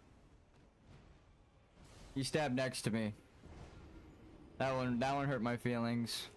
That one couldn't hurt anything else because it didn't make contact with me, so it had to have hurt my feelings. That's how I died, just their hurt feelings. What a way to go. Wouldn't wish it on my worst enemy. Alright. Fuck this bird. I'm sure America would if she could. I don't know. It must have been one of those. I'm not for glitch killing things, but I saw that, like, I thought it was one of those. Oh, look, you can kill these things super fast with this item kind of thing, but it must have been like a, if you glitch it out, you can one-shot the bird kind of thing, which I don't like that kind of stuff. I mean, it's cool if it's designed into the game, like a weakness intended for them to die to. I love that. It's trying to tell you lore, it's trying to teach you something. But if you like run into the corner, close the game, open the game, and disable the boss's AI, you can't claim that you've beaten them, right? You've never you've never encountered any of their attacks. You don't know the boss fight. If I sat you down and said, fight this boss, and I had to watch you, I would watch you go through the whole experience, right? You don't know how to fight him. That's what the whole point of the game theme of knowledge seeking is about. It's like they want you to seek the true path by completing the game multiple times and getting all the endings. In the right order, I should also state.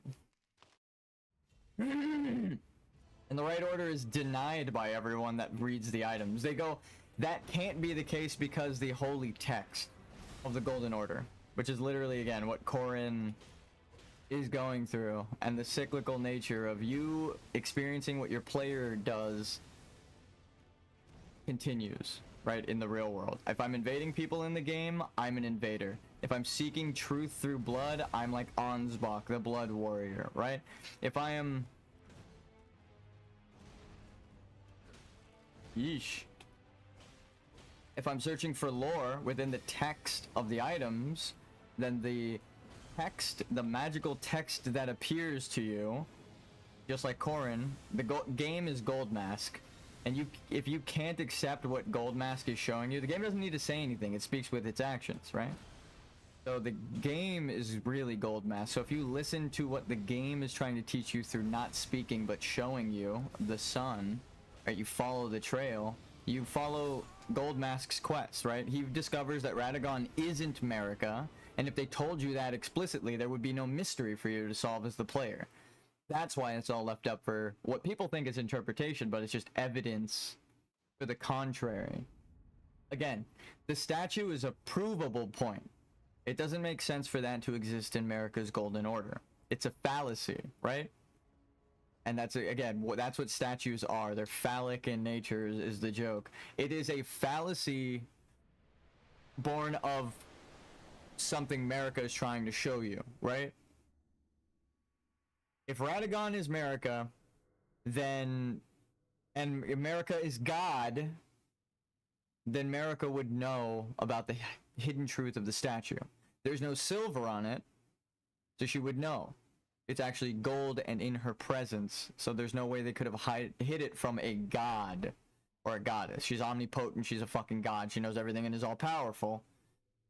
There's no way that it could have been made under her view unless she's not omnipotent, right? So the statue, the mere existence of it tells you if she did know about it, she wants you to think that. And if she didn't know about it, she's not a god.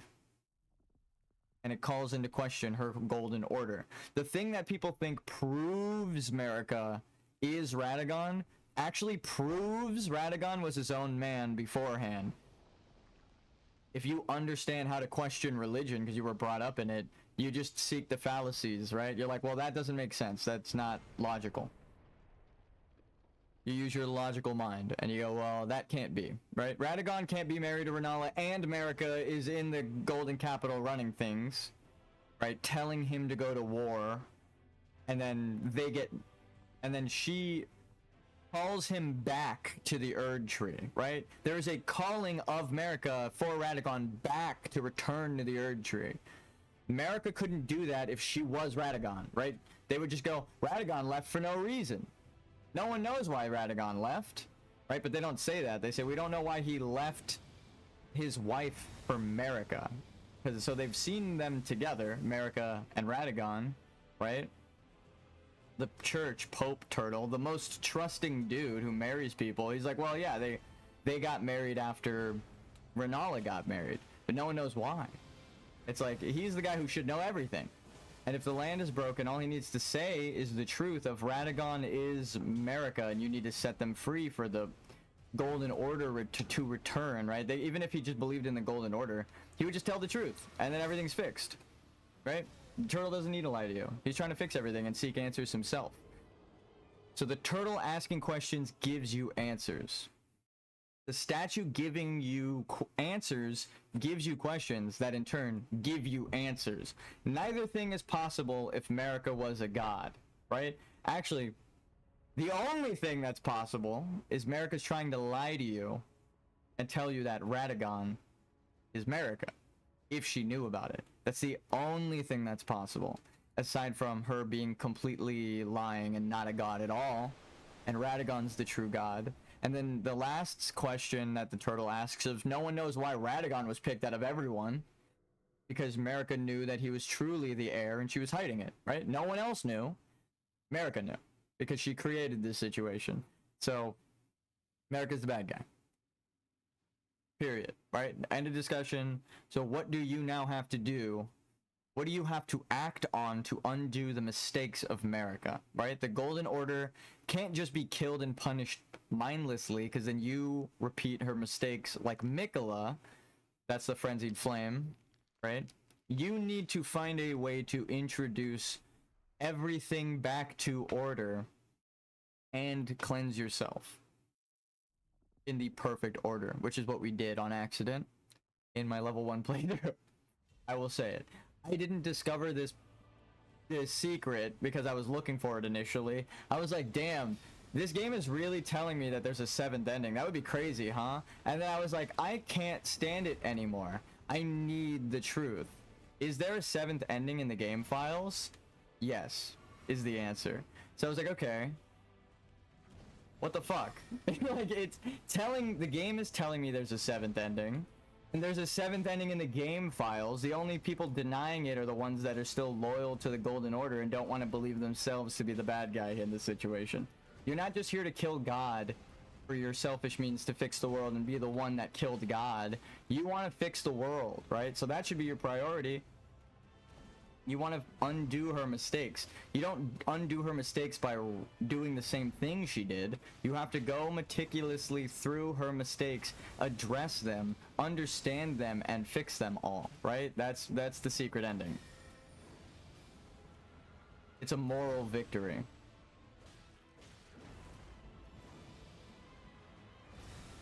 A marriage of life and death, if you will. You need to keep some people alive while killing others. And not killing others because you think they deserve to die. Allowing them to live, and if they make the fucking mistake of standing to you, you kill them, right? If they invade you, if they're a red spirit, they gotta go. Because they're preventing you from seeking truth, most likely.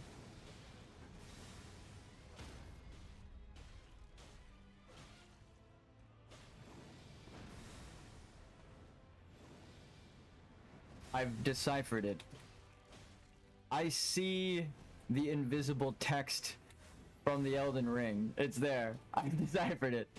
I've conjured it with enough incantations. I've seen all of the symbols. Like gold mask at the top of a giant mountain, it all lays out before me. So clear that to deny it would be to deny my eyes. Like Mesmer. Anyone with a source seal.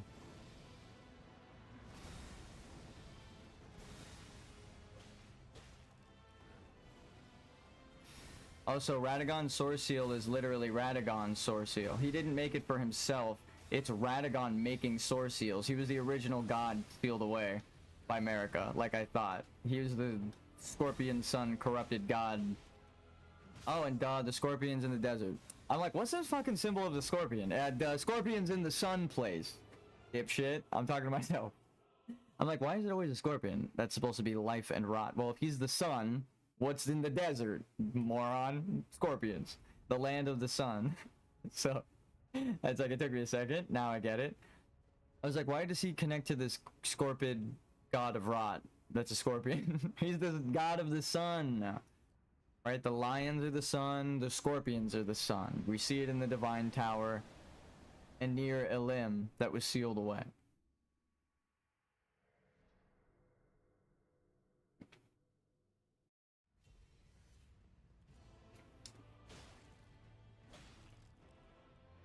So everyone thought Radagon was Marika's flesh. Even me. Radagon was Marika's flesh forsaken and then taken back. It's not the case. Marika is an outsider who's taken the throne for herself, and due to her misunderstanding of the lands between, fucked everything over, and her fear of this god and subjugating him ended up causing the creation of the exact kind of god that she would fear, right?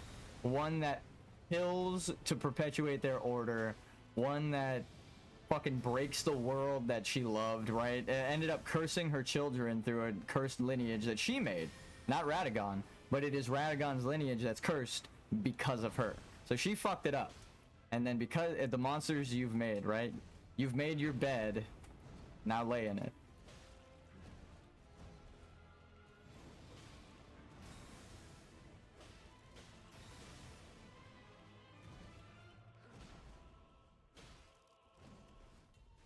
She refuses to lie, right? Eternally.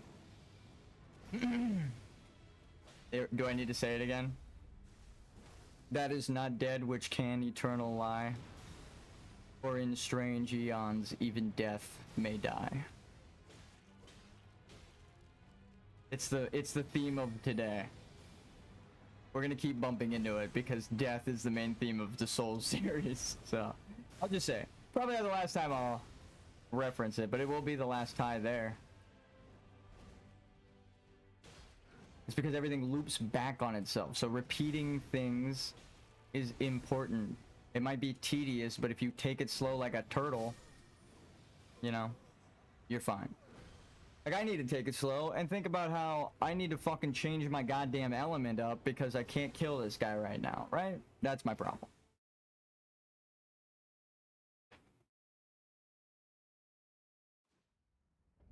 I think someone just got here too. I hear like laughing out there. No laughing! No, I'm just kidding. I do that to them all the time. No fun! Stop having fun! I say that to people, but they know I'm fucking with them. When people ask me to take the trash out, I'm notorious for saying no and then doing it anyway. We giggle about it in my house. It's the same thing. It's like, what if I was a tyrant, right? Like, what if I was actually that bad? That's one of my favorite jokes.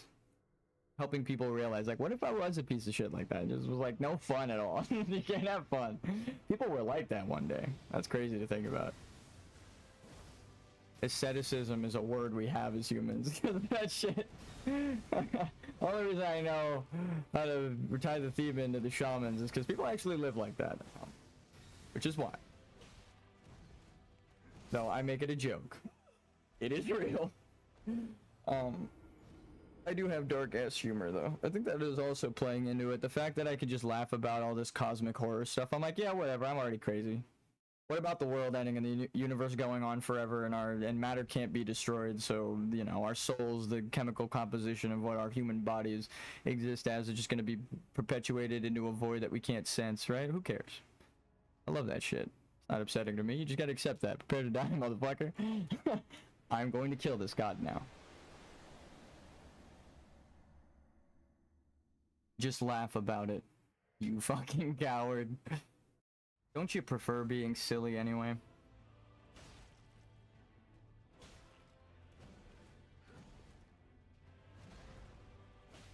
And hate me if you must. I forgive you.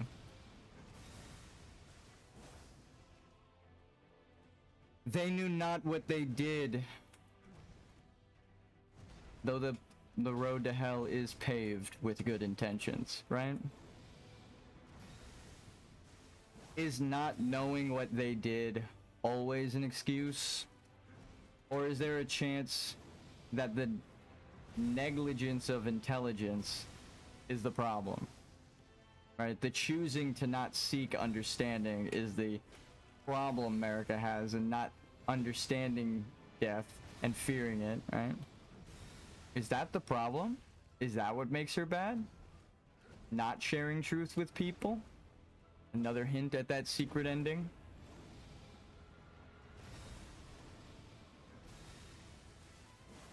Answer is yes. Yeah, she's the bad guy.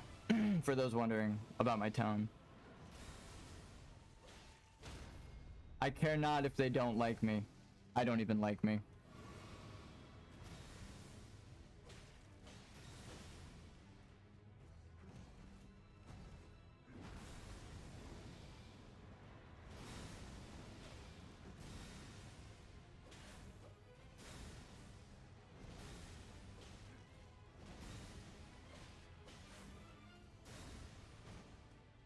That is the journey to being better, right? You might not like yourself, but you deserve that chance to be better. Make your family proud. What does it entail though, right? Are they the Golden Order? Are they religious zealots? Alright, do you have to pull a Ronnie and forsake your mortal flesh? All that you've been taught?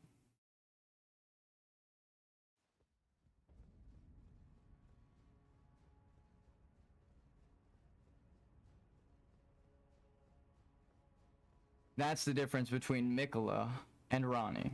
Ronnie says she loves everyone in a moment of weakness, right? She can't help but be too honest. And she says, really, it comes from a place of love.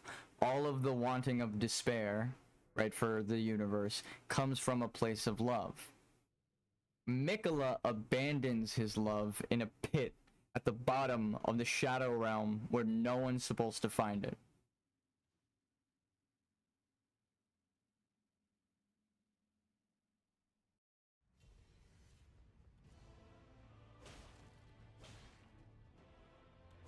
That's what the Golden Order would have you do, right? To perpetuate some stupid religious lie. They don't care about you. They just want the truth, their truth to be told, right? No matter what. Even if you have to kill other people for it. Even if you have to kill other Golden Order truth seekers for it. Because them seeking truth is madness to you, right? How could anything else be true? They have to be crazy. And what they spout is nonsense. Because otherwise everything you know is called into question and you have to actually think about things and take action yourself. And you were alone for that one moment in space. It's up to you to think about it, America.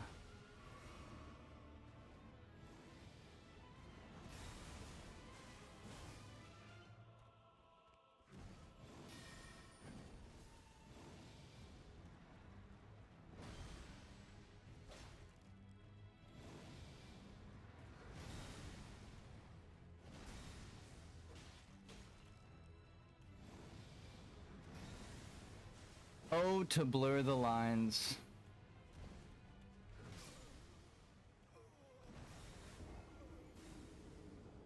This guy's drawing a lot of hard lines in the sand right now.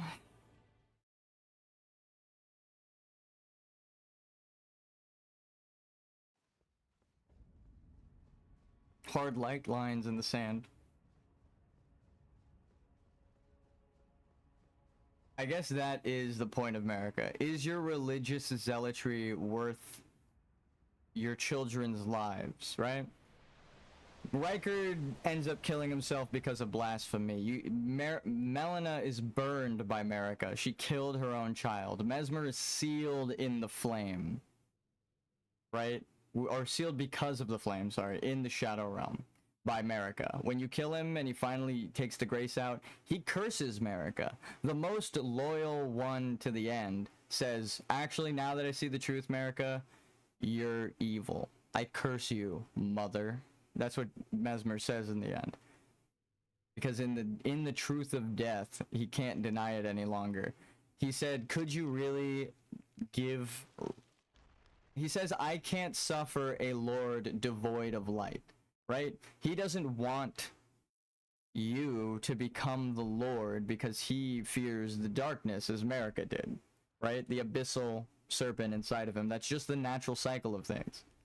That's why it's called the abyssal serpent, right? The void, the darkness swallows it. Just like Dark Souls with Gwyn. He feared the darkness, the abyss in humanity. She fears the abyss within the souls. Souls are everybody. It's like taking it a step further, where Dark Souls was about humanity, because the essence in that game was called humanity, that you rekindled yourself with before the kindling and stuff. This game, you use rune arcs that end up being souls, right? You use souls for strength. Soul magic. The runes are souls.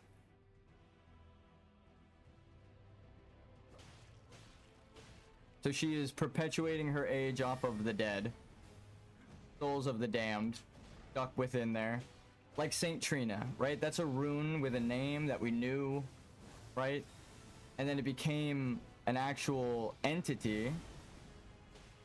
Because Mikola and Saint Trina were fused due to the rune being inside of one person. It's not supposed to be like that. He already had a soul. He already had a fate. But because of America prolonging this fucked up order, he was born with a messed up dual fate. Because there's the order of natural, you know, powers at B, and then America's order that are in conflict with Mikola and Melania. That's why life and death, they have the scarlet rot from the father of Radagon. The scorpion of the sun. And the gold from kind of both. It's unalloyed gold from the stars, but it's even more of a problem because it's like a mixture that created it, so it's not really. That's why she has to abandon, I presume. Saint Trina is the manifestation of death, night. She's a woman. It's silver. It is the modern White Queen that was supposed to be birthed, right? The cycle continues. Mikola wants to prevent that from happening. Their true birthed fate to continue what America had going on. I see. So Mikola was a girl the whole time. And my suspicion that everyone refers to Mikola as a guy in the Golden Order. Everyone's supposed to not know that. That's the mystery of Mikola. Why would everyone know that? If it's blasphemous to refer to them as the secret, right? It goes back to, that is the secret, like the Radagon statue, or yeah. The Radagon statue is the secret they want you to know, right? It's not the truth. It's just the secret they want you to know. Like how serpents are blasphemous when really they're the dragons, right? And they're just natural part of the land.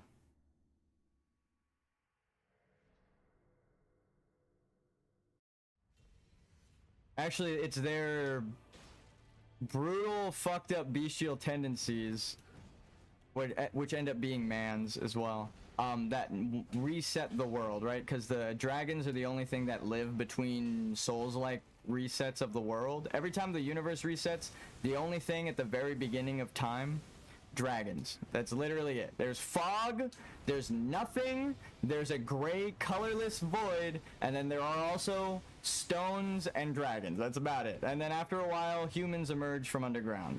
That's typically what happens in the Dark Souls series. It doesn't matter how many times the world is reset, that is what happens, right? Demon Souls, same thing. It ends with the colorless fog. If you take the bad ending in Demon Souls, a colorless fog takes the world and you're trying to unite all of the souls. Right? So then in Dark Souls, a colorless fog in a void is where it starts, and there are dragons. It's like every time I get lore correctly, I get a message of praise. I just noticed that. What the fuck is happening? Every time I'm like, oh, I realize that is what I'm talking about. Like lore. Why? It's like a new connection. Someone upvotes one of my messages. Like it's been timed like 3 times this stream now. I don't know what the fuck is going on. We got super weirdly conveniently timed with all that. Like I can't even court that. That can't happen on purpose. That is another player randomly gets my message and then decides themselves to upvote it. That's why I'm like, I wonder which one that even is. But it's funny. As soon as I complete the dragon's lore of why the serpents and dragons are connected, we threw Rykard. It's like, yep, messages of praise. Another loop bound into the Elden Ring. We got men, we got giants, we got demi-humans, beastmen, dragons. They're all kind of the same thing, right? Because in Dark Souls, they are, right? You find the catacombs of giants under the catacombs of normal people, and then inside the very bottom of that, right before you get to Nito, there are giant beastmen statues that are attacking, or not statues, skeletons that are attacking you. Which, if you just follow from the bottom up, there were giant beastmen, giants, and then men. That's it, right? There were giant beastmen, giants, normal-sized men, and then the game happens. And then if it was all together, right, they evolved in a timeless era, they would all be together. There would be giants, and there would be humans, and there would be beastmen, because it was an evolutionary process, right? So there are different kinds of beastmen now. They all picked a god. There are different kind of humans now. They went with astrologers or the sun, and there are different kinds of giants. The giant Albinoric woman, or the giant of the Fell Flame. You fight both in the same fucking land, or you find them both in the same corner of the map, right? She's the giant little sister, is her name, the big Albinoric woman. And then there's the fire giant, the true gigantic giant. That's what it's like. If you find the small sister before you go and fight the fire giant, again, it changes the context of the story. You meet this tiny Albinoric lady who's like, I'm a fake construct of life. But she's then put into a giant version of herself, like the doll people. And then you walk down the road and you kill the fire giant. A big fucking ancient man, right? So if the Albinorics are ancient, the first generation Albinorics, like the blonde women, are ancient. And that giant sister is in the ancient lands of the giants. It means that the Albinorics were most likely made in that ancient time when the giants were understanding the stars. So again, further tying the Albinorics way back in time, meaning they had descendants and Marika could be one from them. And then it would explain their marriage here, the chemical marriage, because then she would be the giants created silver people. And then she has to fuse with the giant man to make the true aspect of, like, a god, right? You need the guy who's heir with the strongest will to become the next demigod. Even though you remade him in your image, you know he's the true heir. So, no, everyone else is like, why'd you pick him? But you know deep in your heart, that's the guy I need, actually, to fix everything, because I fucked it up. So then you construct a now unnatural cycle. And through your constant unions, right, you make Mikola and, whoa, Melania, whoa. Actually, can you kill me? Thank you.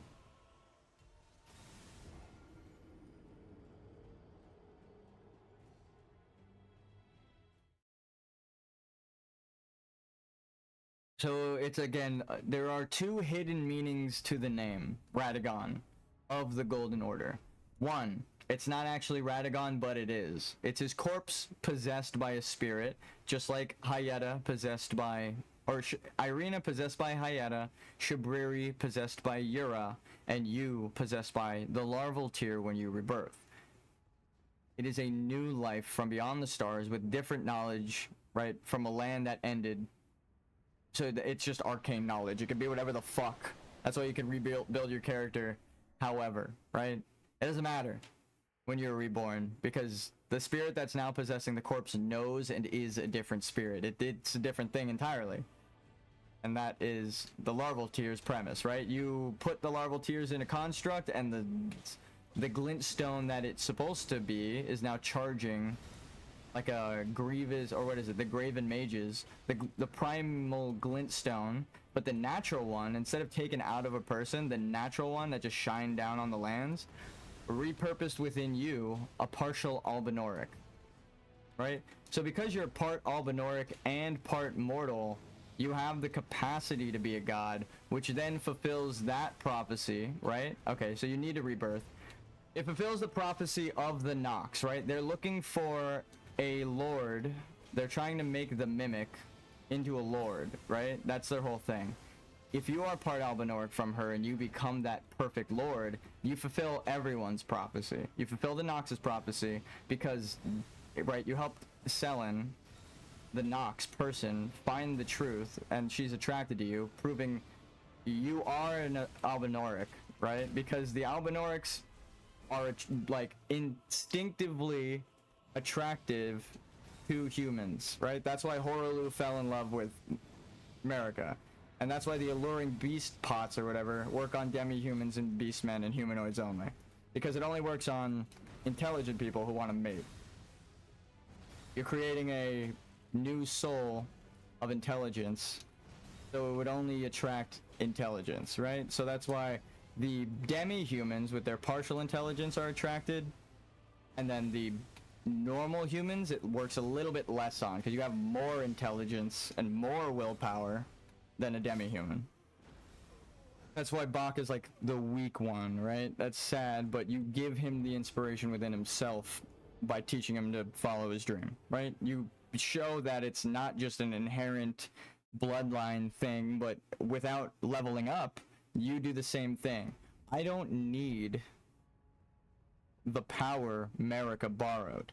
Bach doesn't need the power Marika stole. He is the true heir because of his blood. The truth is in the blood. Speaking of which, let's go change that. We've sought truth enough, and now we use our attained knowledge against the end. We put it all together.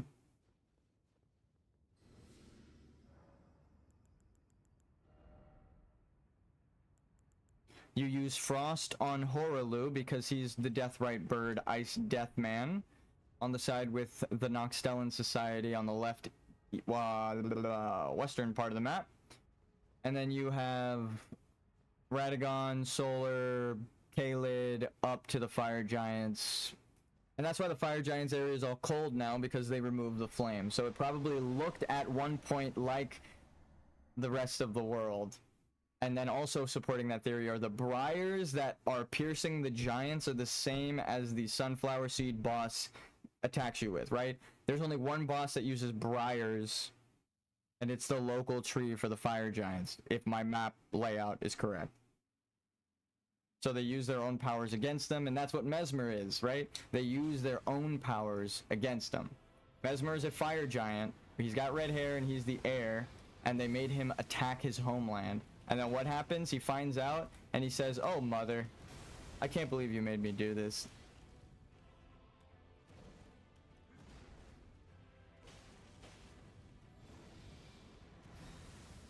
But those spurned by the grace of gold must all die to Mesmer's flame, right? So Marika wants him to kill all tarnished that wash up there, because you would know, right? If everyone that dies washes up here, then eventually, no matter how many times you've died, your deaths are meaningful, you will eventually wash up there, a tarnished, with the knowledge, right? The larval tears that are there.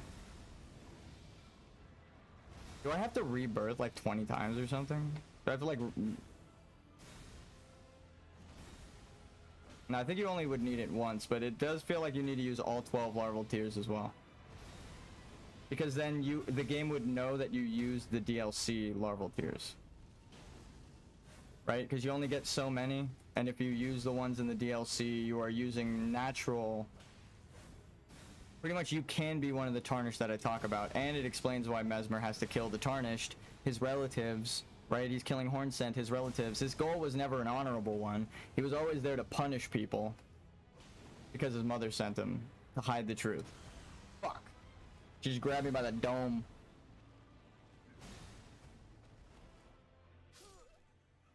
We're getting him lower with the elemental change.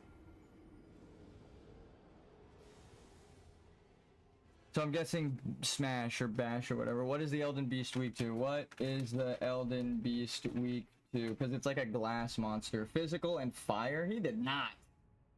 He did not. He was not weak to fire. Yeah, weak to physical damage. So you have to physically hit the cosmos. Strong versus holy. So the divine has manifested to reclaim this aspect of itself, and you must take up arms against the sea of trouble, and by opposing, end it. It has taken arms against you. It's the only honorable way. Symbolism goes so deep that it's just like you say one thing that is based off of, and like 9 things come together. Okay. Again, I'll be right back. We keep taking breaks, but I feel it getting stronger. If not today, then soon. And then as soon as we're done with this, I seeketh redemption.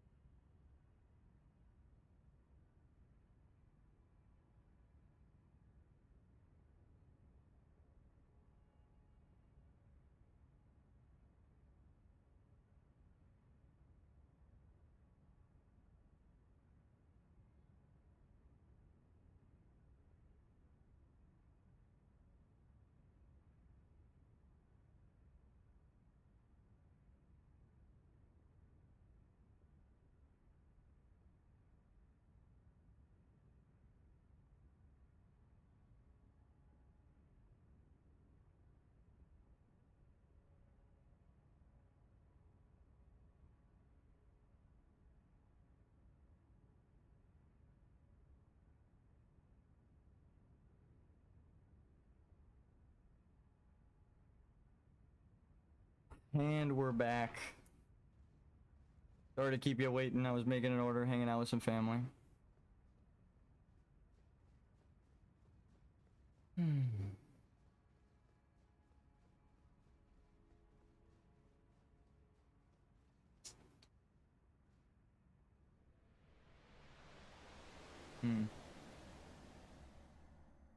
Somber news.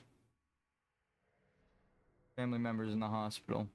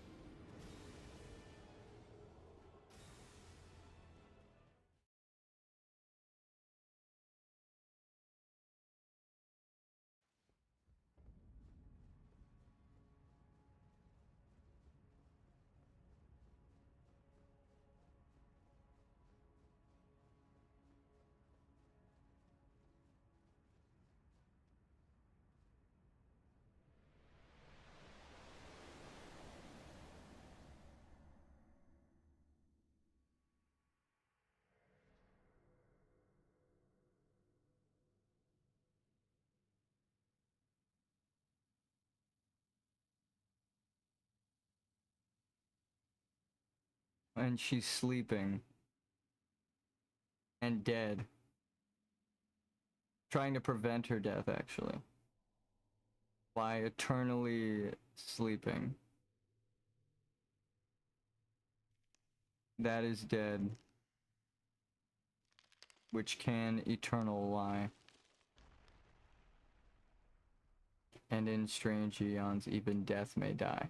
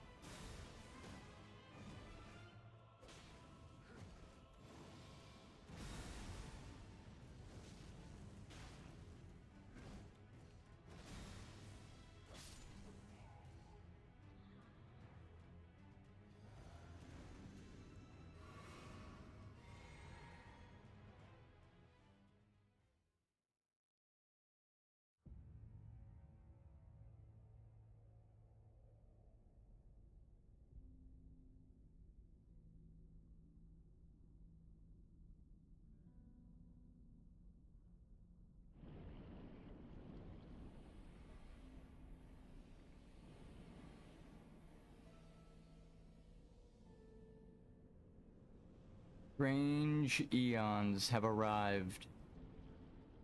And wouldn't you know it,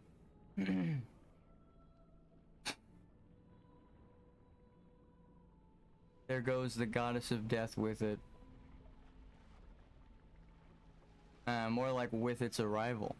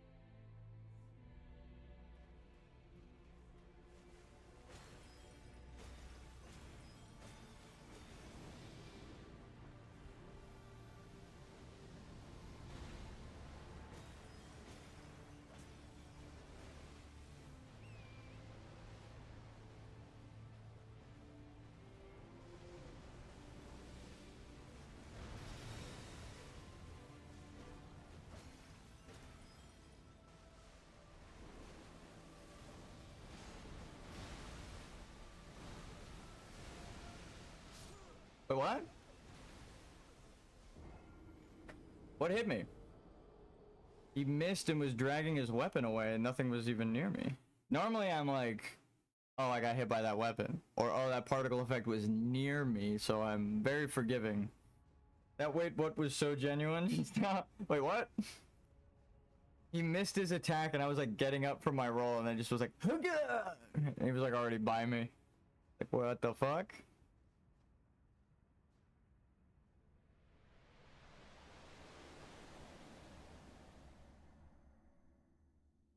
I've never... Nah, that's not true. I beat the Elden Beast last night on my level fucking 200. It's not the same, though.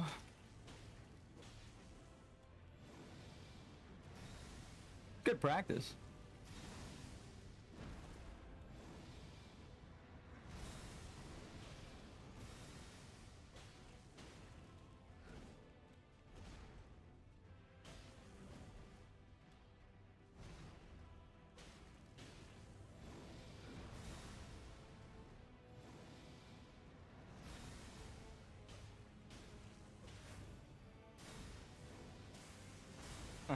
I'll scream fuck as loud as I can when I die, but I'll at least acknowledge, damn, I suck. And I should have dodged sooner or later than that. But when I die to like, what the fuck, like, you know, I'm like, I don't even know what hit me actually. Visually, nothing was near me. It's a little, it just hurts, again, it hurts my feelings. This is the only way that it could have dealt damage, was feelings. Is oh,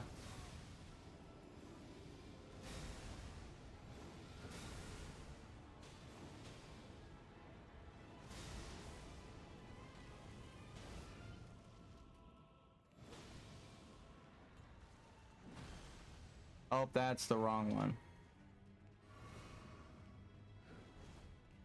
We're alive though.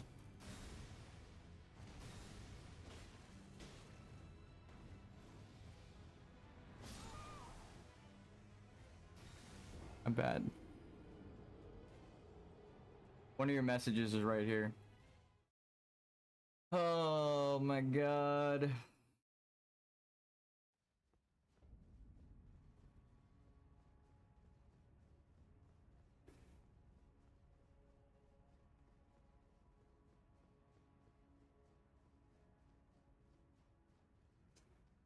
Gold mask is a good allegory for influencers, though. Would you risk speaking the truth if it meant losing your followers?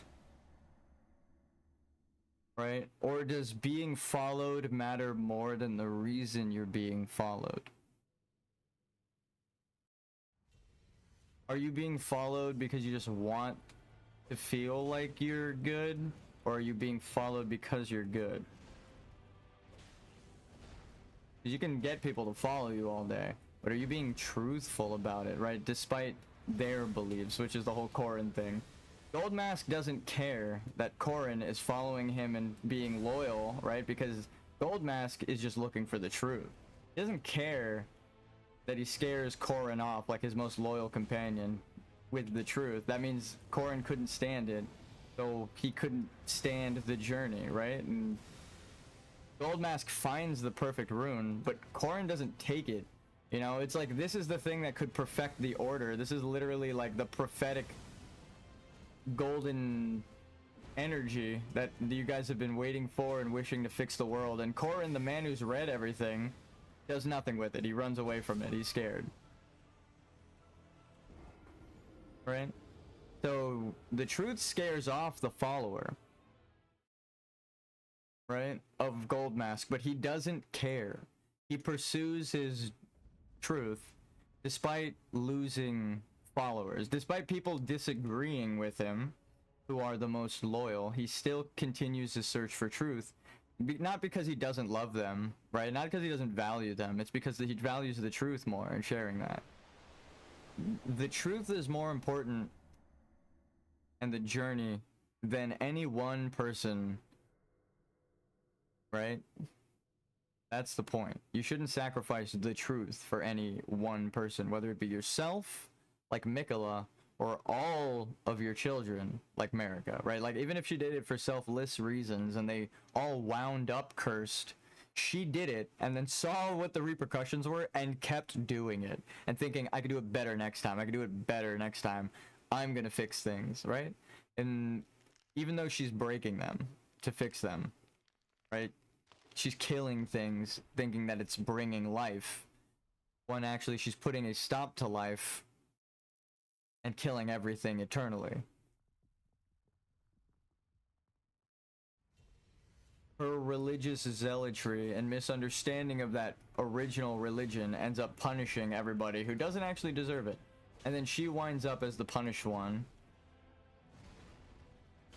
through her own monsters she's created. Like us, right? Godfrey and Horolu created us, or her and Godfrey. Her Godfrey and Horolu, same person. Horolu and Godfrey were one person that, with Marika, made all of the tarnished golden lineage. Godwyn, Godric, all of the people grafted, and then removed their gold and sent them off when Godwyn was killed. Actually, no. Not when Godwyn was killed. Godwyn was killed later. But she sent them off. And then Godwyn was killed, is what I meant to say. Which freaked her out, because that was the golden lineage, right? That was the true heir So now that he's dead, the one she controlled, right, that was the Golden Order, is now fallen, the one keeping things away from the dragons. Cordyceps and all of them respected his strength because he was birthed from gold. So Godwyn was powerful, but sins of the father, right, and the mother, he was punished by Ronnie and Rykard because they they didn't know the truth. No one did, right? The Golden Order made them think they were Empyreans and he was the thing holding it together, but it was the false order being held together. So Ronnie just didn't want to follow the Empyreans because she knew that there was another truth out there. And it wound up having to be with Rykard. She had to kill Godwyn to restore that golden lineage to everybody. So America freaked the fuck out again because that Godwyn breaking, right, being dead, he's supposed to be night and day, right? He's supposed to be America's Glowmite Queen power, supposedly, and the golden powers birthed through Godfrey, and also Godfrey's strength of being a beast, like demi-human powers, right? The bird energy, the aura, is what we could call it, aura farming. His air energy also goes to Godfrey, or Godwyn, because now he's the lineage of everything. But that's why he has to go. It's a false lineage stolen from Radagon. And he doesn't know it, so he's acting on behalf of the Golden Order, fucking everything up, right? It might be good, but he's actually ruining the natural cycle of things, just following what his mother tells him. So Godwyn again winds up being a bad guy, but not because he's a piece of shit. He's helping everyone of the Golden Order like he should, but his mom lied about what the Golden Order is to him and to everyone else. So the only two options are Godwyn's evil because he doesn't know, or Godwyn's evil because he knows and is doing it anyway, right? Like his mother. But either way, he has to go. He has to be killed because he's perpetuating the immortality of everyone. He's the magnum opus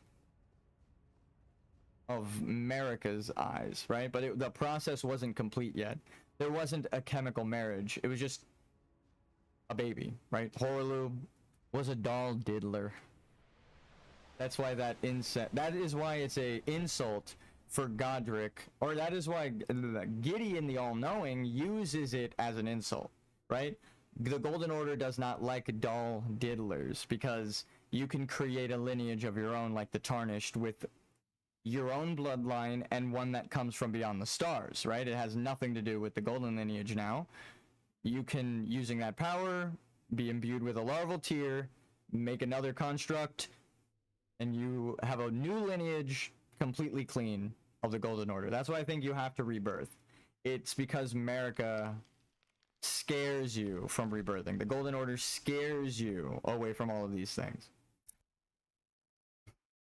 And the quote at the very beginning of the game, though the path may be broken and uncertain, become Elden Lord, becomes more clear. America broke the path. It's all uncertain. The maiden who's trying to guide you keeps dying, right? But it's the same people, just repossessed, because no one can truly die, right? The souls just eventually wind up back here. And that's why America has Mesmer kill the Tarnished. That wash up there in the Shadowlands with the larval tears. You can't afford one of us showing up here like we just did, knowing what we do, because then we can fix things. She doesn't want them fixed. She wants to keep them broken. She fears the cycle.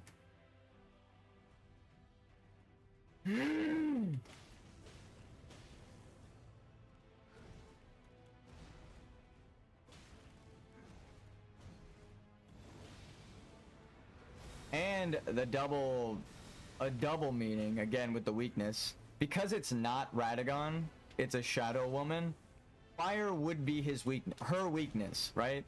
She's pretending that she's Radagon, but we know what she is. She's a shadow person. So the light of Radagon, the sun, the fell flame, would be her weakness.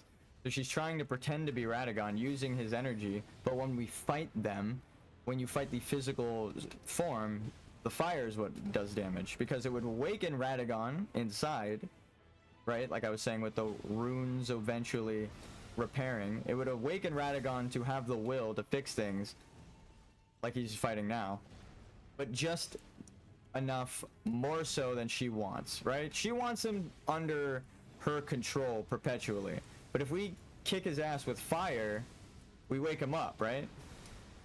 Because he's the fucking god of fire and she's the god of night, so it's a double meaning as to why fire would be her weakness. And then gameplay is the third overarching tie that connects them, right? The gameplay is the story, the narrative, and then the theme is reinforced in that story. So she is a shadow woman.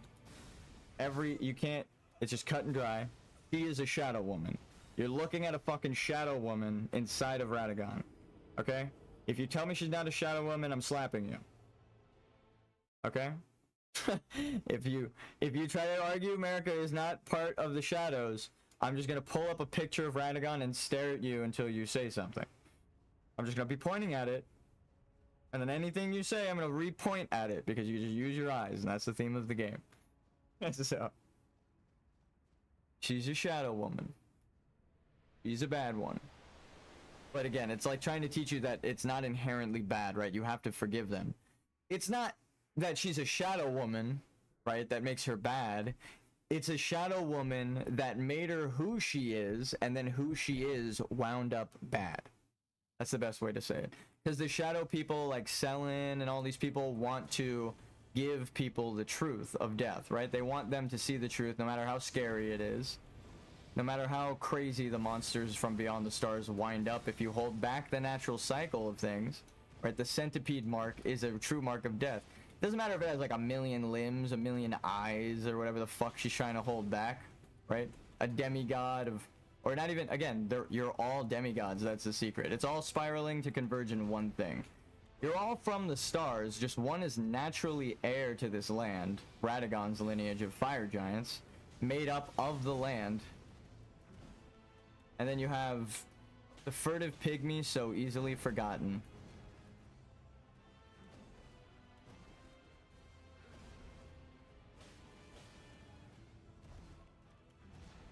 That's not you, by the way.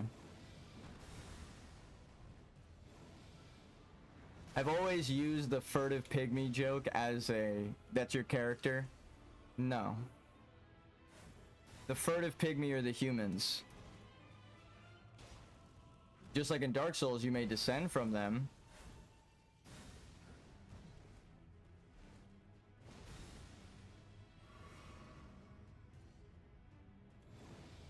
From some sort of chemical marriage in this game. I don't know about Dark Souls, but it is making Dark Souls. Maybe that's why Miyazaki was so upset and wrote this ham-fisted. He was like, you dipshits didn't understand anything that happened in Dark Souls, so praise the sun, you fucking morons.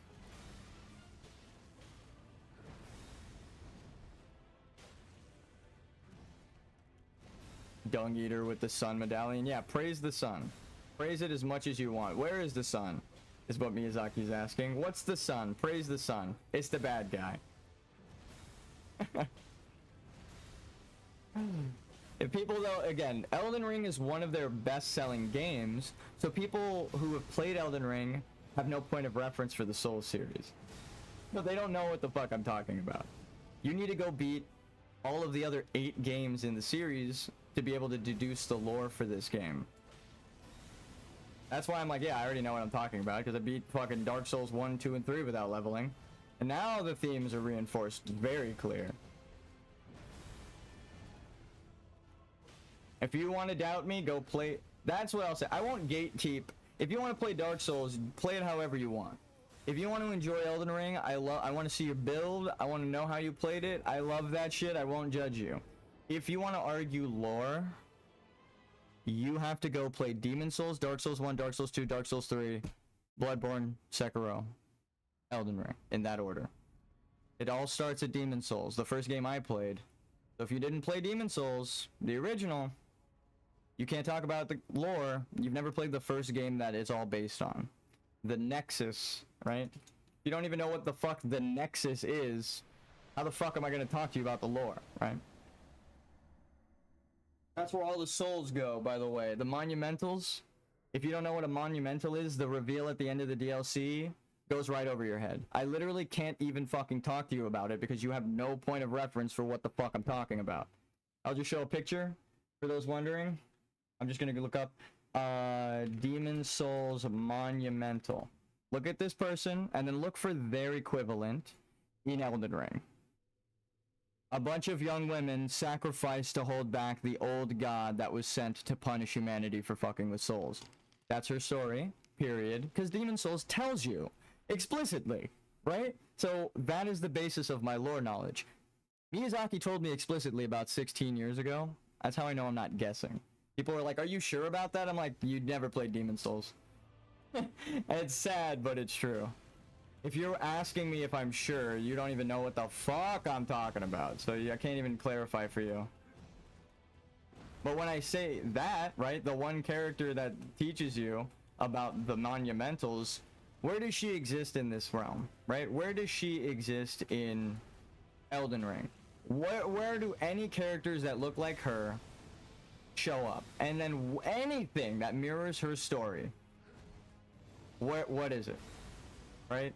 That's all you need to ask yourself as a Demon Souls player. That's what I mean. Like, I don't even want to clarify. Go play Demon Souls. You can't understand the lore of Elden Ring because it's the 8th game in the fucking series, and you're starting here. Of course you're not gonna know.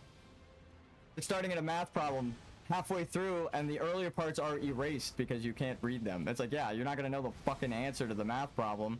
You missed half of the equation. It's gone, you fucking moron. But it's not. You just have to play Demon Souls. But it's not in Elden Ring. So people like asking me, how do you know, or are you sure it's in Elden Ring? I'm like, what do you mean? Like, Miyazaki told us like 8 games ago, and then reinforced it through an entire trilogy.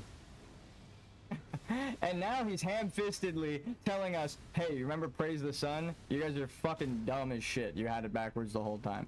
And again, I had it backwards. That's why I can swallow my pride and be like, oh, I had it backwards the whole time. Because I was Mr. Praise the Sun on my Dark Souls playthrough. Right? It's the joke. I mean, I knew Gwyn was bad, but I loved Solaire. I was like, Praise the Sun. Yeah, he's good. No, that's the lesson, is that he's bad. And then the Centipede Demon, right? They only call them demons because they're trying to end humanity for humanity's fuck up. Humanity fucked with demon souls, which are just human souls, malformed because humanity fucked with them.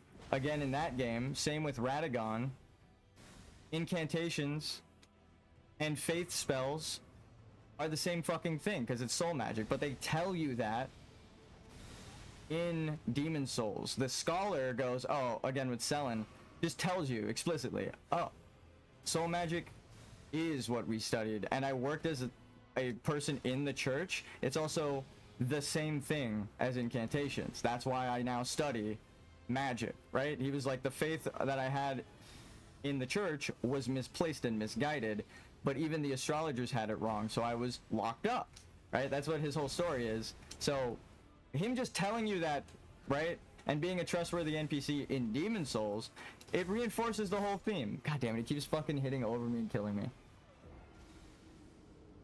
It's not a guessing game. Miyazaki told you. You weren't listening. Right? So in this game, being about being the better person and listening and paying attention, Miyazaki, I'm sorry I failed you in Demon Souls, Dark Souls 1, Dark Souls 2, and Dark Souls 3, because I didn't know. I wouldn't have pieced this together, and I wouldn't have... You gotta give George R.R. Martin his credit where credit is due. Miyazaki didn't understand how to tie symbolism in, and this whole game is about tying symbolism in as a creative writer, right? Like George R.R. Tolkien, not J.R.R. Martin, but J.R.R. Tolkien. I said George. J.R.R. Tolkien instead of George R.R. Martin. There we go. Their names are so similar for a reason now, you understand. He's a fan of Tolkien, and he writes the same. Right? So if you are a fan of Tolkien and you read that, and you're a fan of Demon Souls and you read that, this is the perfect game for you. It's the perfect game for me. That's why I'm able to decipher the code. I've also been playing them for about 16 years, but that's it. Yeah, sure, it's 16 years of experience is what you're watching, but I only learned how to play this last month while fighting, is what it feels like. I only got really good at the game now. I still can't even beat the final boss. It's taken me like days. And I feel like they're not even as hard as Melania. Like, the thing that's fucking me up is me. Like, with Melania, I couldn't read the boss. I didn't know what the fuck I was doing, but this boss, I like duck under his attack, and then it's like, actually, I know I missed, but I'm gonna kill you in your roll anyway. And I'm like, well, I guess I just fucked the timing up there. But Melania would like animation cancel and then jump at me and slash. There's so many things that killed me in 1 second with Melania that I was like, damn, I need to learn. Oh, I think pizzas are here. I'm gonna take the pizzas to the dispensary for a sec. That's funny though. Melania felt way harder, but I beat her faster. Actually, no, I took a lot of breaks on this person. And I beat them last night, technically, on my other guy, but I will be back. I keep doing BRBs, but people keep knocking. It's funny, I was expecting company 2 days ago, and I took a break, no one came over, and now that I'm fucking streaming, everyone's here. I'll be right back.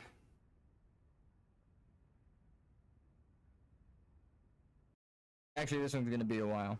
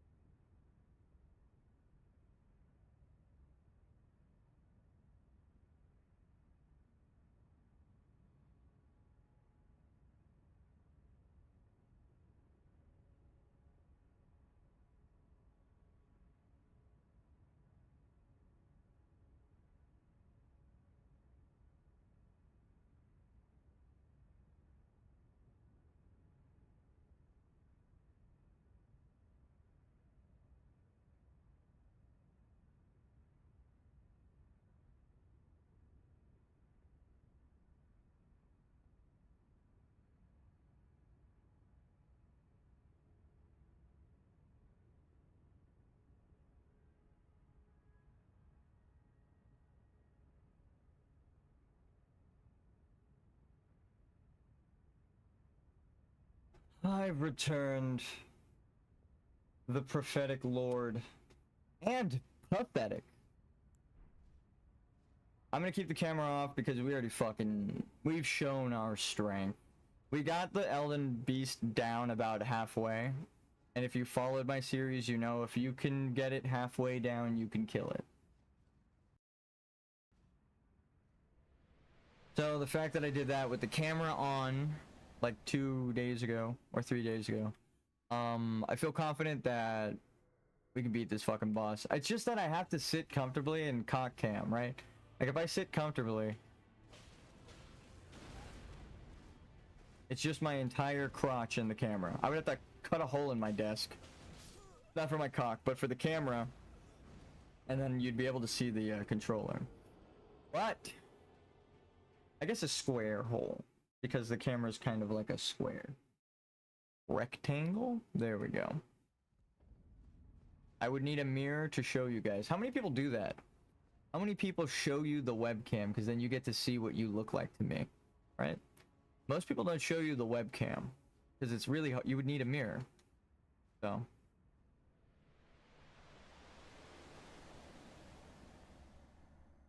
I don't have like a pocket mirror. Anyone with like a makeup mirror should do that, right? Because I'm like, what's a small mirror? Or like one of those just like bathroom countertop mirrors that people get that light up. You just have one of those in your house. Just a portable mirror, right? Something that's not fucking nailed down and or 3 feet wide by 2 feet. Something reasonable. Or you could, I guess, bring your stream over to what is it called? If you have like a laptop, bring your stream to one of those larger mirrors. Can't think. God fighting. There's kind of a god swinging at me right now. Fake god. God possessed by Eldritch Horror. I don't even know what the fuck is happening anymore. There's 3 levels of symbology because he's got 3 things. And then there's a 4th overarching, okay? That's how you should run through everything. 3 visible, 3 obvious, a spiritual soul that connects them all, right? Because your soul connects you to the rest of life. It's a metaphor within a metaphysical digital world. If you even know what the fuck those words mean, you just understand immediately, right? It's exactly that. Reviving after dying. Allegorical. That's a better. I think that is the triple. It's like allegorical and metaphorical, right? And metaphysical, because there's a visible thing on the screen in game, right? And they're supposed to be in the land made of stone, physically in there, in game. That's their whole thing. So it's like, there you go. That's the connection. And then you have to look at the thing and then say, what does this mean in the world? Or you say, what does this mean to the, what does this mean to the world, right? Why did turtles mean dragon on the river? Slow, eating the world, right? It's the same thing as the serpent eating the world. The blasphemous serpent eating the world. The turtle, okay? Very dramatic. You're scared of the turtles, you fucking pussy? Shut up. So, that's why America's so bad. But on top of that, it's like that, right? You have to break down the triple layer. That's why I was laughing at the turtle before. I was like, oh, I understand the turtle. It really is, though. Oh, you're scared of a turtle? You're gonna kill the turtles because you're scared of the abyss? How dare you, America? We have to save the turtles, okay? That's why we're here. Now, you don't get to achieve Elden Lord until you start fighting for the turtles, god damn it. Real life and in game. I don't give a fuck.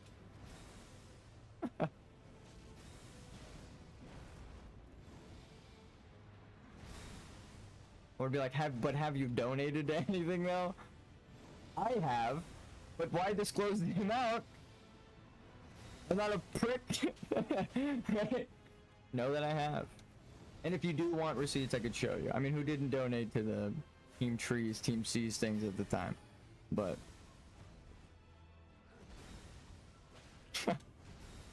there are people that stood outside of my work, right? I got the little ticket under my fucking mat here.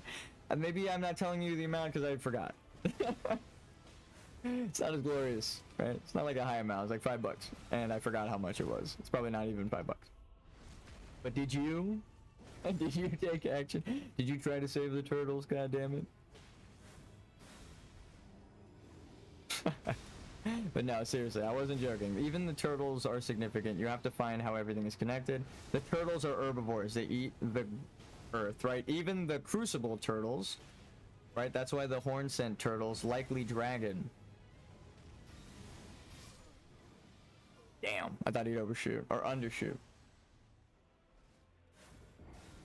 So the crucible turtles eating grass still and not being hostile are telling you it isn't as dangerous as it seems, right? As they're making it out to be. But then again, you have to look at what the like what is it telling you through, right? It's the turtle. The turtle is just sitting there. It's a dormant turtle. You're like, oh my god, the world is gonna get eaten by a turtle. Yes. Are you dumb? Again, it's a gross misunderstanding of the natural order of things that makes America fearful of things like the abyssal serpent, that then, through punishing nature, makes the abyssal serpent, the meager, start fighting for survival, so they become that larger dragon you were afraid of originally. You could have just kept it peaceful, and there would have been turtles, right? If you did it the right way, is what it's trying to tell you. Originally, there was a problem, and she wants to acknowledge it, but the methods are madness.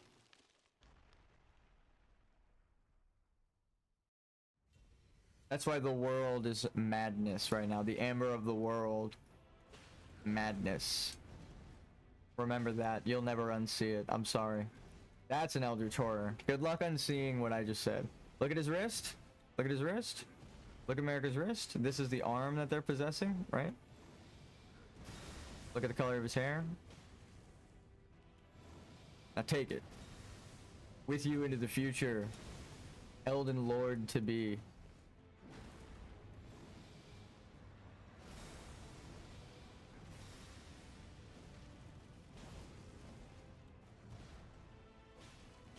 Oh, look at this world through new eyes.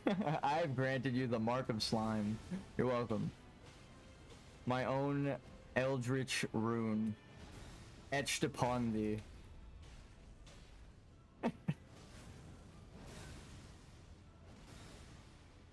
On your eyes, right?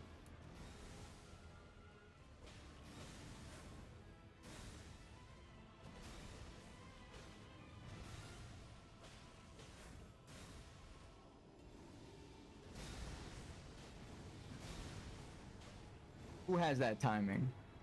Tell me.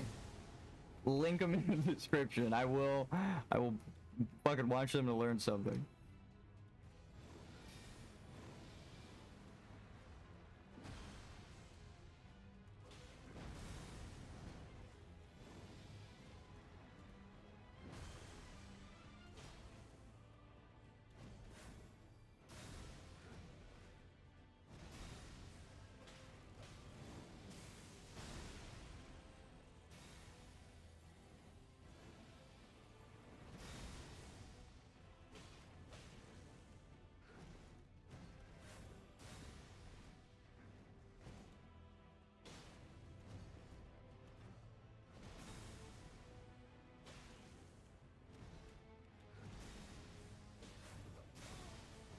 Are you fucking kidding me? Oh, I got greedy.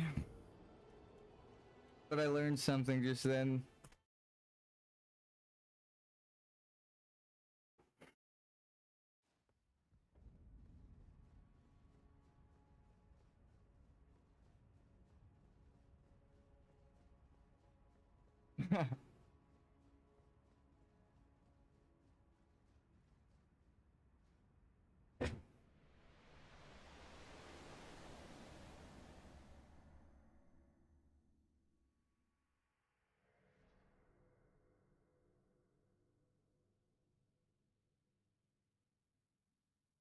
Alright.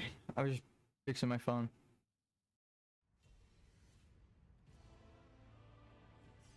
Take as many breaks as you need, but don't give up, okay? That's me to you. That's not me to future me. That's me to you if you ever watch this, whoever you are. Whichever rune this comes across.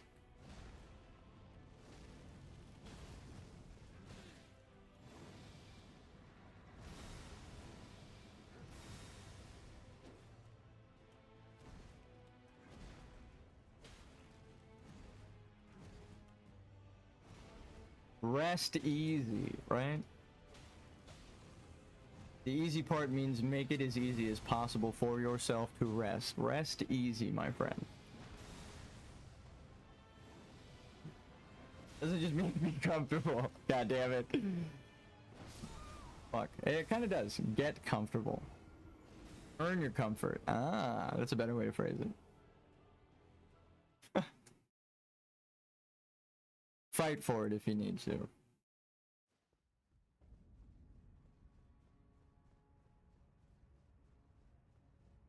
I think that's what the game is trying to say. I should say.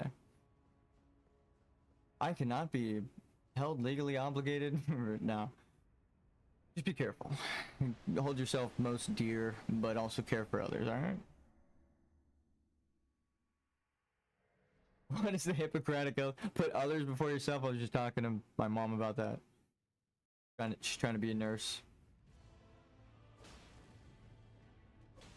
I don't know it. I don't even know if that's it. I just heard her talking about the thing, so. Hippopotamus Oath. Look, I'm a fucking lore master. I'm not gonna pretend to be a doctor. God damn it. What is it? Fuck, why I don't know, watch enough Star Trek. God damn it, John, I'm a scientist, not a doctor.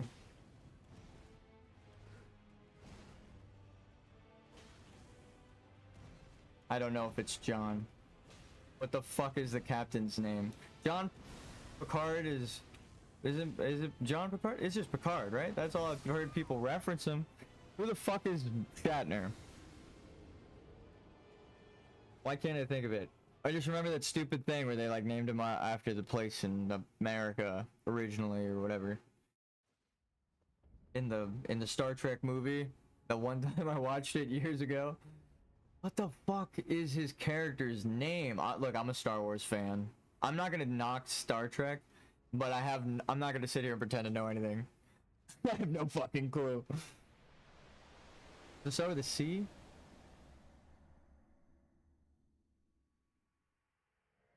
Kirk. Captain Kirk? Eh? Is that it? I don't remember. Something like that. That might be a parody of something. A parody of it that I'm remembering from something. Dude, it's all melding together.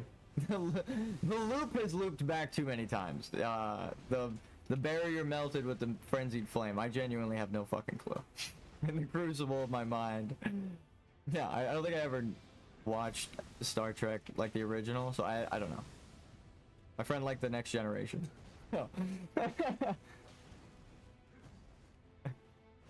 It's just, I don't know. It was never placed in the crucible to begin with.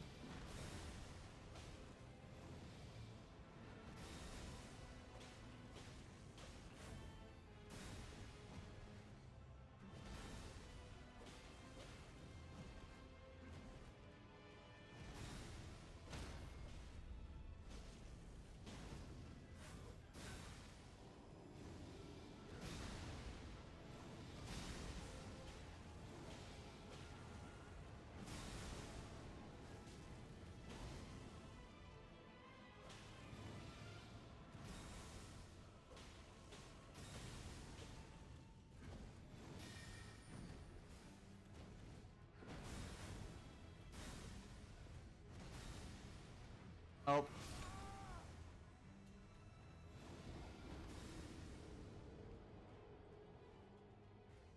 I'm not gonna try it, but it looked like I actually could have healed for a second. I'm not gonna do it though.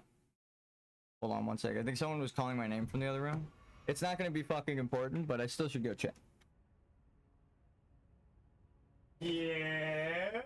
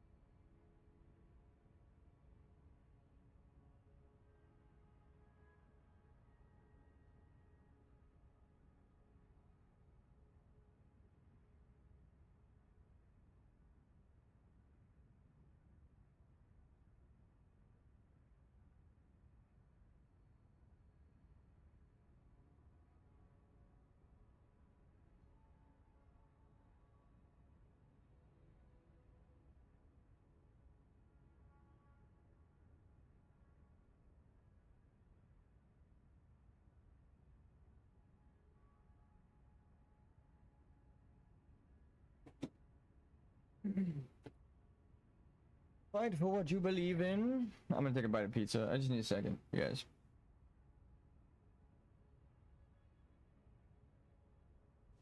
Just make sure what you believe in is true.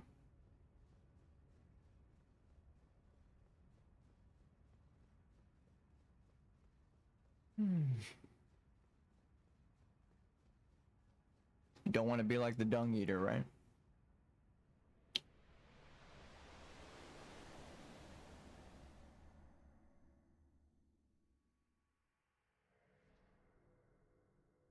The dung eater starts to make more and more sense and is like a tragic tale. But he's still, the whole point of his tale is that he's still fucking crazy though, which is funny. It's like as much as like, oh, I feel bad for him, I'm like, yeah, but he's fucking insane. Like, I mean, that's the point, but god damn. Like, he's actually a problem. I mean, you're a problem too running around. But like, he's actually a problem. Maybe the good order also involves you not killing anything, right? Yourself. Like if it dies to an environmental hazard, whatever.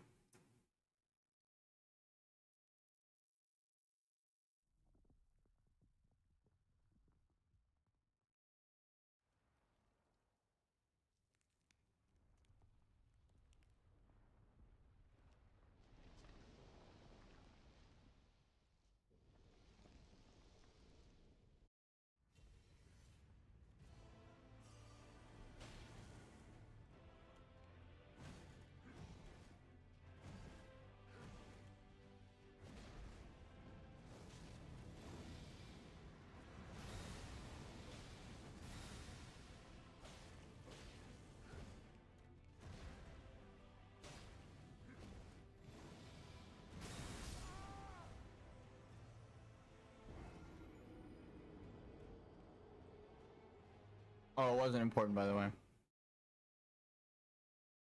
The thing in the other room.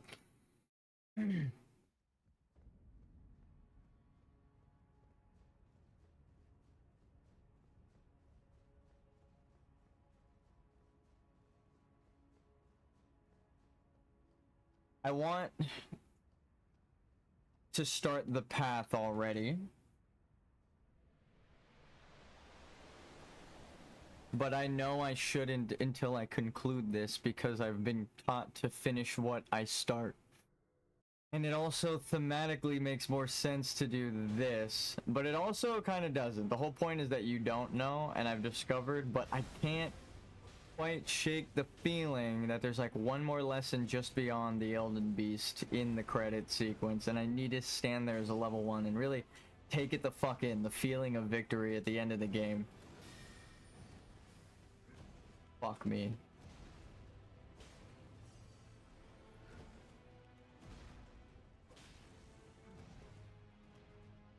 I'm not even there yet, and I think I just realized what it's supposed to be, and I'm like, oh no. Hollow victory. You.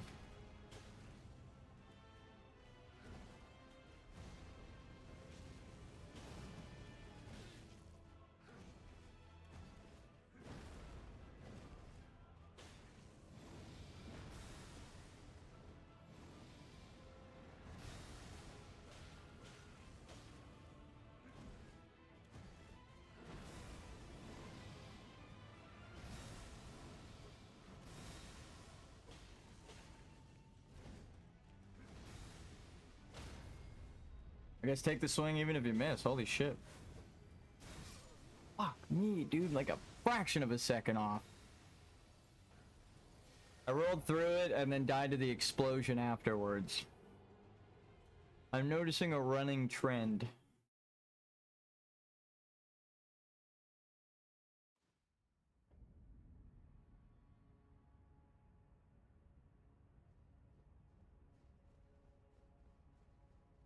I wanted to make my own game, but then I noticed something too deep in one of the games I care about to start. And I really, really, really want to make my own game, but I owe it to the people that inspired me to tell them they taught me well. Originally, this was going to be a game design journey. I was going to be like, wow, I learned so much about Dark Souls games, blah, blah, blah, blah, blah. I can learn how to make an action-adventure game Dude, it turned into a life journey. I'm like, what the fuck? There's like layers upon layers of meaning looping back in on themselves, and I wish I could say I discovered that, but the game shows and tells you that, so then you have to start seeing reason. It's such a good game.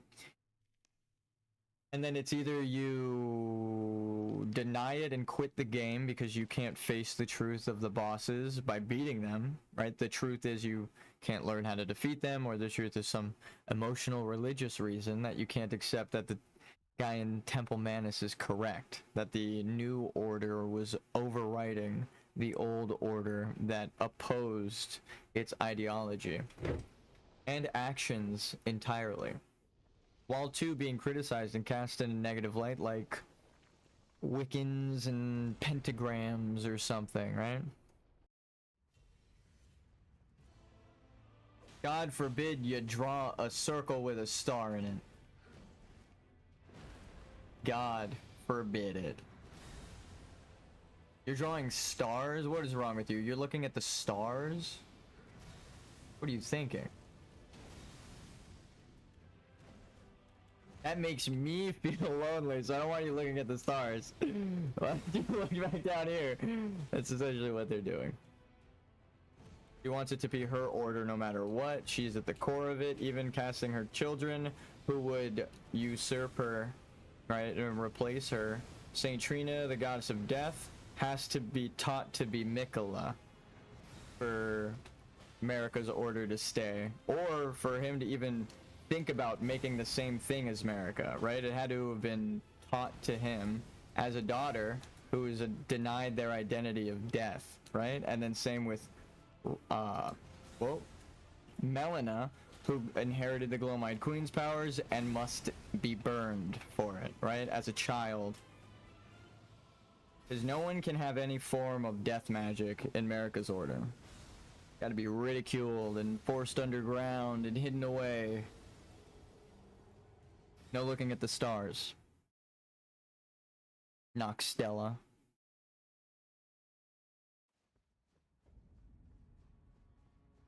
The oppressed people.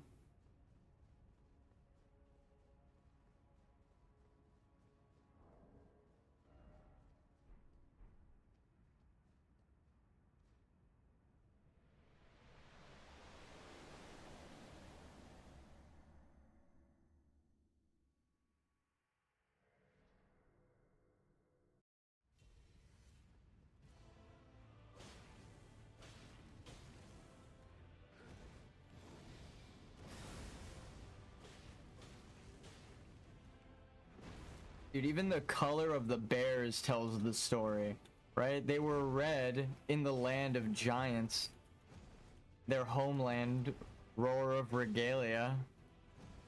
And then here, they're grayer, they're a little bit weaker. And the runes are silver and gold, right? Their fur has changed from red, brown, to silver, gold in this weakened world, right? One of night, actually. I shouldn't... Oh, yeah, it's weakened. It's literally falling apart. It looks like America right now. Which is the point. The world is Radagon. Radagon is the star that it all revolves around. Religious, old school. So America wants to be the center that the world revolves around, even if she has to pretend to be Radagon. Or have everyone think she's Radagon. She wanted the love of her children, Radagon. Wanted the world, Radagon. Wanted the true inheritance of power like the sun, Radagon, right? Not her.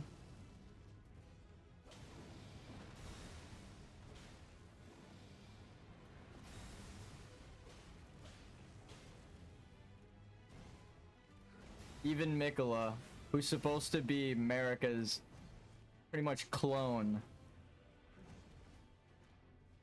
made the Rings of Light spell for Radagon.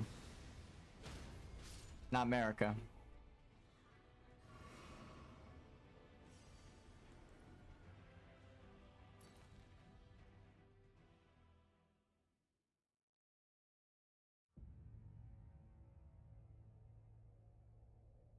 She is selfish to the core.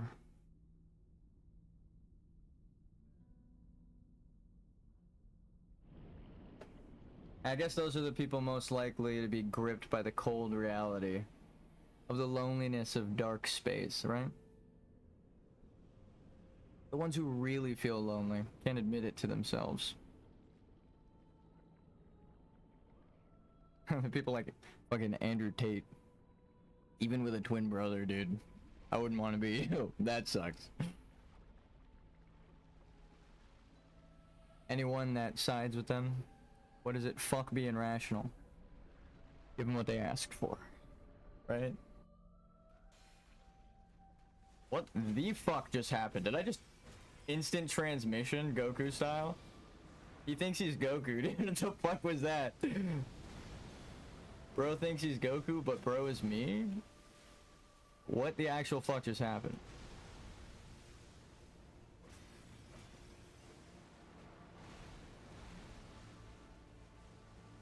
I think I'm Goku?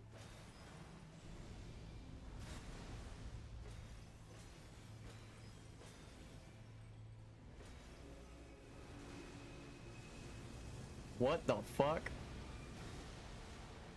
Okay. As soon as something starts glowing, just get away from it. Remember, 90% of your problems in Elden Ring, and Dark Souls in general, can be solved by running away from them. Just to get some space. Oh my god.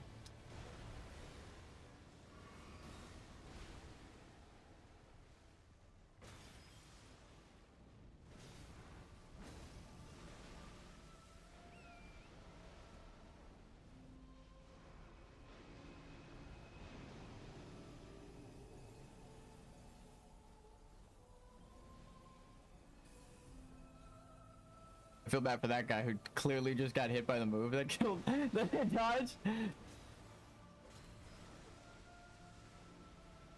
You aren't the first dragon I've fought. Actually, you're not even the first celestial dragon I've fought. Sorry to break it to you. I actually wrote a story very similar to this before I played Elden Ring. Except it's a very generic story of a dark dragon.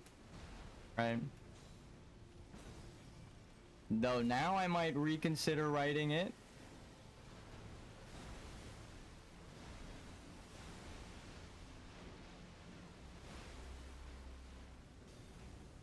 With my own perspective, right? I feel like that is kind of the point of this whole thing. Okay. Light it up.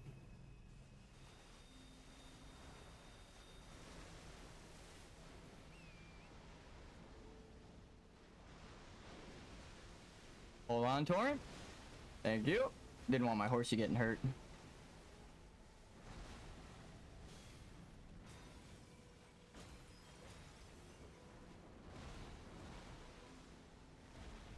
No, I rolled. I held shield and then I rolled. I literally didn't have to do anything. Can't believe it. Still learning this deep into the goddamn boss. I would have blocked that and I would have lived. That's on me entirely. That's the most upsetting. That's why I'm laughing too. I'm like, motherfucker, I can't even blame the game for that. I pressed a button I needed to and then I hit a button for no reason. Actually, out of fear. I thought I could dodge this. It wasn't even like fear. It was like, I could probably just dodge this. Nope. Nope. For anyone wondering why it's taking hours, I'm level 1 with I'm a wretch, okay? I'm a fucking wretch.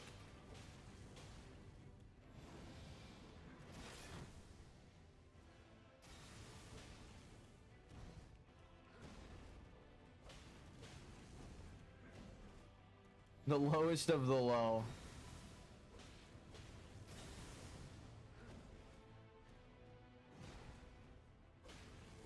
Oh, and I guess thematically it makes sense if you pick like the poor, like,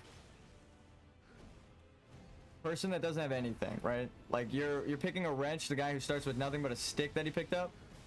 or a girl with nothing but a stick that they picked up, right, to go kill God. So then you go to the royal capital and exact your vengeance on the world, right? And then actually you can set things right coming from the bottom, right? You're able to kind of understand everyone's perspective along your journey upward. You have a perspective people at the top who stay there do not have, right? America probably suffered, right? It's not safe to say, oh, you've never suffered in your life kind of thing. I'm not even gonna say that.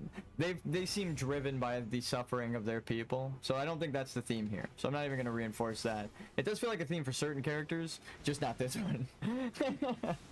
This person, it's like a tragic story. They feel hollow, and they're trying to assume someone else's personality that people do give a fuck about. Because Radagon was a good person. And he only fought to defeat those who stood against his family and tried to give them an honorable defeat if they did fall, right? That's the whole Crucible Society with the talisman you find next to his tower of lion and sun scorpion power. It's like they granted people honorable deaths with this dagger right here. So it's like, okay.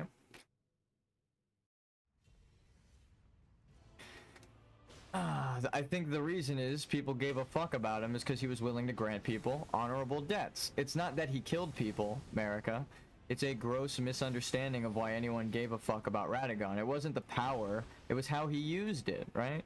He didn't use it to oppress people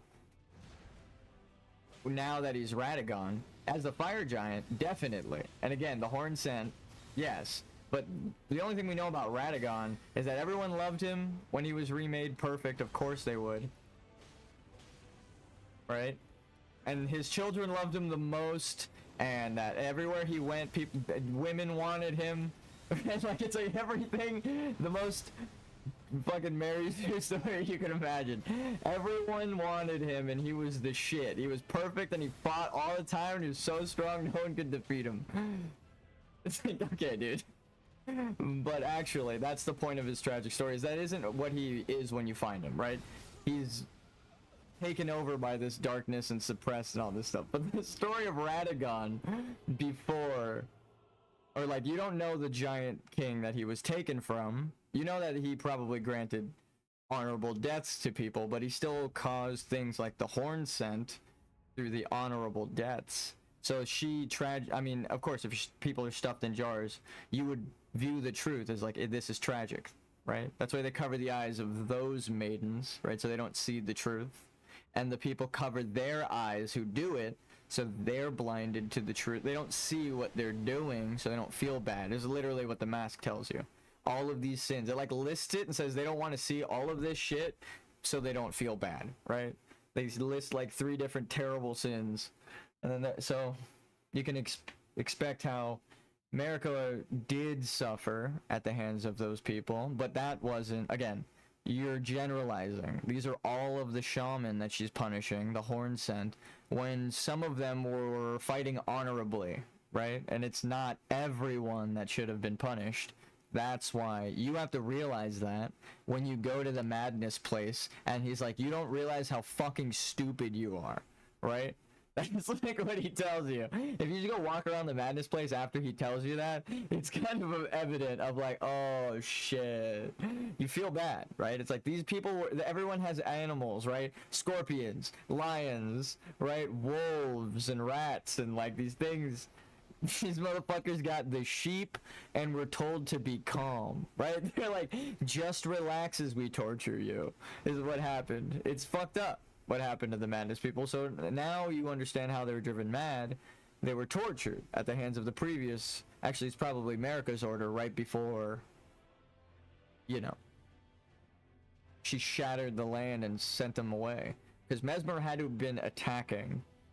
And then when they took the tower, that explains now they have Radagon, now they have the hammer, they can just walk to the capital and shatter the fucking world, right? So then the dragons are like, why are the ones who represent nature, dragons, they are elementals and alive, they attack Lindell because you are fucking with the natural order of things, right? They're like, excuse me, you kind of broke the Elden Ring, lady. What the fuck is wrong with you? That was keeping everything afloat. Or the Crucible, right? They're like, what the fuck were you thinking? So, like, the current god came down, Placidusax. Oh, actually, no. Fortisax. Sorry, I've got the names crossed. Different Sax. Fortisax came and was like, what? Not even. Grand Sax came. Again, different Sax. Fortisax also came, but it wasn't the dragon I was talking about. Now you see the confusion. I understand. Fortisax is one of the dragons that came with Grand Sax. And that's why Godwyn, born at the time, was like, oh, I'm strong because I have the gold within me. I will befriend this lesser dragon, right? That's why the ancient dragons sided with him, because he was born tarnished, right? He's silver disguised as gold.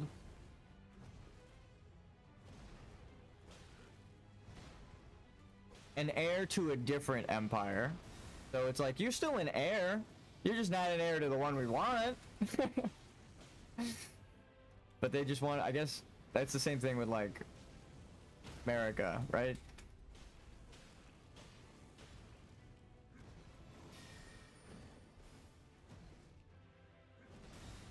She's the heir of night. That's why she keeps giving birth to children with death, right? Melina.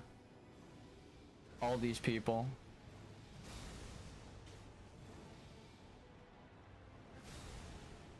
Mesmer.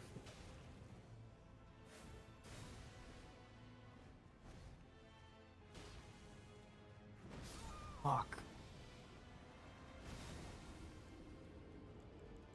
Damn, I just realized how Mesmer probably came to be.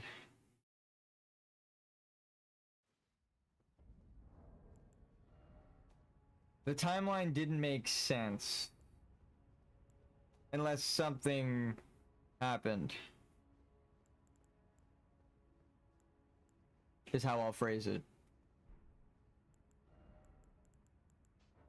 So the Red King of Radagon, before he was Radagon, the evil version of the Red King, the pure masculine, right, traits, which is how the alchemical imagery originally describes it. It's like fire, air, gold, the sun are masculine traits. That's why it's the Red King.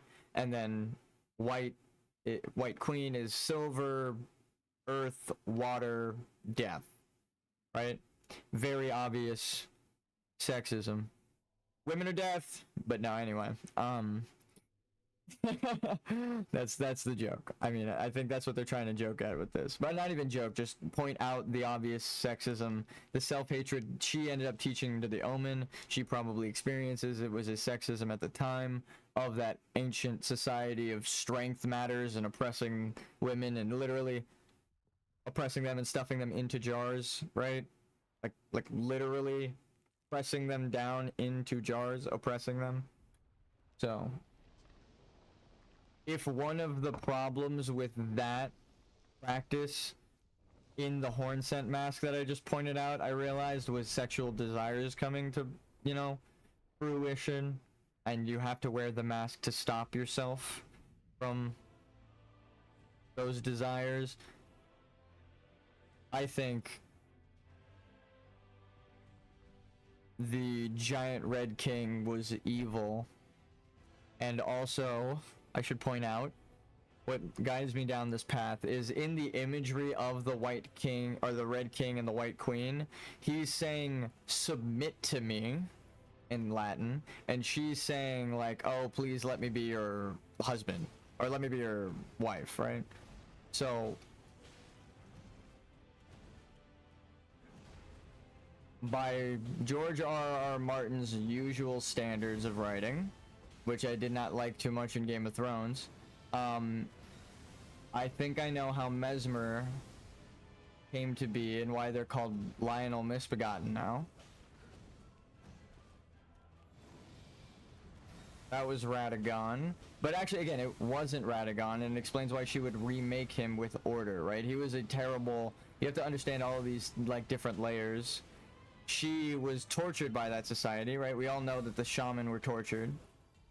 But it's like, what did they get tortured through? The jars. By who? The people wearing those masks. And they tell you that's a specific problem that they experienced, right? So by process of just like following the, you know, trail laid out by the game, the Red Lion Giant guys who oppressed everyone through strength ritual combat were bad, right? And then, but that isn't who this is, right? Because she remade him with the rune of the unborn. Now I understand why she remade him with the rune of the unborn. He was a fucking piece of shit. Understandable. But then again, do the ends justify the means? You remade him. Do you really need to possess him? Right? You already remade him and everyone was like, this guy's the shit. Right? Like, oh my god, he's the bomb. You remade him perfect. Right? Everyone loved Radagon. His children loved him, his first wife loved him, like everyone loved him. It's like you remade him perfect. And then she possesses him because everyone loves him and he's the center of attention now. Because he's the destined one to be in this world. And she can't stand it, right? I think. Because this person that did that to you, even though you remade them, he has the red hair, you can't unsee it, she takes it out on him anyway. And so it's like multiple layers of like, you feel bad for her, but she's doing something terrible to someone that did something terrible to her, but does he deserve it because he's not the same person anymore, right? It's a lesson on forgiveness. If he is not the same person, literally, can you blame him for the mistakes of the past, is what they're asking. I have no fucking idea, right? But that is what the Radagon story, I guess, is supposed to be about, especially with George R.R. Martin writing this. Because I was wondering where all of that symbolism had been this whole time. I was like, it's implied, but I can't find it. Right? They talk about people being mistreated, right? Or misbegotten children, after you say it. Mistreated. And I'm like, who the fuck suffered, right? They all suffered at the hands of each other because they tortured each other, right? That's the thing. You have to go through the world with forgiving eyes, even knowing all this now. Oh, I hate that. And pick the right ending for everybody, right? Kill them is forgiveness in Death's eyes, which is Saint Trina. Godhood would be a prison for Mikola. That's what they tell you. Kill him to grant him forgiveness. That's dark as shit. That's dark as shit. That's grimdark. They're like, you have to kill Radagon. He did all these terrible things. Okay, the game is just telling you, if you did all these things, there's no forgiveness for what you did in the past. Wow, even if you're a new person, right? You have to act like the Elden Lord, like a new cycle. You have to be a new person from the moonlight. You must be guided, genuinely. The fuck was that move? I've never seen that before. Yikes. Because the whole thing about the Rebus is, you know, embracing both things and metamorphosis into a better person. Thank you, Torrent.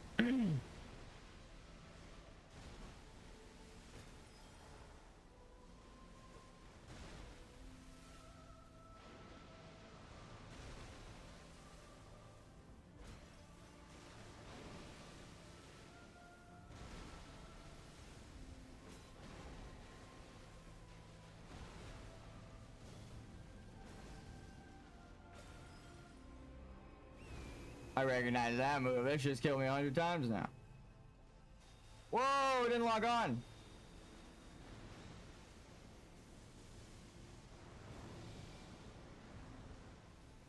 This is the spot for this move.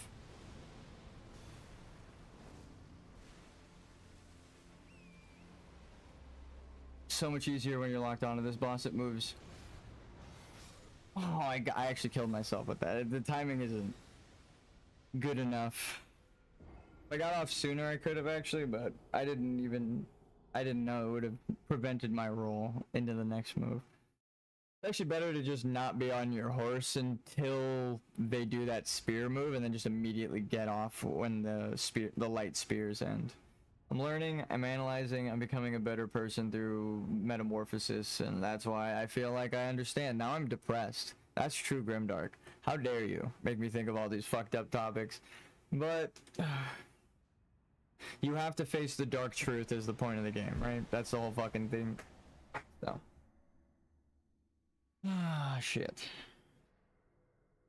Do you think they deserve forgiveness? Right? That's what the game is asking.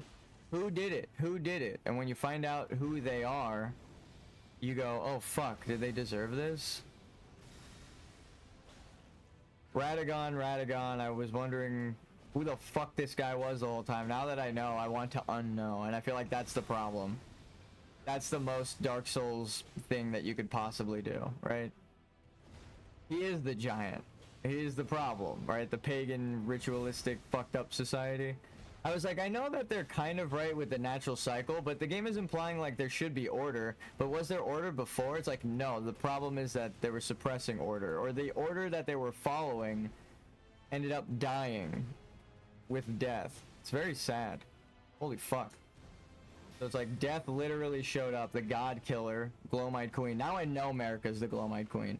She killed Radagon, the fire god. And then sealed him, and the sealing him made him Radagon. That old god is dead. That's the whole point of the story. You're not supposed to know, because if you knew, you would take up arms against the gods, right? All of it is a lie.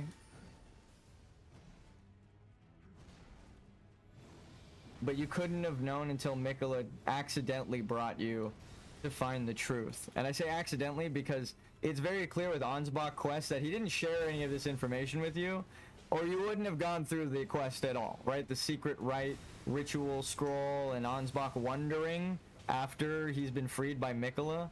It's like he's finally got free will and he has no clue what the fuck is going on, right? So it's like Mikola hid the truth. That's the point. Same thing as Marika. You must not avoid judgment. A lot of characters have to die.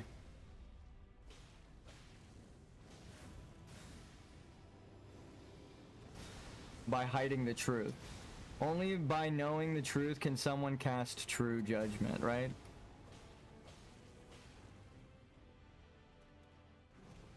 That's why justice is blind? Question mark? I think literally, yeah, but also what the fuck? She's blind because she's justice, but it's justice turned into retribution. Again, what happens when it's turned stagnant? What happens when there's too much justice and it's allowed to just fester, right? Scarlet rot. Then you start punishing people that don't deserve it. Like D. Just killing Fia, even though you killed his brother. He just wanted someone to kill. He's a piece of shit. You killed his brother with a dagger. You went and told Fia and sealed his fate with that. You didn't have to tell her. You got him killed if you did the quest correctly. That's the theme of the game. You have to find the perfect order to do all the quests to get the right ending.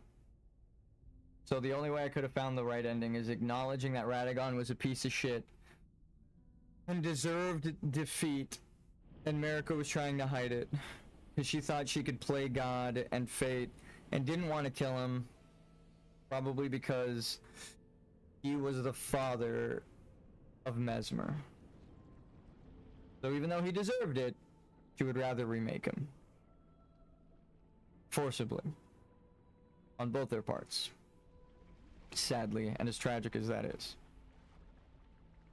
That's a George R.R. Martin and Miyazaki story, unfortunately. I didn't recognize this story the whole time. It was too bright and light and happy. I was like, this doesn't make sense. If Marika's right, then everything's good. And you're the bad guy. It isn't until you understand what's happening and make the game act in the correct sequence that you aren't the bad guy anymore. And you've gone through a metamorphosis. And it's gonna be a long journey. I'm still a bad guy, if you couldn't tell by the tone of my voice. I'm at the end of the game killing him and I've discovered all this. I'm like, fuck, it just started, dude. I'm a piece of shit. Because I killed everyone up to this point without knowing, and I was wondering the whole time. Damn it. Like, I said it out loud, and it's like, that is true, though. That's the problem. That's what they wanted you to realize. I was like, maybe? They deserve it. Right?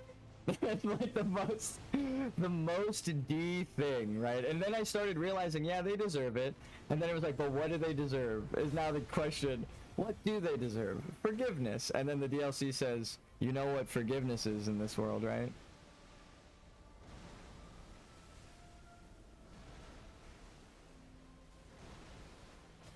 By ritualistic combat, you grant them forgiveness. That's a Dark Souls game.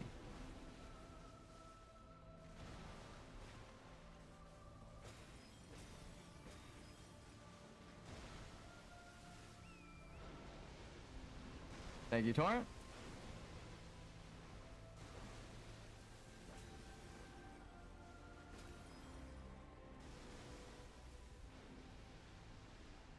None of it made sense. It was all too fucking orderly. Wasn't enough chaos for me. Oh, that's the end. I knew that was gonna happen. Yep.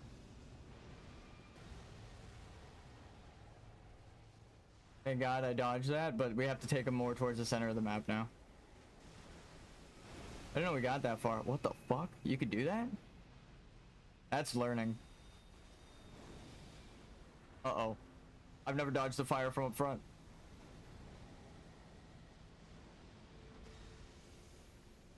Well, we did now. Well, we didn't dodge that, though. That move I suck at dodging. And I need to learn how to fucking dodge it. Actually, just being up close. You can't be scared of the big celestial cosmic horror, okay? I know it's scary, but you have to be brave if you're looking for truth. My jaw hurt from saying that sentence because I realized about halfway through it that it's the point. You're not alone, right? There are lights out there in the darkness is the point of this boss. There are other runes connected through some invisible bridge.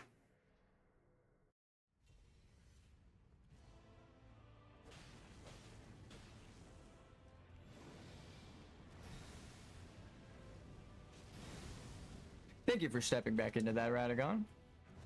I know America didn't do it. That part was Radagon. Now that I understood his story and I'm granting him forgiveness, he's gonna let me beat him. Or isn't that the case? And also, now we're fighting him for a reason. Before I was dodging his attacks fearful. Now, I don't give a fuck. Right? Chip away at me, goddammit.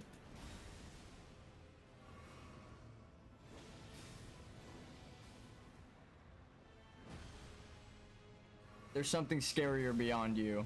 The darknesses of man, the brutality of what is it, primeval man. There's something scarier. The long dark. And even that I do not fear, and I think that's the point. That's one of the endings at the end of the endings.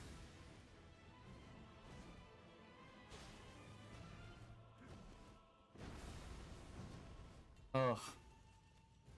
The problem is it doesn't make you better than anyone is also the main point, because you're supposed to, like Bach, you're supposed to learn from everybody and never cast doubt on any part of the society, right? No matter how meager, right? No matter how much you feel like they don't contribute to what you do, right? Sewing and attributing, like you don't sew, but you wear clothes, right? Don't you? So it's like that. Bach is important. Even if you don't use him, right? He's an optional thing. Bach is important because of what he does and what he means to and could mean to you and other people, right? He was like, to my mom I meant something, so I want to make her proud. Pretty noble. but you have to like go find his prattling pate and mimic his mother's voice and tell him that. It's a little convoluted, but again, you have to like find the weird truth in the chaos of it all. You have to go learn the whole world, probably about 5 or 6 times, I would say. 6. By the 7th, you'd get it. You'd understand. Hopefully. If not, it should scale the same.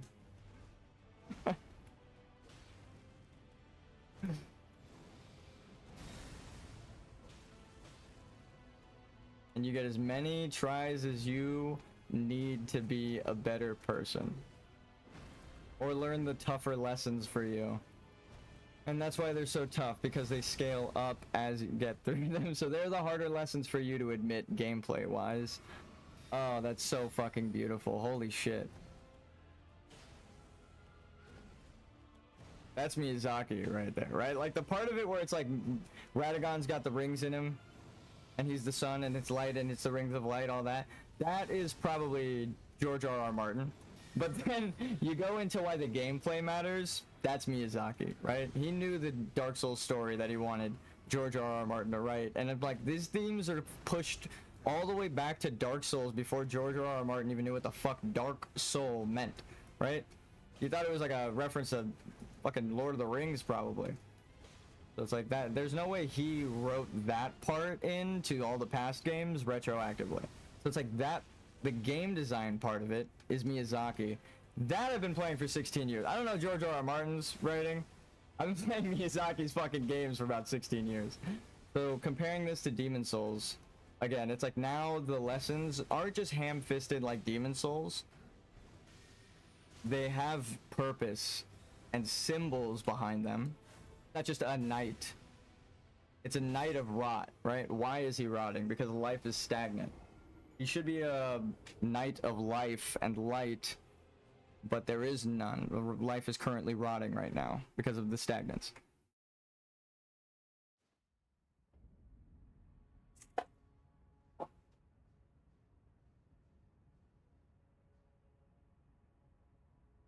Okay. Closing the window now. It's getting dark in here, so there's no need for it to be open. Only bugs. We don't want bugs. You know, Estelle can stay outside. I'll appreciate the life from afar. Okay, don't bite me, Estelle. That's what I learned from that boss fight. Oh, pretty shiny. Don't touch it though. Don't even get near it if you can.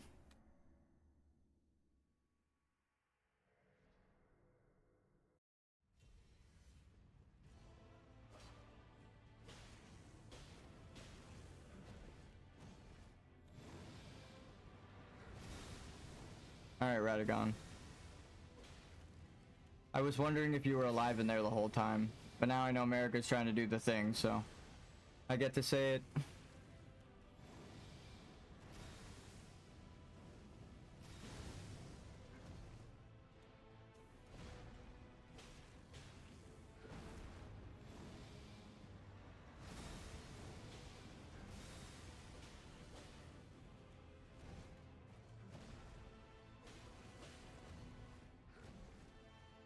Genuinely and from the top now. Before I wasn't even sure if I meant it. Ooh. It took days to analyze this boss's lore in real time as I'm getting my ass kicked, but I feel, you know, I'm ready to move on.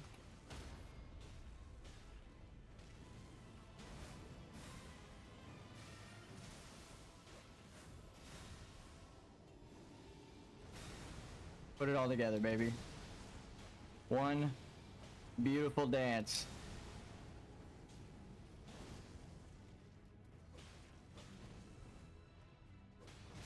Oh, I fucking...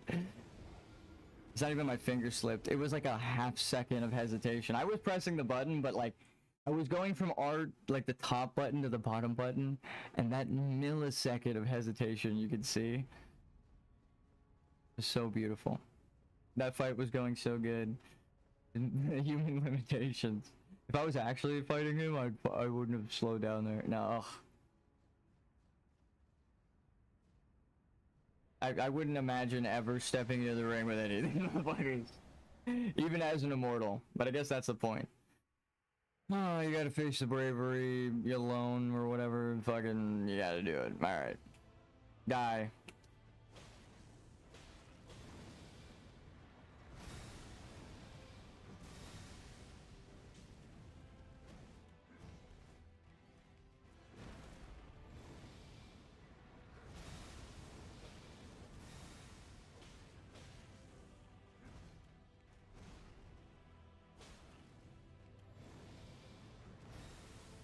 Adjust my headphone.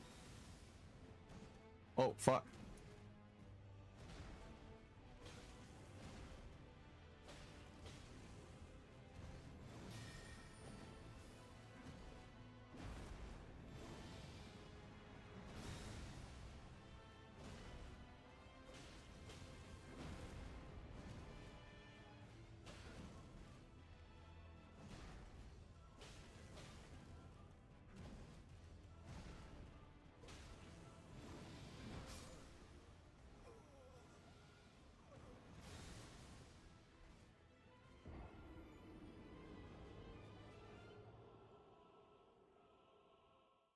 Again, it might not even be today, it might not be tomorrow, but you will. I will, what is it? You will be felled by my blade. I think that's how you'd say it. I'm trying to speak like a knight, but I'm forgetting exactly. I got better at it over the course of the series. Before I would joke about it, and I'm like, I don't even know if that's how they say it. Now I'm like, Shakespearean quote number 10. This is how they speaketh. But that's why they speak in Old English, because you have to decipher what they're saying through a layer of, like, you know, it's what America went through. You kind of understand what they're talking about, but it's not your language. It's the same language as you, but they speak it different, right? And that might cause for some misunderstandings. Like saying, I have a greater will than you. Right? I'm stronger than you. My will is stronger than yours. I have a greater will than you. It can be misinterpreted to, I pray to the greater will. Right? I pray for the greater will. Means like I pray for the greater will to come help me? No. I pray for the greater will to defeat my enemies because they are currently stronger than me and seeking the truth. Right? And I guess that's the problem, is it was such a primordial stage of life, right? They're demi-humans, beast men. They're not quite men, right? That's trying to give you a hint that, like, they do fucked up shit, like eat people and ambush them and do all this stuff. And Kenneth tries to communicate and coordinate, but he's like, they're fucking crazy, right? He's like, well, it's also because of the Elden Ring being shattered. He's like, anything can happen under the power of the Erd Tree. We're gonna go talk to the demi-humans, but that would be a misunderstanding of the origin, right? We come from demi-humans being recreated into people, can eventually be misinterpreted as we can commingle with the demi-humans, which then can be misinterpreted as we can hang out with the demi-humans, right? It's like, no, that's not what they meant. And America never wanted you to know the truth of what they meant by that, so they'd rather you just go seek the demi-humans and die by their hand, never knowing the truth and sharing it with others, than revealing her secrets. Again, she's evil, she's selfish, but she's also, again, she's doing it for reasons that have darkened her. So in the true grimdark fashion, it's like a moral gray area. Do you blame this person for being tortured by the person that they then tortured? Right? What in retrospect now, what do you think of them being tortured? They tortured people, and probably maybe even worse than he tortured, right? Which is insane to say, but it's like now they're eternally suffering. Under this guy's rule, they would have suffered for a little bit, right? But her suffering is eternal. That's what you're here for, to fix it, right? They made an endless, unnatural cycle, and it's shattering. So they're trying to tell you that, like, it's not that she was tortured, it's that she is now torturing others, right? Tortured souls shouldn't torture others. You should learn from the things that hurt you and try to be a better person from them, right?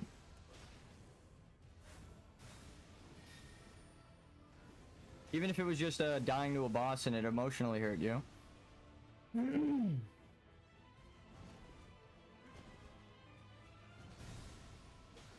See through the pain. Don't spike your controller, right? Or kick your fucking wall. Oh, just breathe and get better at it, right? Except that you're not as good as you wish you were, because that will help you get as good as you want to be. Sometimes the best thing to do is nothing. Turtle, shield, something like that.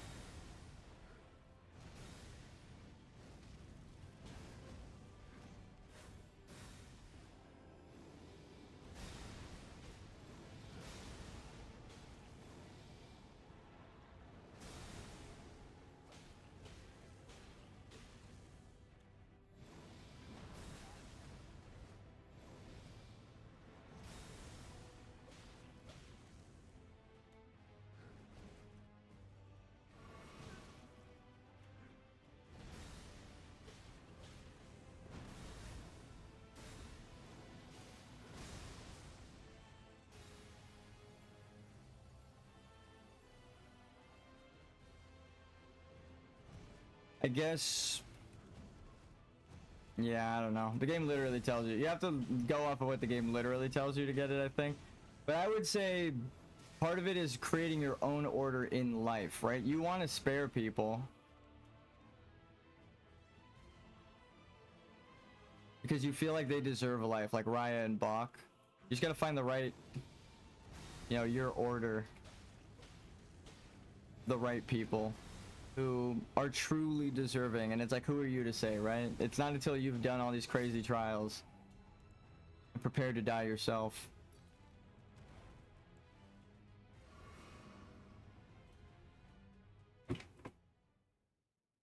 Who's to say? Definitely not me. 'Cause I know what the fuck it might take to get the secret ending, and I'm not even close to it yet. And I feel like there's a journey they want me to go on. So I'm not even gonna be like, oh, we did it, we found it. It's like, ugh. You know what this is. We're here at the end. America's death meant nothing because of the great beyond and all of the questions left unanswered by this big celestial beast. It's a hollow victory. Just like America. Fuck.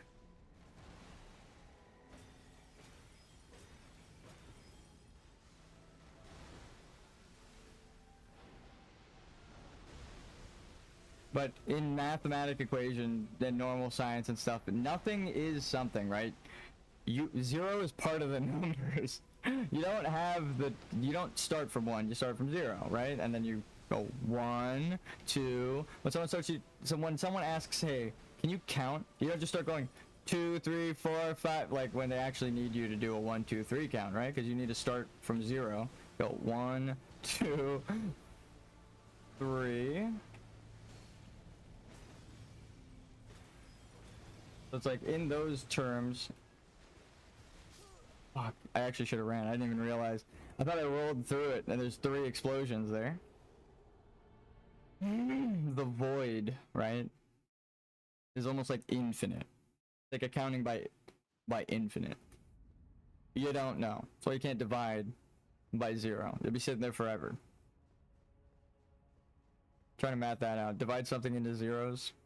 You'd be dividing until something is nothing, and nothing can be divided into nothing because matter can't be destroyed, right? So, you'd be eternally dividing. That's why it's like that's why people are still looking into math. That's why there are mathematicians arguing about it all the time, right? 0, it's like, how can you have nothing, right? Well, you can add 1 to nothing. What the fuck does that mean? So you can add 1 to infinity and be infinity in 1. It's that joke that a child thinks. That's true though, right? You could just keep adding to infinity. That's the point. You'd just be sitting there forever. It's the opposite, right? You're infinitely dividing. Which is why I think you're not supposed to just sit here and analyze the lore. You're supposed to think about what it means. And that's why you can't 100% the game item-wise. You can get 100% of the items in the game. It doesn't give you the secret ending, good moral ending to most of the NPCs because it's not about that, right? They knew people were going to be fucking trying to 100% the game. That isn't the lesson they're trying to teach you. Overindulgence, get it all grinded out, follow things and not think about it, right? They want you to think about all of the lessons. That's why I'm suggesting if you want to be a game designer like this, you might have to do a level 1 playthrough. It doesn't just, I'm not just sitting here like, oh, I'm fucking right. It's like, dude, they are beating these lessons into me with a big golden hammer. Like, I can't help but think about it, right? Why does this motherfucker got a big golden hammer? Because giants forge. What do giants forge? In the crucible of life, where Melina goes. Souls, most likely. So, runes are souls. Giants forge souls, right? The gods forge souls. And then America stopped that practice. But it's like from a perspective. If everyone was a part of the souls thing, right? The men ushered souls into the... I get it now, you motherfuckers. I didn't understand. Alright, I get it. The men ushered souls. That's why they're the small people underground, the rats and all of these. To the gods who forged them. But the cycle of forging souls is broken, and now souls are held stagnant in the sky. Souls are reforged and repurposed into weapons, looping back on themselves eternally, right? It should be an arc of the final boss, the Elden Beast, not an arc of the Elden Ring.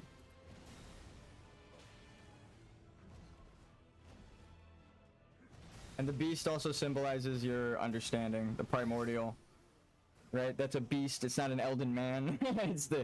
It's showing you that like all of the souls were originally tied to this giant celestial primordial beast, right? So the beasts are the original thing that it all came from. It looks like a dragon. The original dragon is, or the original beast is dragon. Beastmen in Farum Azula having somewhat dragon-like faces now makes a little bit more sense to me. I was like, they don't look like dogs. They don't look like rats. They don't look like lions fully. They look almost like a weird primordial scorched dragon man. And then the DLC was like, hey, here's a dragon man. I was like, oh, okay. That was a thing. And they're like, ancient dragon man. Here's an adjective to place him in the story. I was like, oh, okay. Ancient dragon man. There were ancient dragon men.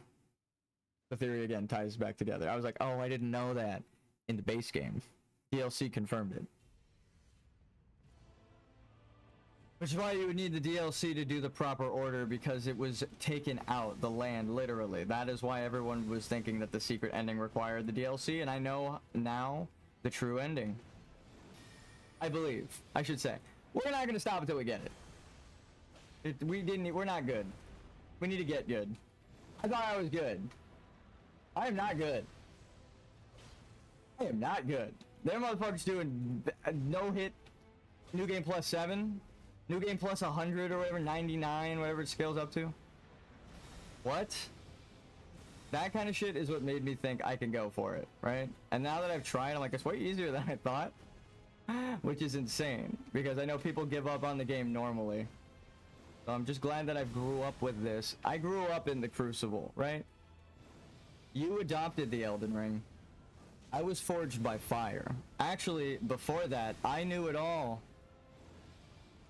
originated from soul magic in Demon Souls, right? And when you explain it like that, it's like, oh. When you play the first one, you know it's all souls, right? None of the lore is really that confusing, except hidden behind that layer of obscurity, right? Which is what Radagon is supposed to represent. Peel back the layer of Radagon, you get Marika. What is Marika? A shadow entity controlling the Elden Ring. What are the Elden Rings? Radagon.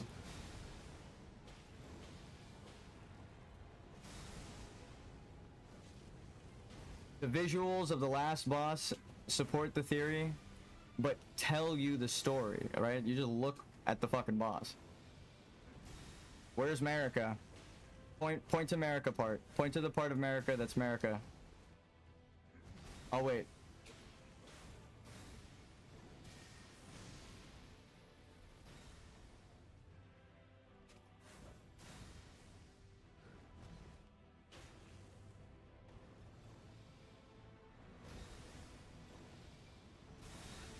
All right.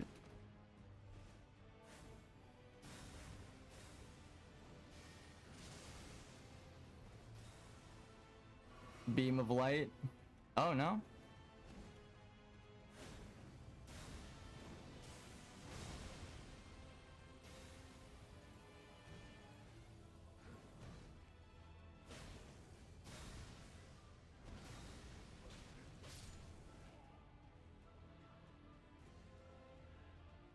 Oh, and that's Demon Souls. That's why they cut the Giants content.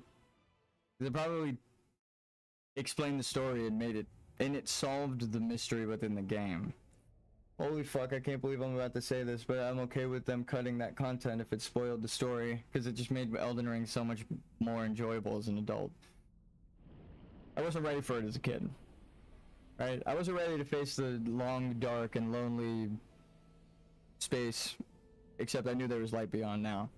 Right? That's the thing. As a kid, I was hopeless and scared. And that's America. Larval tier. I'm just saying that. That's what she represents.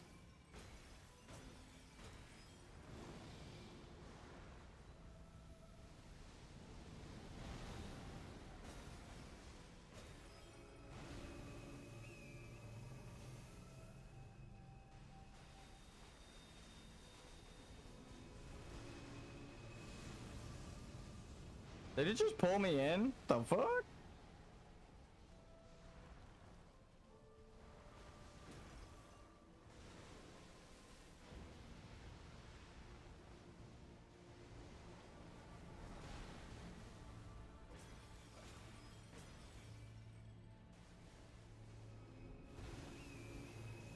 Alright, fine.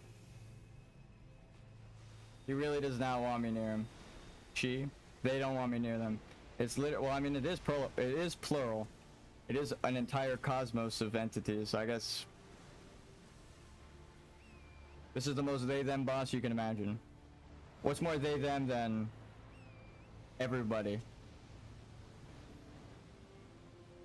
in existence? No, I tried to roll that time. That one's on me.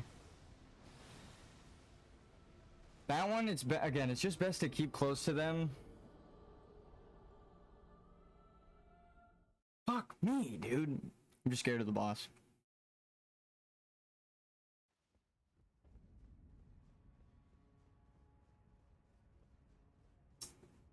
I'm just scared of the boss. I have to say it out loud like that, so I have to acknowledge that what you have to do is not be scared of the boss. I'm talking to myself now. Please. Ugh. This guy I don't fear at all. He's a piece of shit that deserves it, as does America now. They earn the right to be a shitty couple together, right? At the end of time, they're the worst. But I mean, the good die young, so the person standing at the end of time is probably a shitty person. Let's be real.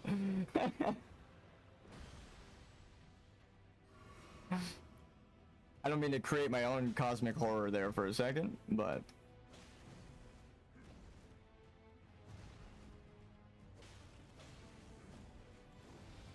odds are, is what I'll say.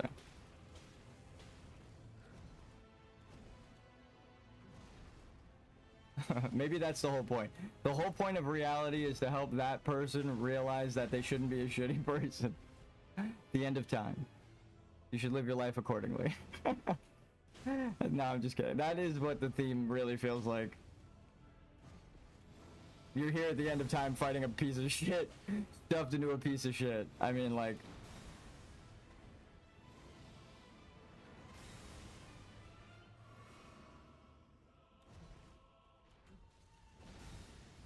I don't agree with your methods.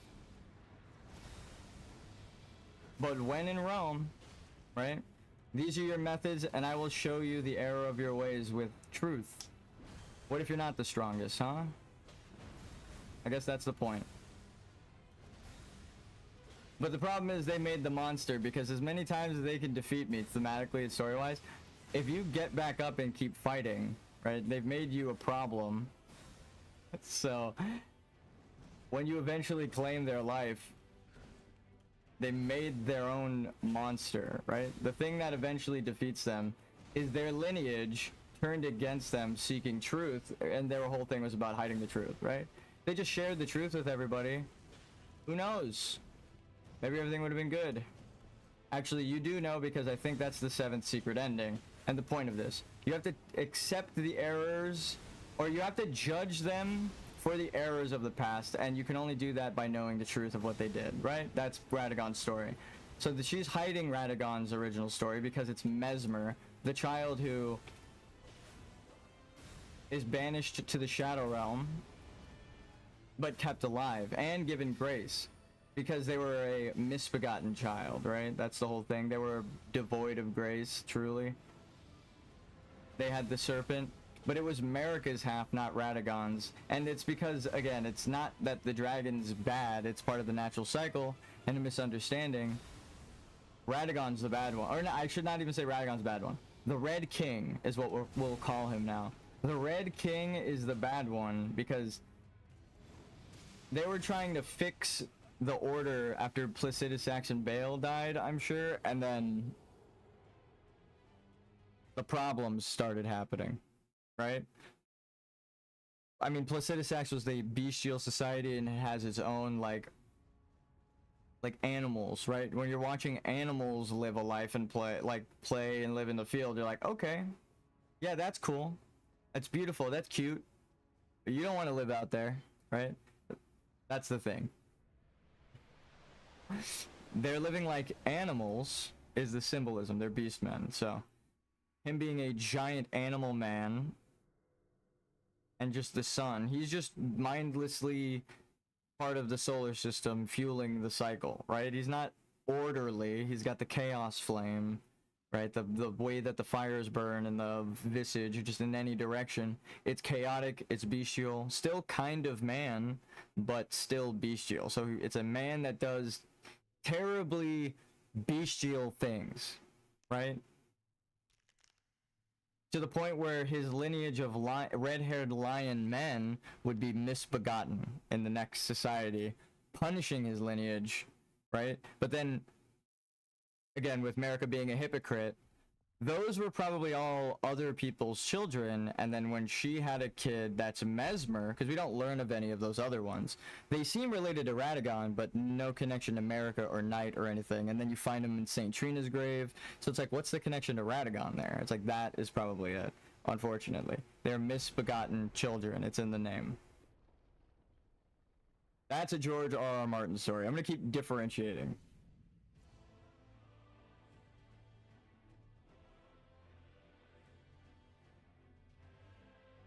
We're losing internet quality, and let's be real, no one's watching this.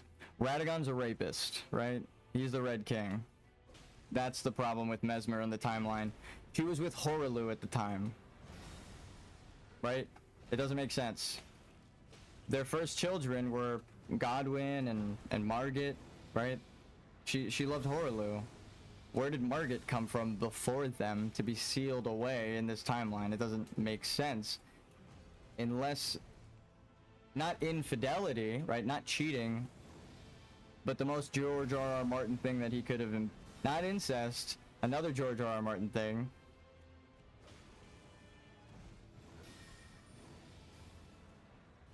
Sexual assault. It explains the whole story, right? It's the one loose tie that is the dark truth that ties it all together. Marika hates him. He's still the father of the kid that she banished but won't kill, right? So she punishes all the other people and then hypocritically hides her own child away that's exactly born the same way, and then said he was the true heir to punish his family. So she sent him, knowing that he was the true lineage, right, to fight against the Horn Scent and all of this original Crucible society, to punish them for their crimes that created him. So again, the "Oh Mother" gesture has now 3 meanings. Mesmer realizing Marika suffered, Mesmer suffering at the hands of Marika, which he confirms when you kill him, and then the mother of fingers that it leads you to, right? Oh, mother, the one that originally made it all, the night, the mother of night. Because you have to use that to get to the shaman, right?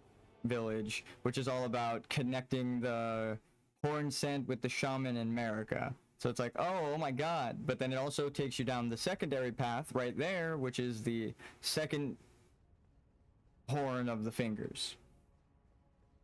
So, like, America is right next door, regardless of which home is hers, to the fingers.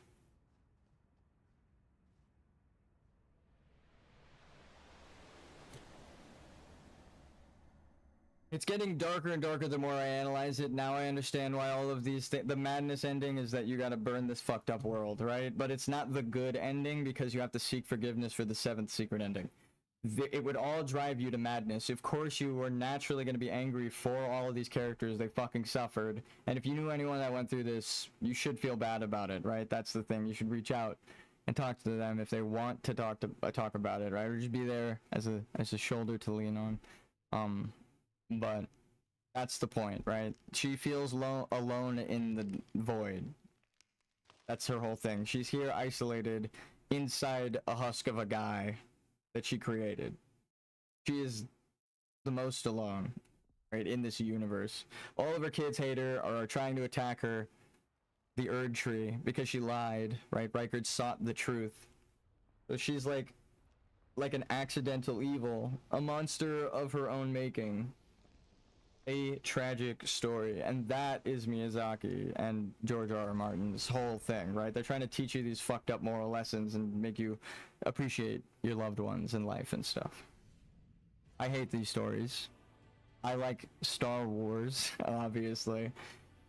But I knew in my heart that this wasn't sitting right with me. I was like, these motherfuckers are the darkest writing story. Like, they write the darkest stories in existence. And then when I saw the credits and they were the only two that wrote the game, I was like, well, then no one else contributed. It has to be their twisted vision. What's the thing that fucks it up? And it's the player's perspective. If you don't want this to be a fucked up world, it won't be. You're one of the Golden Order. When you realize it's dark truths, which are always going to be hidden in a Dark Souls game, it makes you want to burn the fucking world down. But the true ending would be understanding your anger and moving past it, right? Understanding that bestial anger, conquering your dragons, right? Whichever heads you have left on yours. Metaphorically speaking. And that's when you beat Placidus Axe. You have to look at the game in so many different levels to get the secret ending that I'm like, no wonder no one's fucking found it. But they found it in the secret codes of the code. They data mined it, but no one knew how to access it. It's because the DLC wasn't out, and we were just under the impression of the tarnish, right? Miyazaki made sure even us experienced Souls players would be deceived. Dung Eater, right? What's up with Solaire in this one? Why is he Poopy Man? What's the point?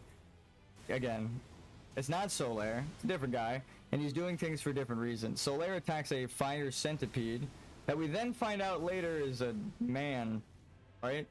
He might not have that knowledge. It's a dude mourning his sister, right? Like, those are the demons, all of these demons of Izalith. If demon souls are man souls warped into dark souls, which is what Demon Souls tells you. Damn it, I thought he was further, but he double warped. He teleported without showing up. That was interesting. We learned something new. He never appeared. He just teleported, and then before he showed up, he moved again. And then the second timing started halfway through. I didn't know that was possible. I don't like that it's possible. Or if it has happened, I've just been rolling conveniently. Fuck. And then I understand now the DLC. You have to grant them forgiveness of death, right? Like, whether you forgive them and want them to live, if you want to conclude the ending, you have to grant all of them the forgiveness of death because they've been alive too long. They're not supposed to be alive anymore. So the newly born people, like Bach and Raya, or the newly reborn people that seek truth, I believe like Selen, right? that want to reform the old society, and they in a truthful seeking, star gazing, right? That's why I think the glintstone thing is so important. Originally I was about to kill Selen, and then I was like, wait a second. It was literally the fact that she gave me an item, and then I thought about, okay, what is this item that she's giving me? Oh, it's her weapon. It's something that enhances your glintstone sorceries. Of course she's using that, right? So whether it was handed down to her or she had it forever ago and then was just reborn over and over again, she has this thing that she gives you and then is defeated when she doesn't have it. As long as she has it, she's not defeated. So it's like, oh, what the fuck? That made me realize, like, it is exactly as I suspect. And it's hidden deep within the world state code. That's why if I was making a game, like, I wanted to hide a secret ending, and I thought of something very similar. Of like, well, if you just make a game manager that takes track of fucking everything. I even said how you would do it. You could just hide the code throughout the game as cut content or inaccessible files, right, through normal means, and then have one state checker. Right, all you have to do is make the game manager, right, the state checker at the end of the game. I will explain to you as a programmer how you can hide a secret ending in Elden Ring with how we know the code works, right? State checker, right, you have a game manager that just goes, game ended, check state, right? But you make that check state call public so it can be called from other scripts. Any script in Elden Ring can now call the game manager.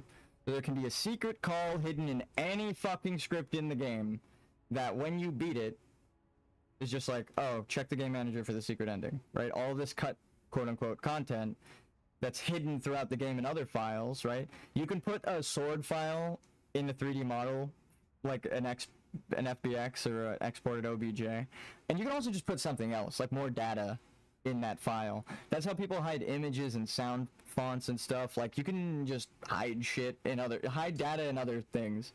So if they did that to themselves, right, to their own game manager that they've made, no one would be able to find it. They would have been able to name it like 1624, have a code written on their desk that deciphers that, and then you will literally never read English words that call the endgame manager code, period.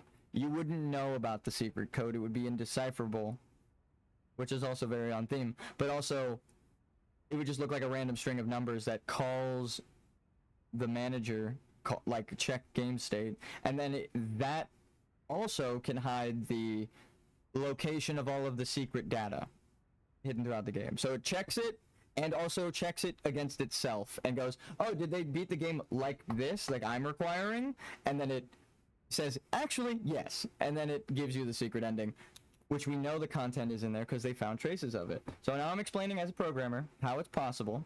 Now you know I'm not crazy. Let's get the secret ending.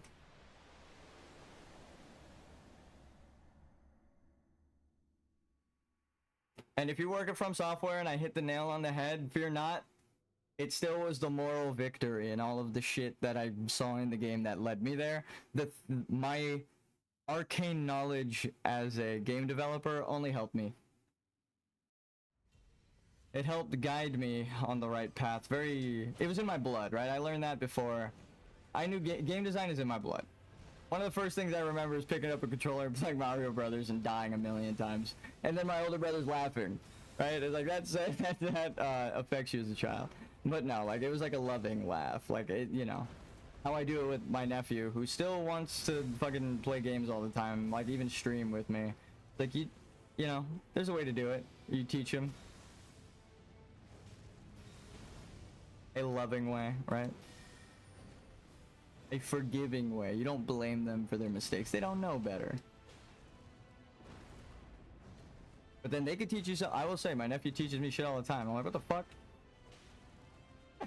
So you gotta be humbled by a child a couple times before you even think about, like, becoming the Elden Lord. Child says something profane to the capital. No, I'm just kidding. But also very, very meaningful, right? You're like, holy shit. If you said that in a church, they would burn you at the stake. But holy fuck, what you just said is so meaningful, right? Like, you don't even realize how wise what you said is, child, and I love that, right? It's the innocence. But I think that's the whole horn scent problem.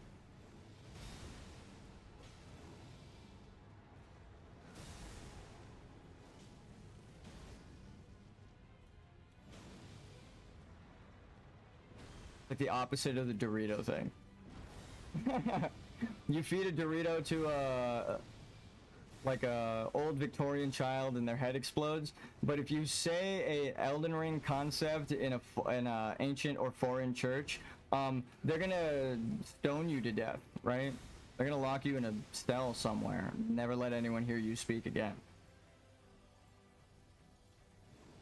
Partially why the algorithm doesn't like people speaking their mind against advertisers, I'll say that. So that's also why I'm like, you know what? I make video games. I don't give a fuck. In fact, allegedly, drug selling was my previous profession. It makes pretty good money, and you don't, you know, you don't need to rely on these dipshits' money if you do something that you earn yourself. So then I use that to buy my computer and teach myself programming. So they didn't have to do that shit, allegedly, anymore, right? Whoa, I teleported again. The quick allegedly in there. Have a moral backbone, you fucking pussy. Stop fucking giving in to the money.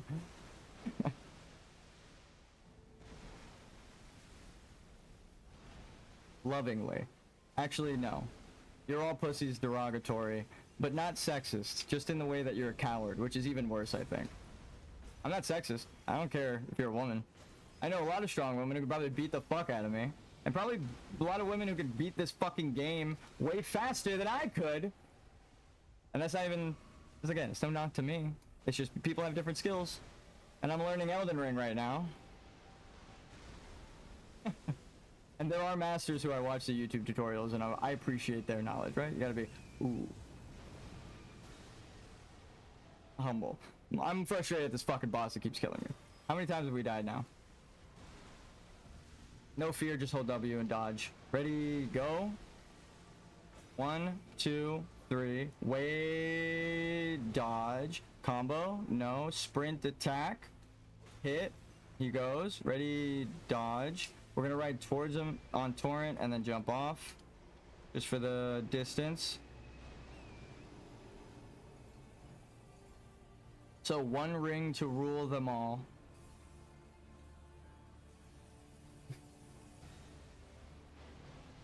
Is that the symbolism of the three? Is that the symbolism of the 3 rings, George? George R. R. Martin, I didn't recognize that from Dark Souls. I was like, where are the 3 rings from? What are these 3 endings?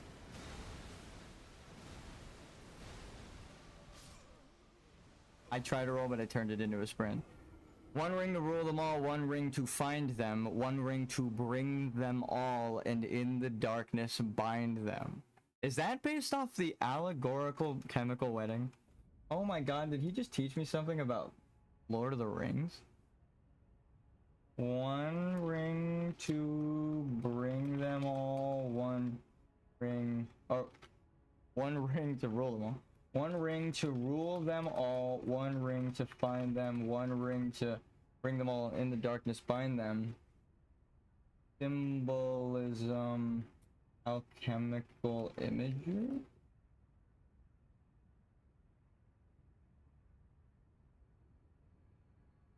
Yeah, because they're given to the elves, and you have the dwarves who are stone people. Holy fuck. Holy fuck. That's crazy, dude. I didn't even know George. George taught me something about J.R.R. Tolkien. I need to go back and watch Lord of the Rings. I mean, the Lord cometh is very obvious, right? The return of the king. Now that they pointed out to me, but what the fuck? That was the symbolism of the rings that whole time? Was it chemical rebirth? Yeah, because it's forged. It's literally like the elements of the earth forged. What the fuck? Damn, bro. Oh, dude, Elden Ring just made me understand, like, years later the symbolism of Lord of the Rings. What the fuck? Because they use the stars' light that are in the trees, the Silmaril, right? What the fuck? Holy shit! I'm an idiot. Anyway. You see what I mean, though? Lord of the Rings is my favorite thing, by the way. Like, aside from Star Wars, like, I fucking love Lord of the Rings. Like, I love that fantasy shit. Being a knight, I love that. What the fuck? How did I... Well, again, I never knew that until I played Elden Ring and started looking for answers. Video games, brother. I was like, what the fuck does this stupid boss mean? And then it turned into, I think I'm trying to be a better person in real life. What? What does that even mean? How did you do that with a video game? I need to learn that. It's kind of fucking allegorical symbolism. I think anything I make now is just gonna pale in comparison, which is so sad to say. I'm like, the more I'm looking at this, I'm like, of course these guys make millions of dollars. What the fuck is wrong with me?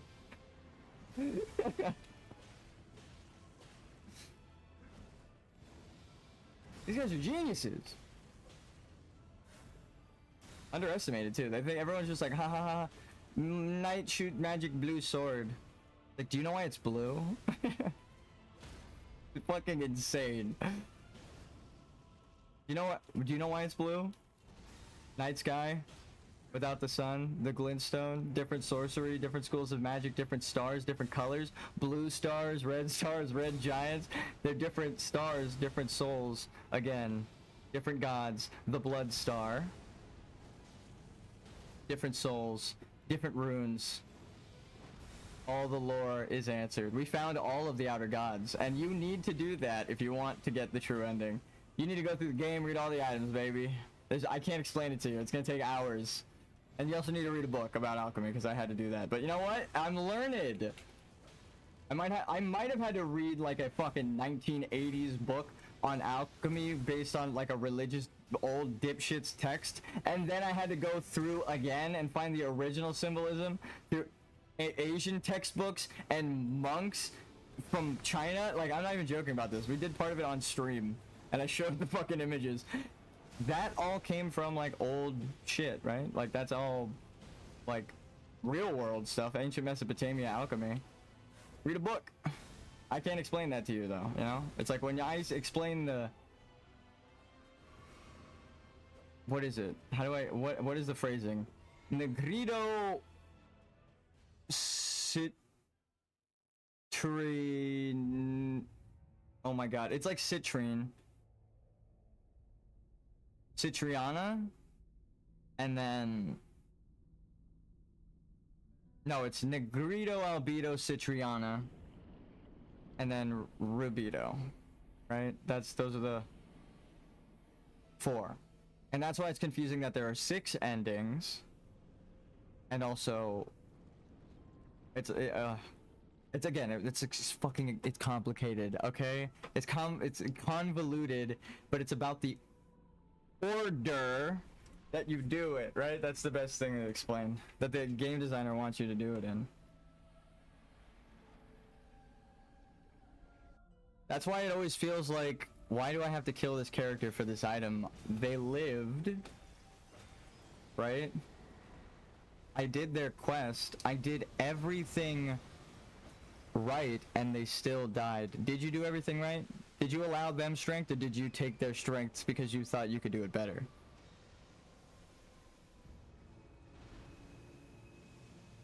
Did you disarm your friends, telling them they're safe?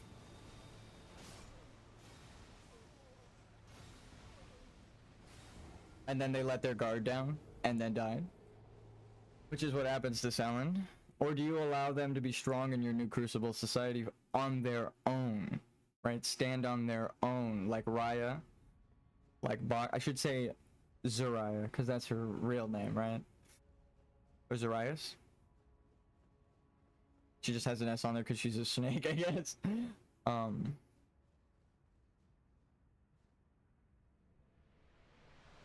You gotta value every NPC, even the shitty ones at the end, that when you realize who they truly are, you would not like them.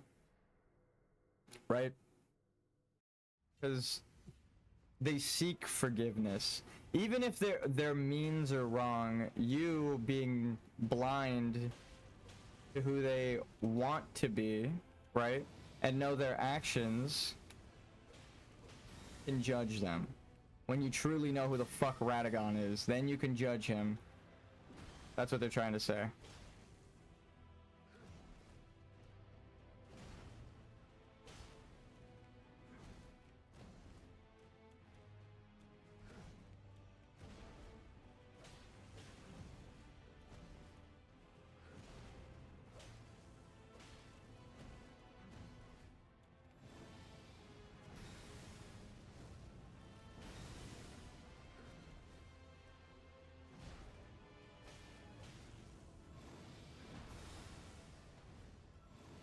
Justice is blind, right?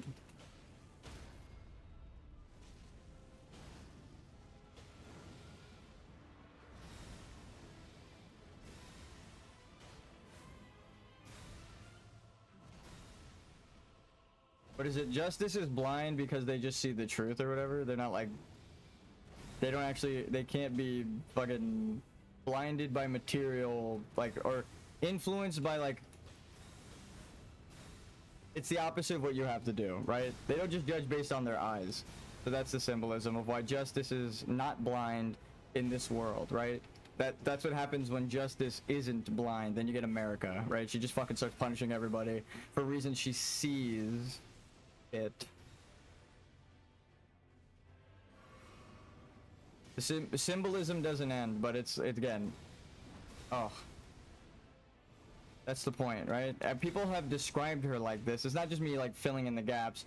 I'm taking the things that the game has told me and putting them in their places, completing the rings to take it apart, right? And put it back together the right way, which is what you're supposed to be doing. And they're also supposed to be like moral rings. It's supposed to be souls of people, right? Life stories. You put them together, you understand people. Life is everything. You should understand everything and respect it all. Okay. I get it. Okay, I fucking get it. I've said it a million times. What else are you trying to teach me, game? I guess I'm not respecting the game so much.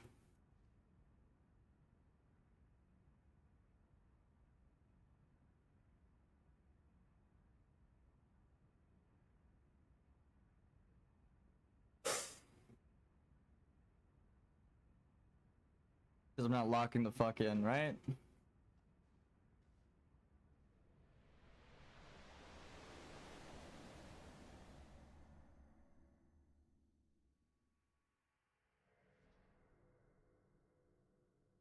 I'm prepared to die as many times as it takes, Radagon.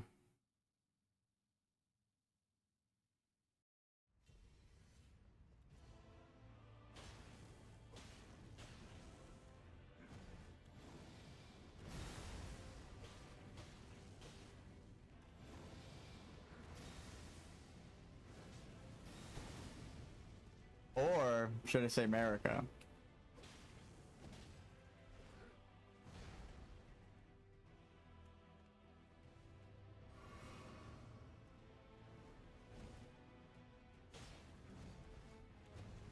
I guess we know it's neither and both. This is some new entity of Radagon and America mixed. The unholy Reb, this is what I'll call it. Right?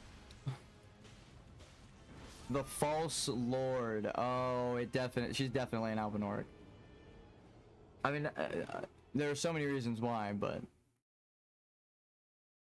it's the same thing with the guy in the Temple of Medir that wants to be a mother, right? I was like, in the symbolism, it's backwards. She would be a lady, right? Even there is a title for lords when they are women, right? They have a rank that's equal to lord. They have their own rank. But I guess that's also kind of part of the symbolism. It's like, you have your own rank, sweetie. You're a lady, right? That's like, now it's like almost an insult to call someone that. What's up, ladies? It's like, that's how you get slapped, brother. That's like me quoting a 90s movie version of myself. But no, actually, that's like, you know, it's like almost derogatory now, but it comes from the same thing that this is based off of, right? If you aren't a lord, you're a lady.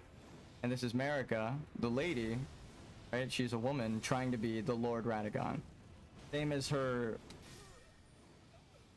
daughter, Saint Trina, who has the spirit of Mikola within them, the rune, who seeks to go out to the stars and be their own thing, but then because they were taught by the Golden Order, it fucks them up, and they just do the same thing America did. Another unholy Rebus and Lord. Their path is your path borrowed, right? Every time you kill something, every time you defeat someone, every time you've opened the way, Mikola wasn't just there ahead of you, but was just barely. You just missed him. That's how it feels. Ah, you just missed him. Right when his hand goes limp in Moog's body, right? That's when he enters the spirit realm. It's no longer Moog. Right, Mikola has bathed in the blood and transcended, because that's when you can enter the DLC, and Moog needs to be defeated by you to start the DLC. The events can't happen until that hand falls, right? Then Mikola is ahead of you in the Shadow Realm, and then you killing Moog, his body is taken, right? Verdon's body taken. His own body, presumably taken by Moog into the cocoon, or not presumably, we're told and shown. We're not guessing here. You have to die, Radagon. But it's nothing personal. I should say it like this.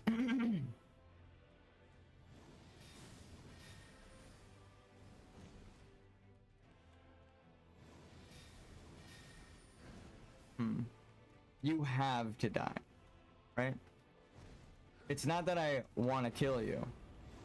I think you might deserve it. But not because I think you're a shitty person, I just want to punish you for punishment's sake, for justice, blind vengeance. That's D's thing. You have fucked up this world, and if I'm trying to fix it, I need to not be the same as you. And it's important to say all this shit out loud, I feel. For anyone who wants to find the secret ending. I don't know if I'm going to be uploading the playthrough. This is all you get, is my abstract thoughts, and then I'm going to go off and maybe become a lord and upload a 7th secret ending that I found the path to, potentially. And that's all you're gonna see, is me, next time you see me, ushering in the age of the absolute if it exists. Or trying to.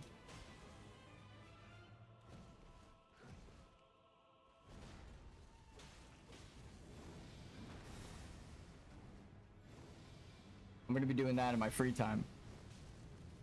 We could stream occasional progress, but I'm not going to do it like this anymore.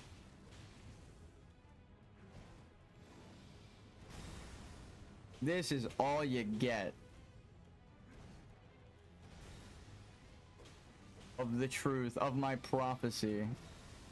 One day a lord will return in my vessel. He will not have the same mind. He will have learned. I pray you treat him as you do treat me.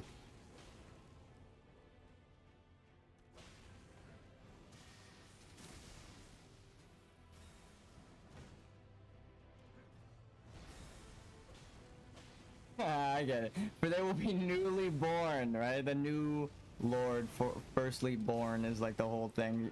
That's the larval tears symbolism. And the death, and like the life of short-lived death. I'm gonna need a larval tear. That's your hint, okay? All of these things are hints towards the secret ending. I actually explained the path now. So if you want to get the secret ending, if I achieve the secret ending, I will be future me, the Lord I speak of, will be sending you to here. And hello, on behalf of the past me that is gone, as present me, from future me, thank you for listening.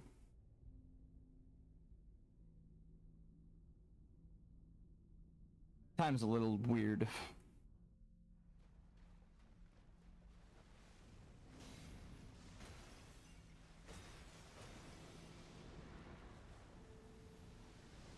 Time travel is weird in Elden Ring and Dark Souls. Remember, you always send an elevator to your future self. You never know if they're gonna need it.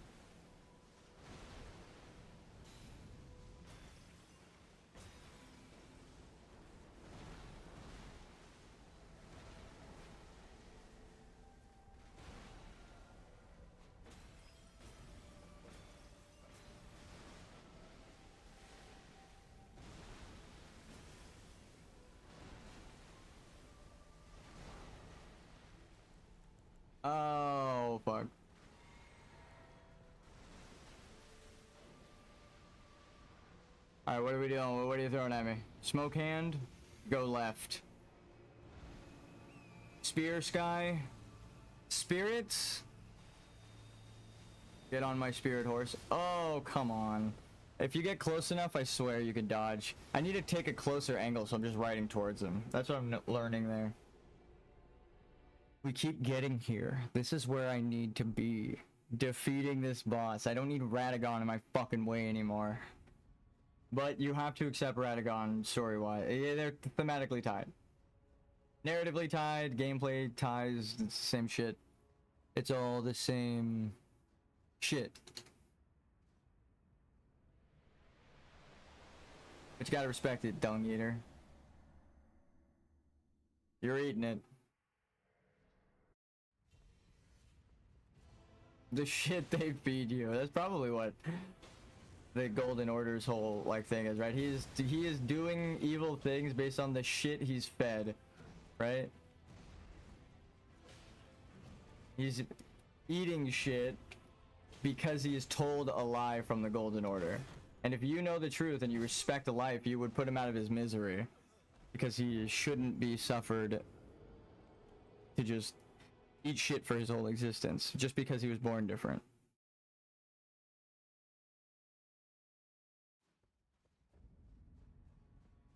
It's a mercy killing like the dagger from the DLC, right?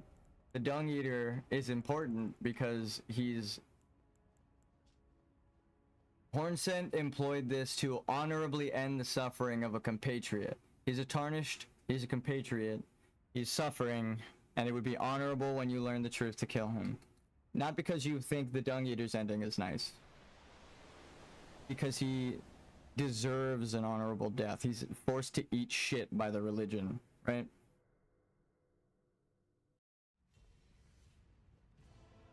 And he believes it. He believes the shit they tell him that makes him eat shit. Which is a symbolism for all religious fanatics, right? You believe the fucking shit they tell you to do shit, you're just eating shit. Because they're telling you to eat shit at that point. You're like, fuck you. And then he tells you, you know what you should do? You should fucking eat shit and die. That's what you have to do to the Dung Eater. Grant him an honorable death. If you're a religious zealot, eat shit and die is what he's saying. That's insane. Because that's what they're teaching you. They're feeding you shit. So he's saying you're gonna eat shit and then you're gonna fucking die because of it. Your religious zealotry. And you might even be happy about it, like the Dung Eater. Right? There's some Dung Eaters in real life.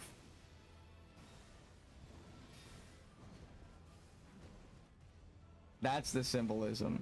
It's not that you want to murder people. Why does he want to murder people? It's the Golden Order, right? It's the sun. And if he's the heir, right? If he's the heir of the sun, he is an error, right?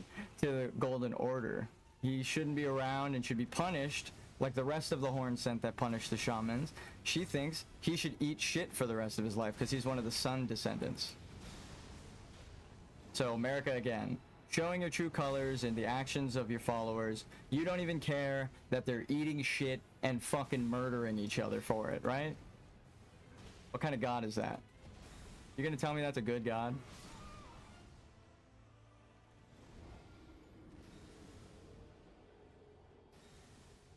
That God deserves to be slain. Through the lives of the fallen people who now know the truth in the afterlife and suffered through their entire life, right? If there were spirits, they would haunt the religious.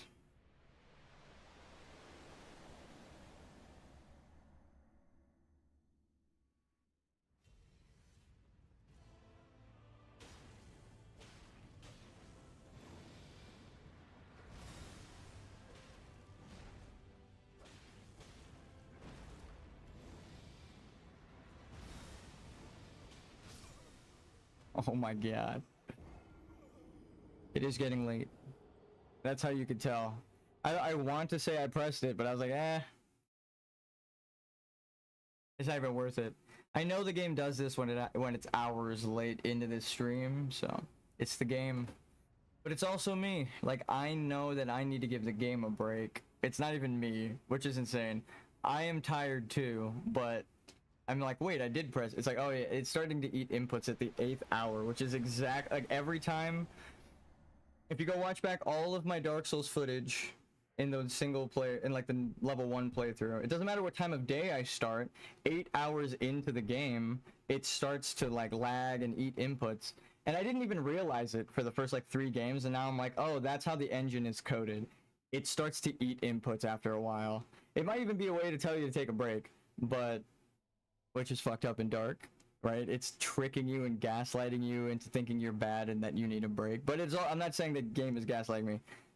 I'm just saying I know that on the 8th hour, my computer starts to lag, and we've closed it, and I've opened the operator like system cleaner, ran it, and it's like, here's 4 gigabytes of like trash memory, and like that's from like closing Elden Ring and stuff, and then I run it again, and here's 2 more gigabytes of temporary trash memory. So it's like, here it's like 2 gigabytes stored away by now of all of the inputs I've pressed all day. So as a programmer, again, I know that's what's happening on top of me getting tired.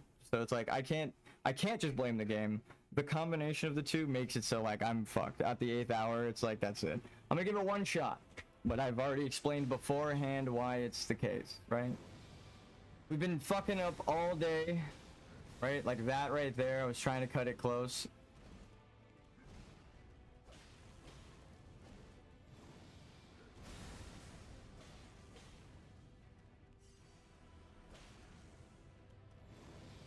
But when we start to get late and I'm thinking I'm pressing buttons that I'm not, or the game is again gaslighting me, and I'll have the camera on my hands just so that I don't have to dwell on it. So I'm like, well, rewind if you don't believe me. I'm gonna leave it there, right? You can see me press the button, right? It's just I'm glad it didn't happen this whole time, which is funny that it happens more when the camera's on.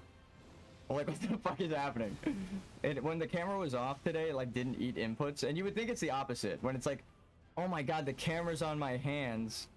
Now all of a sudden it's not eating the inputs and the excuse is gone, right? But it's like the opposite. When the camera's on and you can see that I'm pressing the button, I'm like, wait, what the fuck? I pressed the button. Go back and watch. And then when the camera's off, I'm like, oh, it's worked fine all day. That's weird. Like, that one last bit is where it ate my input. I think it happened like 3 times in 8 hours. So it's like, wow. It's actually kind of crazy. It's backwards. Okay. We take those. We got a good day of practice in. Now I feel like Radagon doesn't stand a fucking chance. And we've analyzed his lore long enough that we know his story. And that's all it really takes.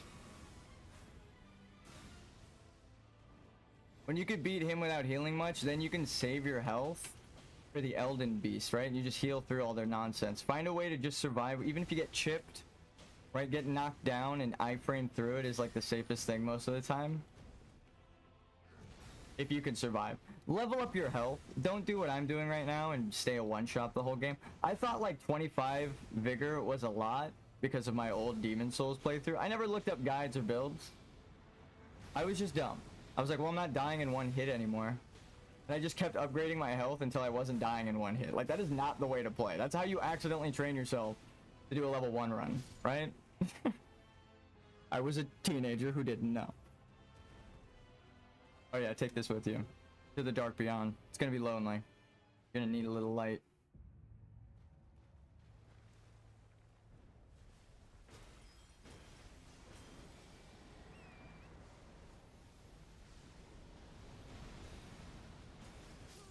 What? Oh my god. That's the first time it reached me behind him. Not even gonna complain, that's it. That's it. Right? That's like my spot to run to for safety, and it killed me. We've been surviving there all day. We literally, not even like, oh, I died there once or twice today. All day I've ran there to survive, and now it kills me. Perfect time to just call it, right? I can't even explain that death to you. So I'm not even gonna try. If you watch, again, the 8 hours of footage, I dodged that attack in that exact way. Oh, that's not even a hand thing, right? It's like, I can't even blame, like, oh, an input was eaten. Like, what the fuck just happened there? I wish I knew, but it's fine. I think if I had to, as a game designer, The flame bursts in random direct or semi-random directions, and it also likes to do it in favor of the player. Like, it just leans towards the player. It doesn't always go towards you, just leans towards you. Starts to calculate towards you and then randomly offsets it, probably. It happens a lot with projectiles in this game. So, it probably just not randomly killed me, because I realize that's what I'm saying just now, but there's always a chance for that attack to hit there, is a better way to phrase it. I've just normally been off to the side. My spacing was a little different, because it's not the same thing as like the, oh my god, I've survived all the time. It's like, maybe that's it, right? I don't even know, but that's the only thing that explains that death, because all day we've been living there. So again, I have no idea, except maybe that, and then through that analysis, maybe I'll survive next time, tomorrow, with some fucking sleep.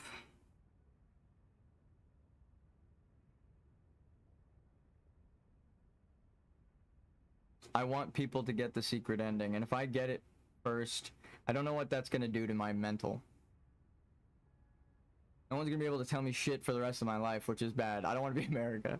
keep me humble. Somebody else, please find the secret ending. I explained it all day, right? It literally takes like 9 hours. I'm not joking. To explain the symbolism and quests that you have to do and why you have to end the quests at the exact point you have to end them. Like, and then I didn't even explain like 2 of the most important things that are about to end, and they take like another hour each. God damn it. I believe in you. Believe in the me that believes in you.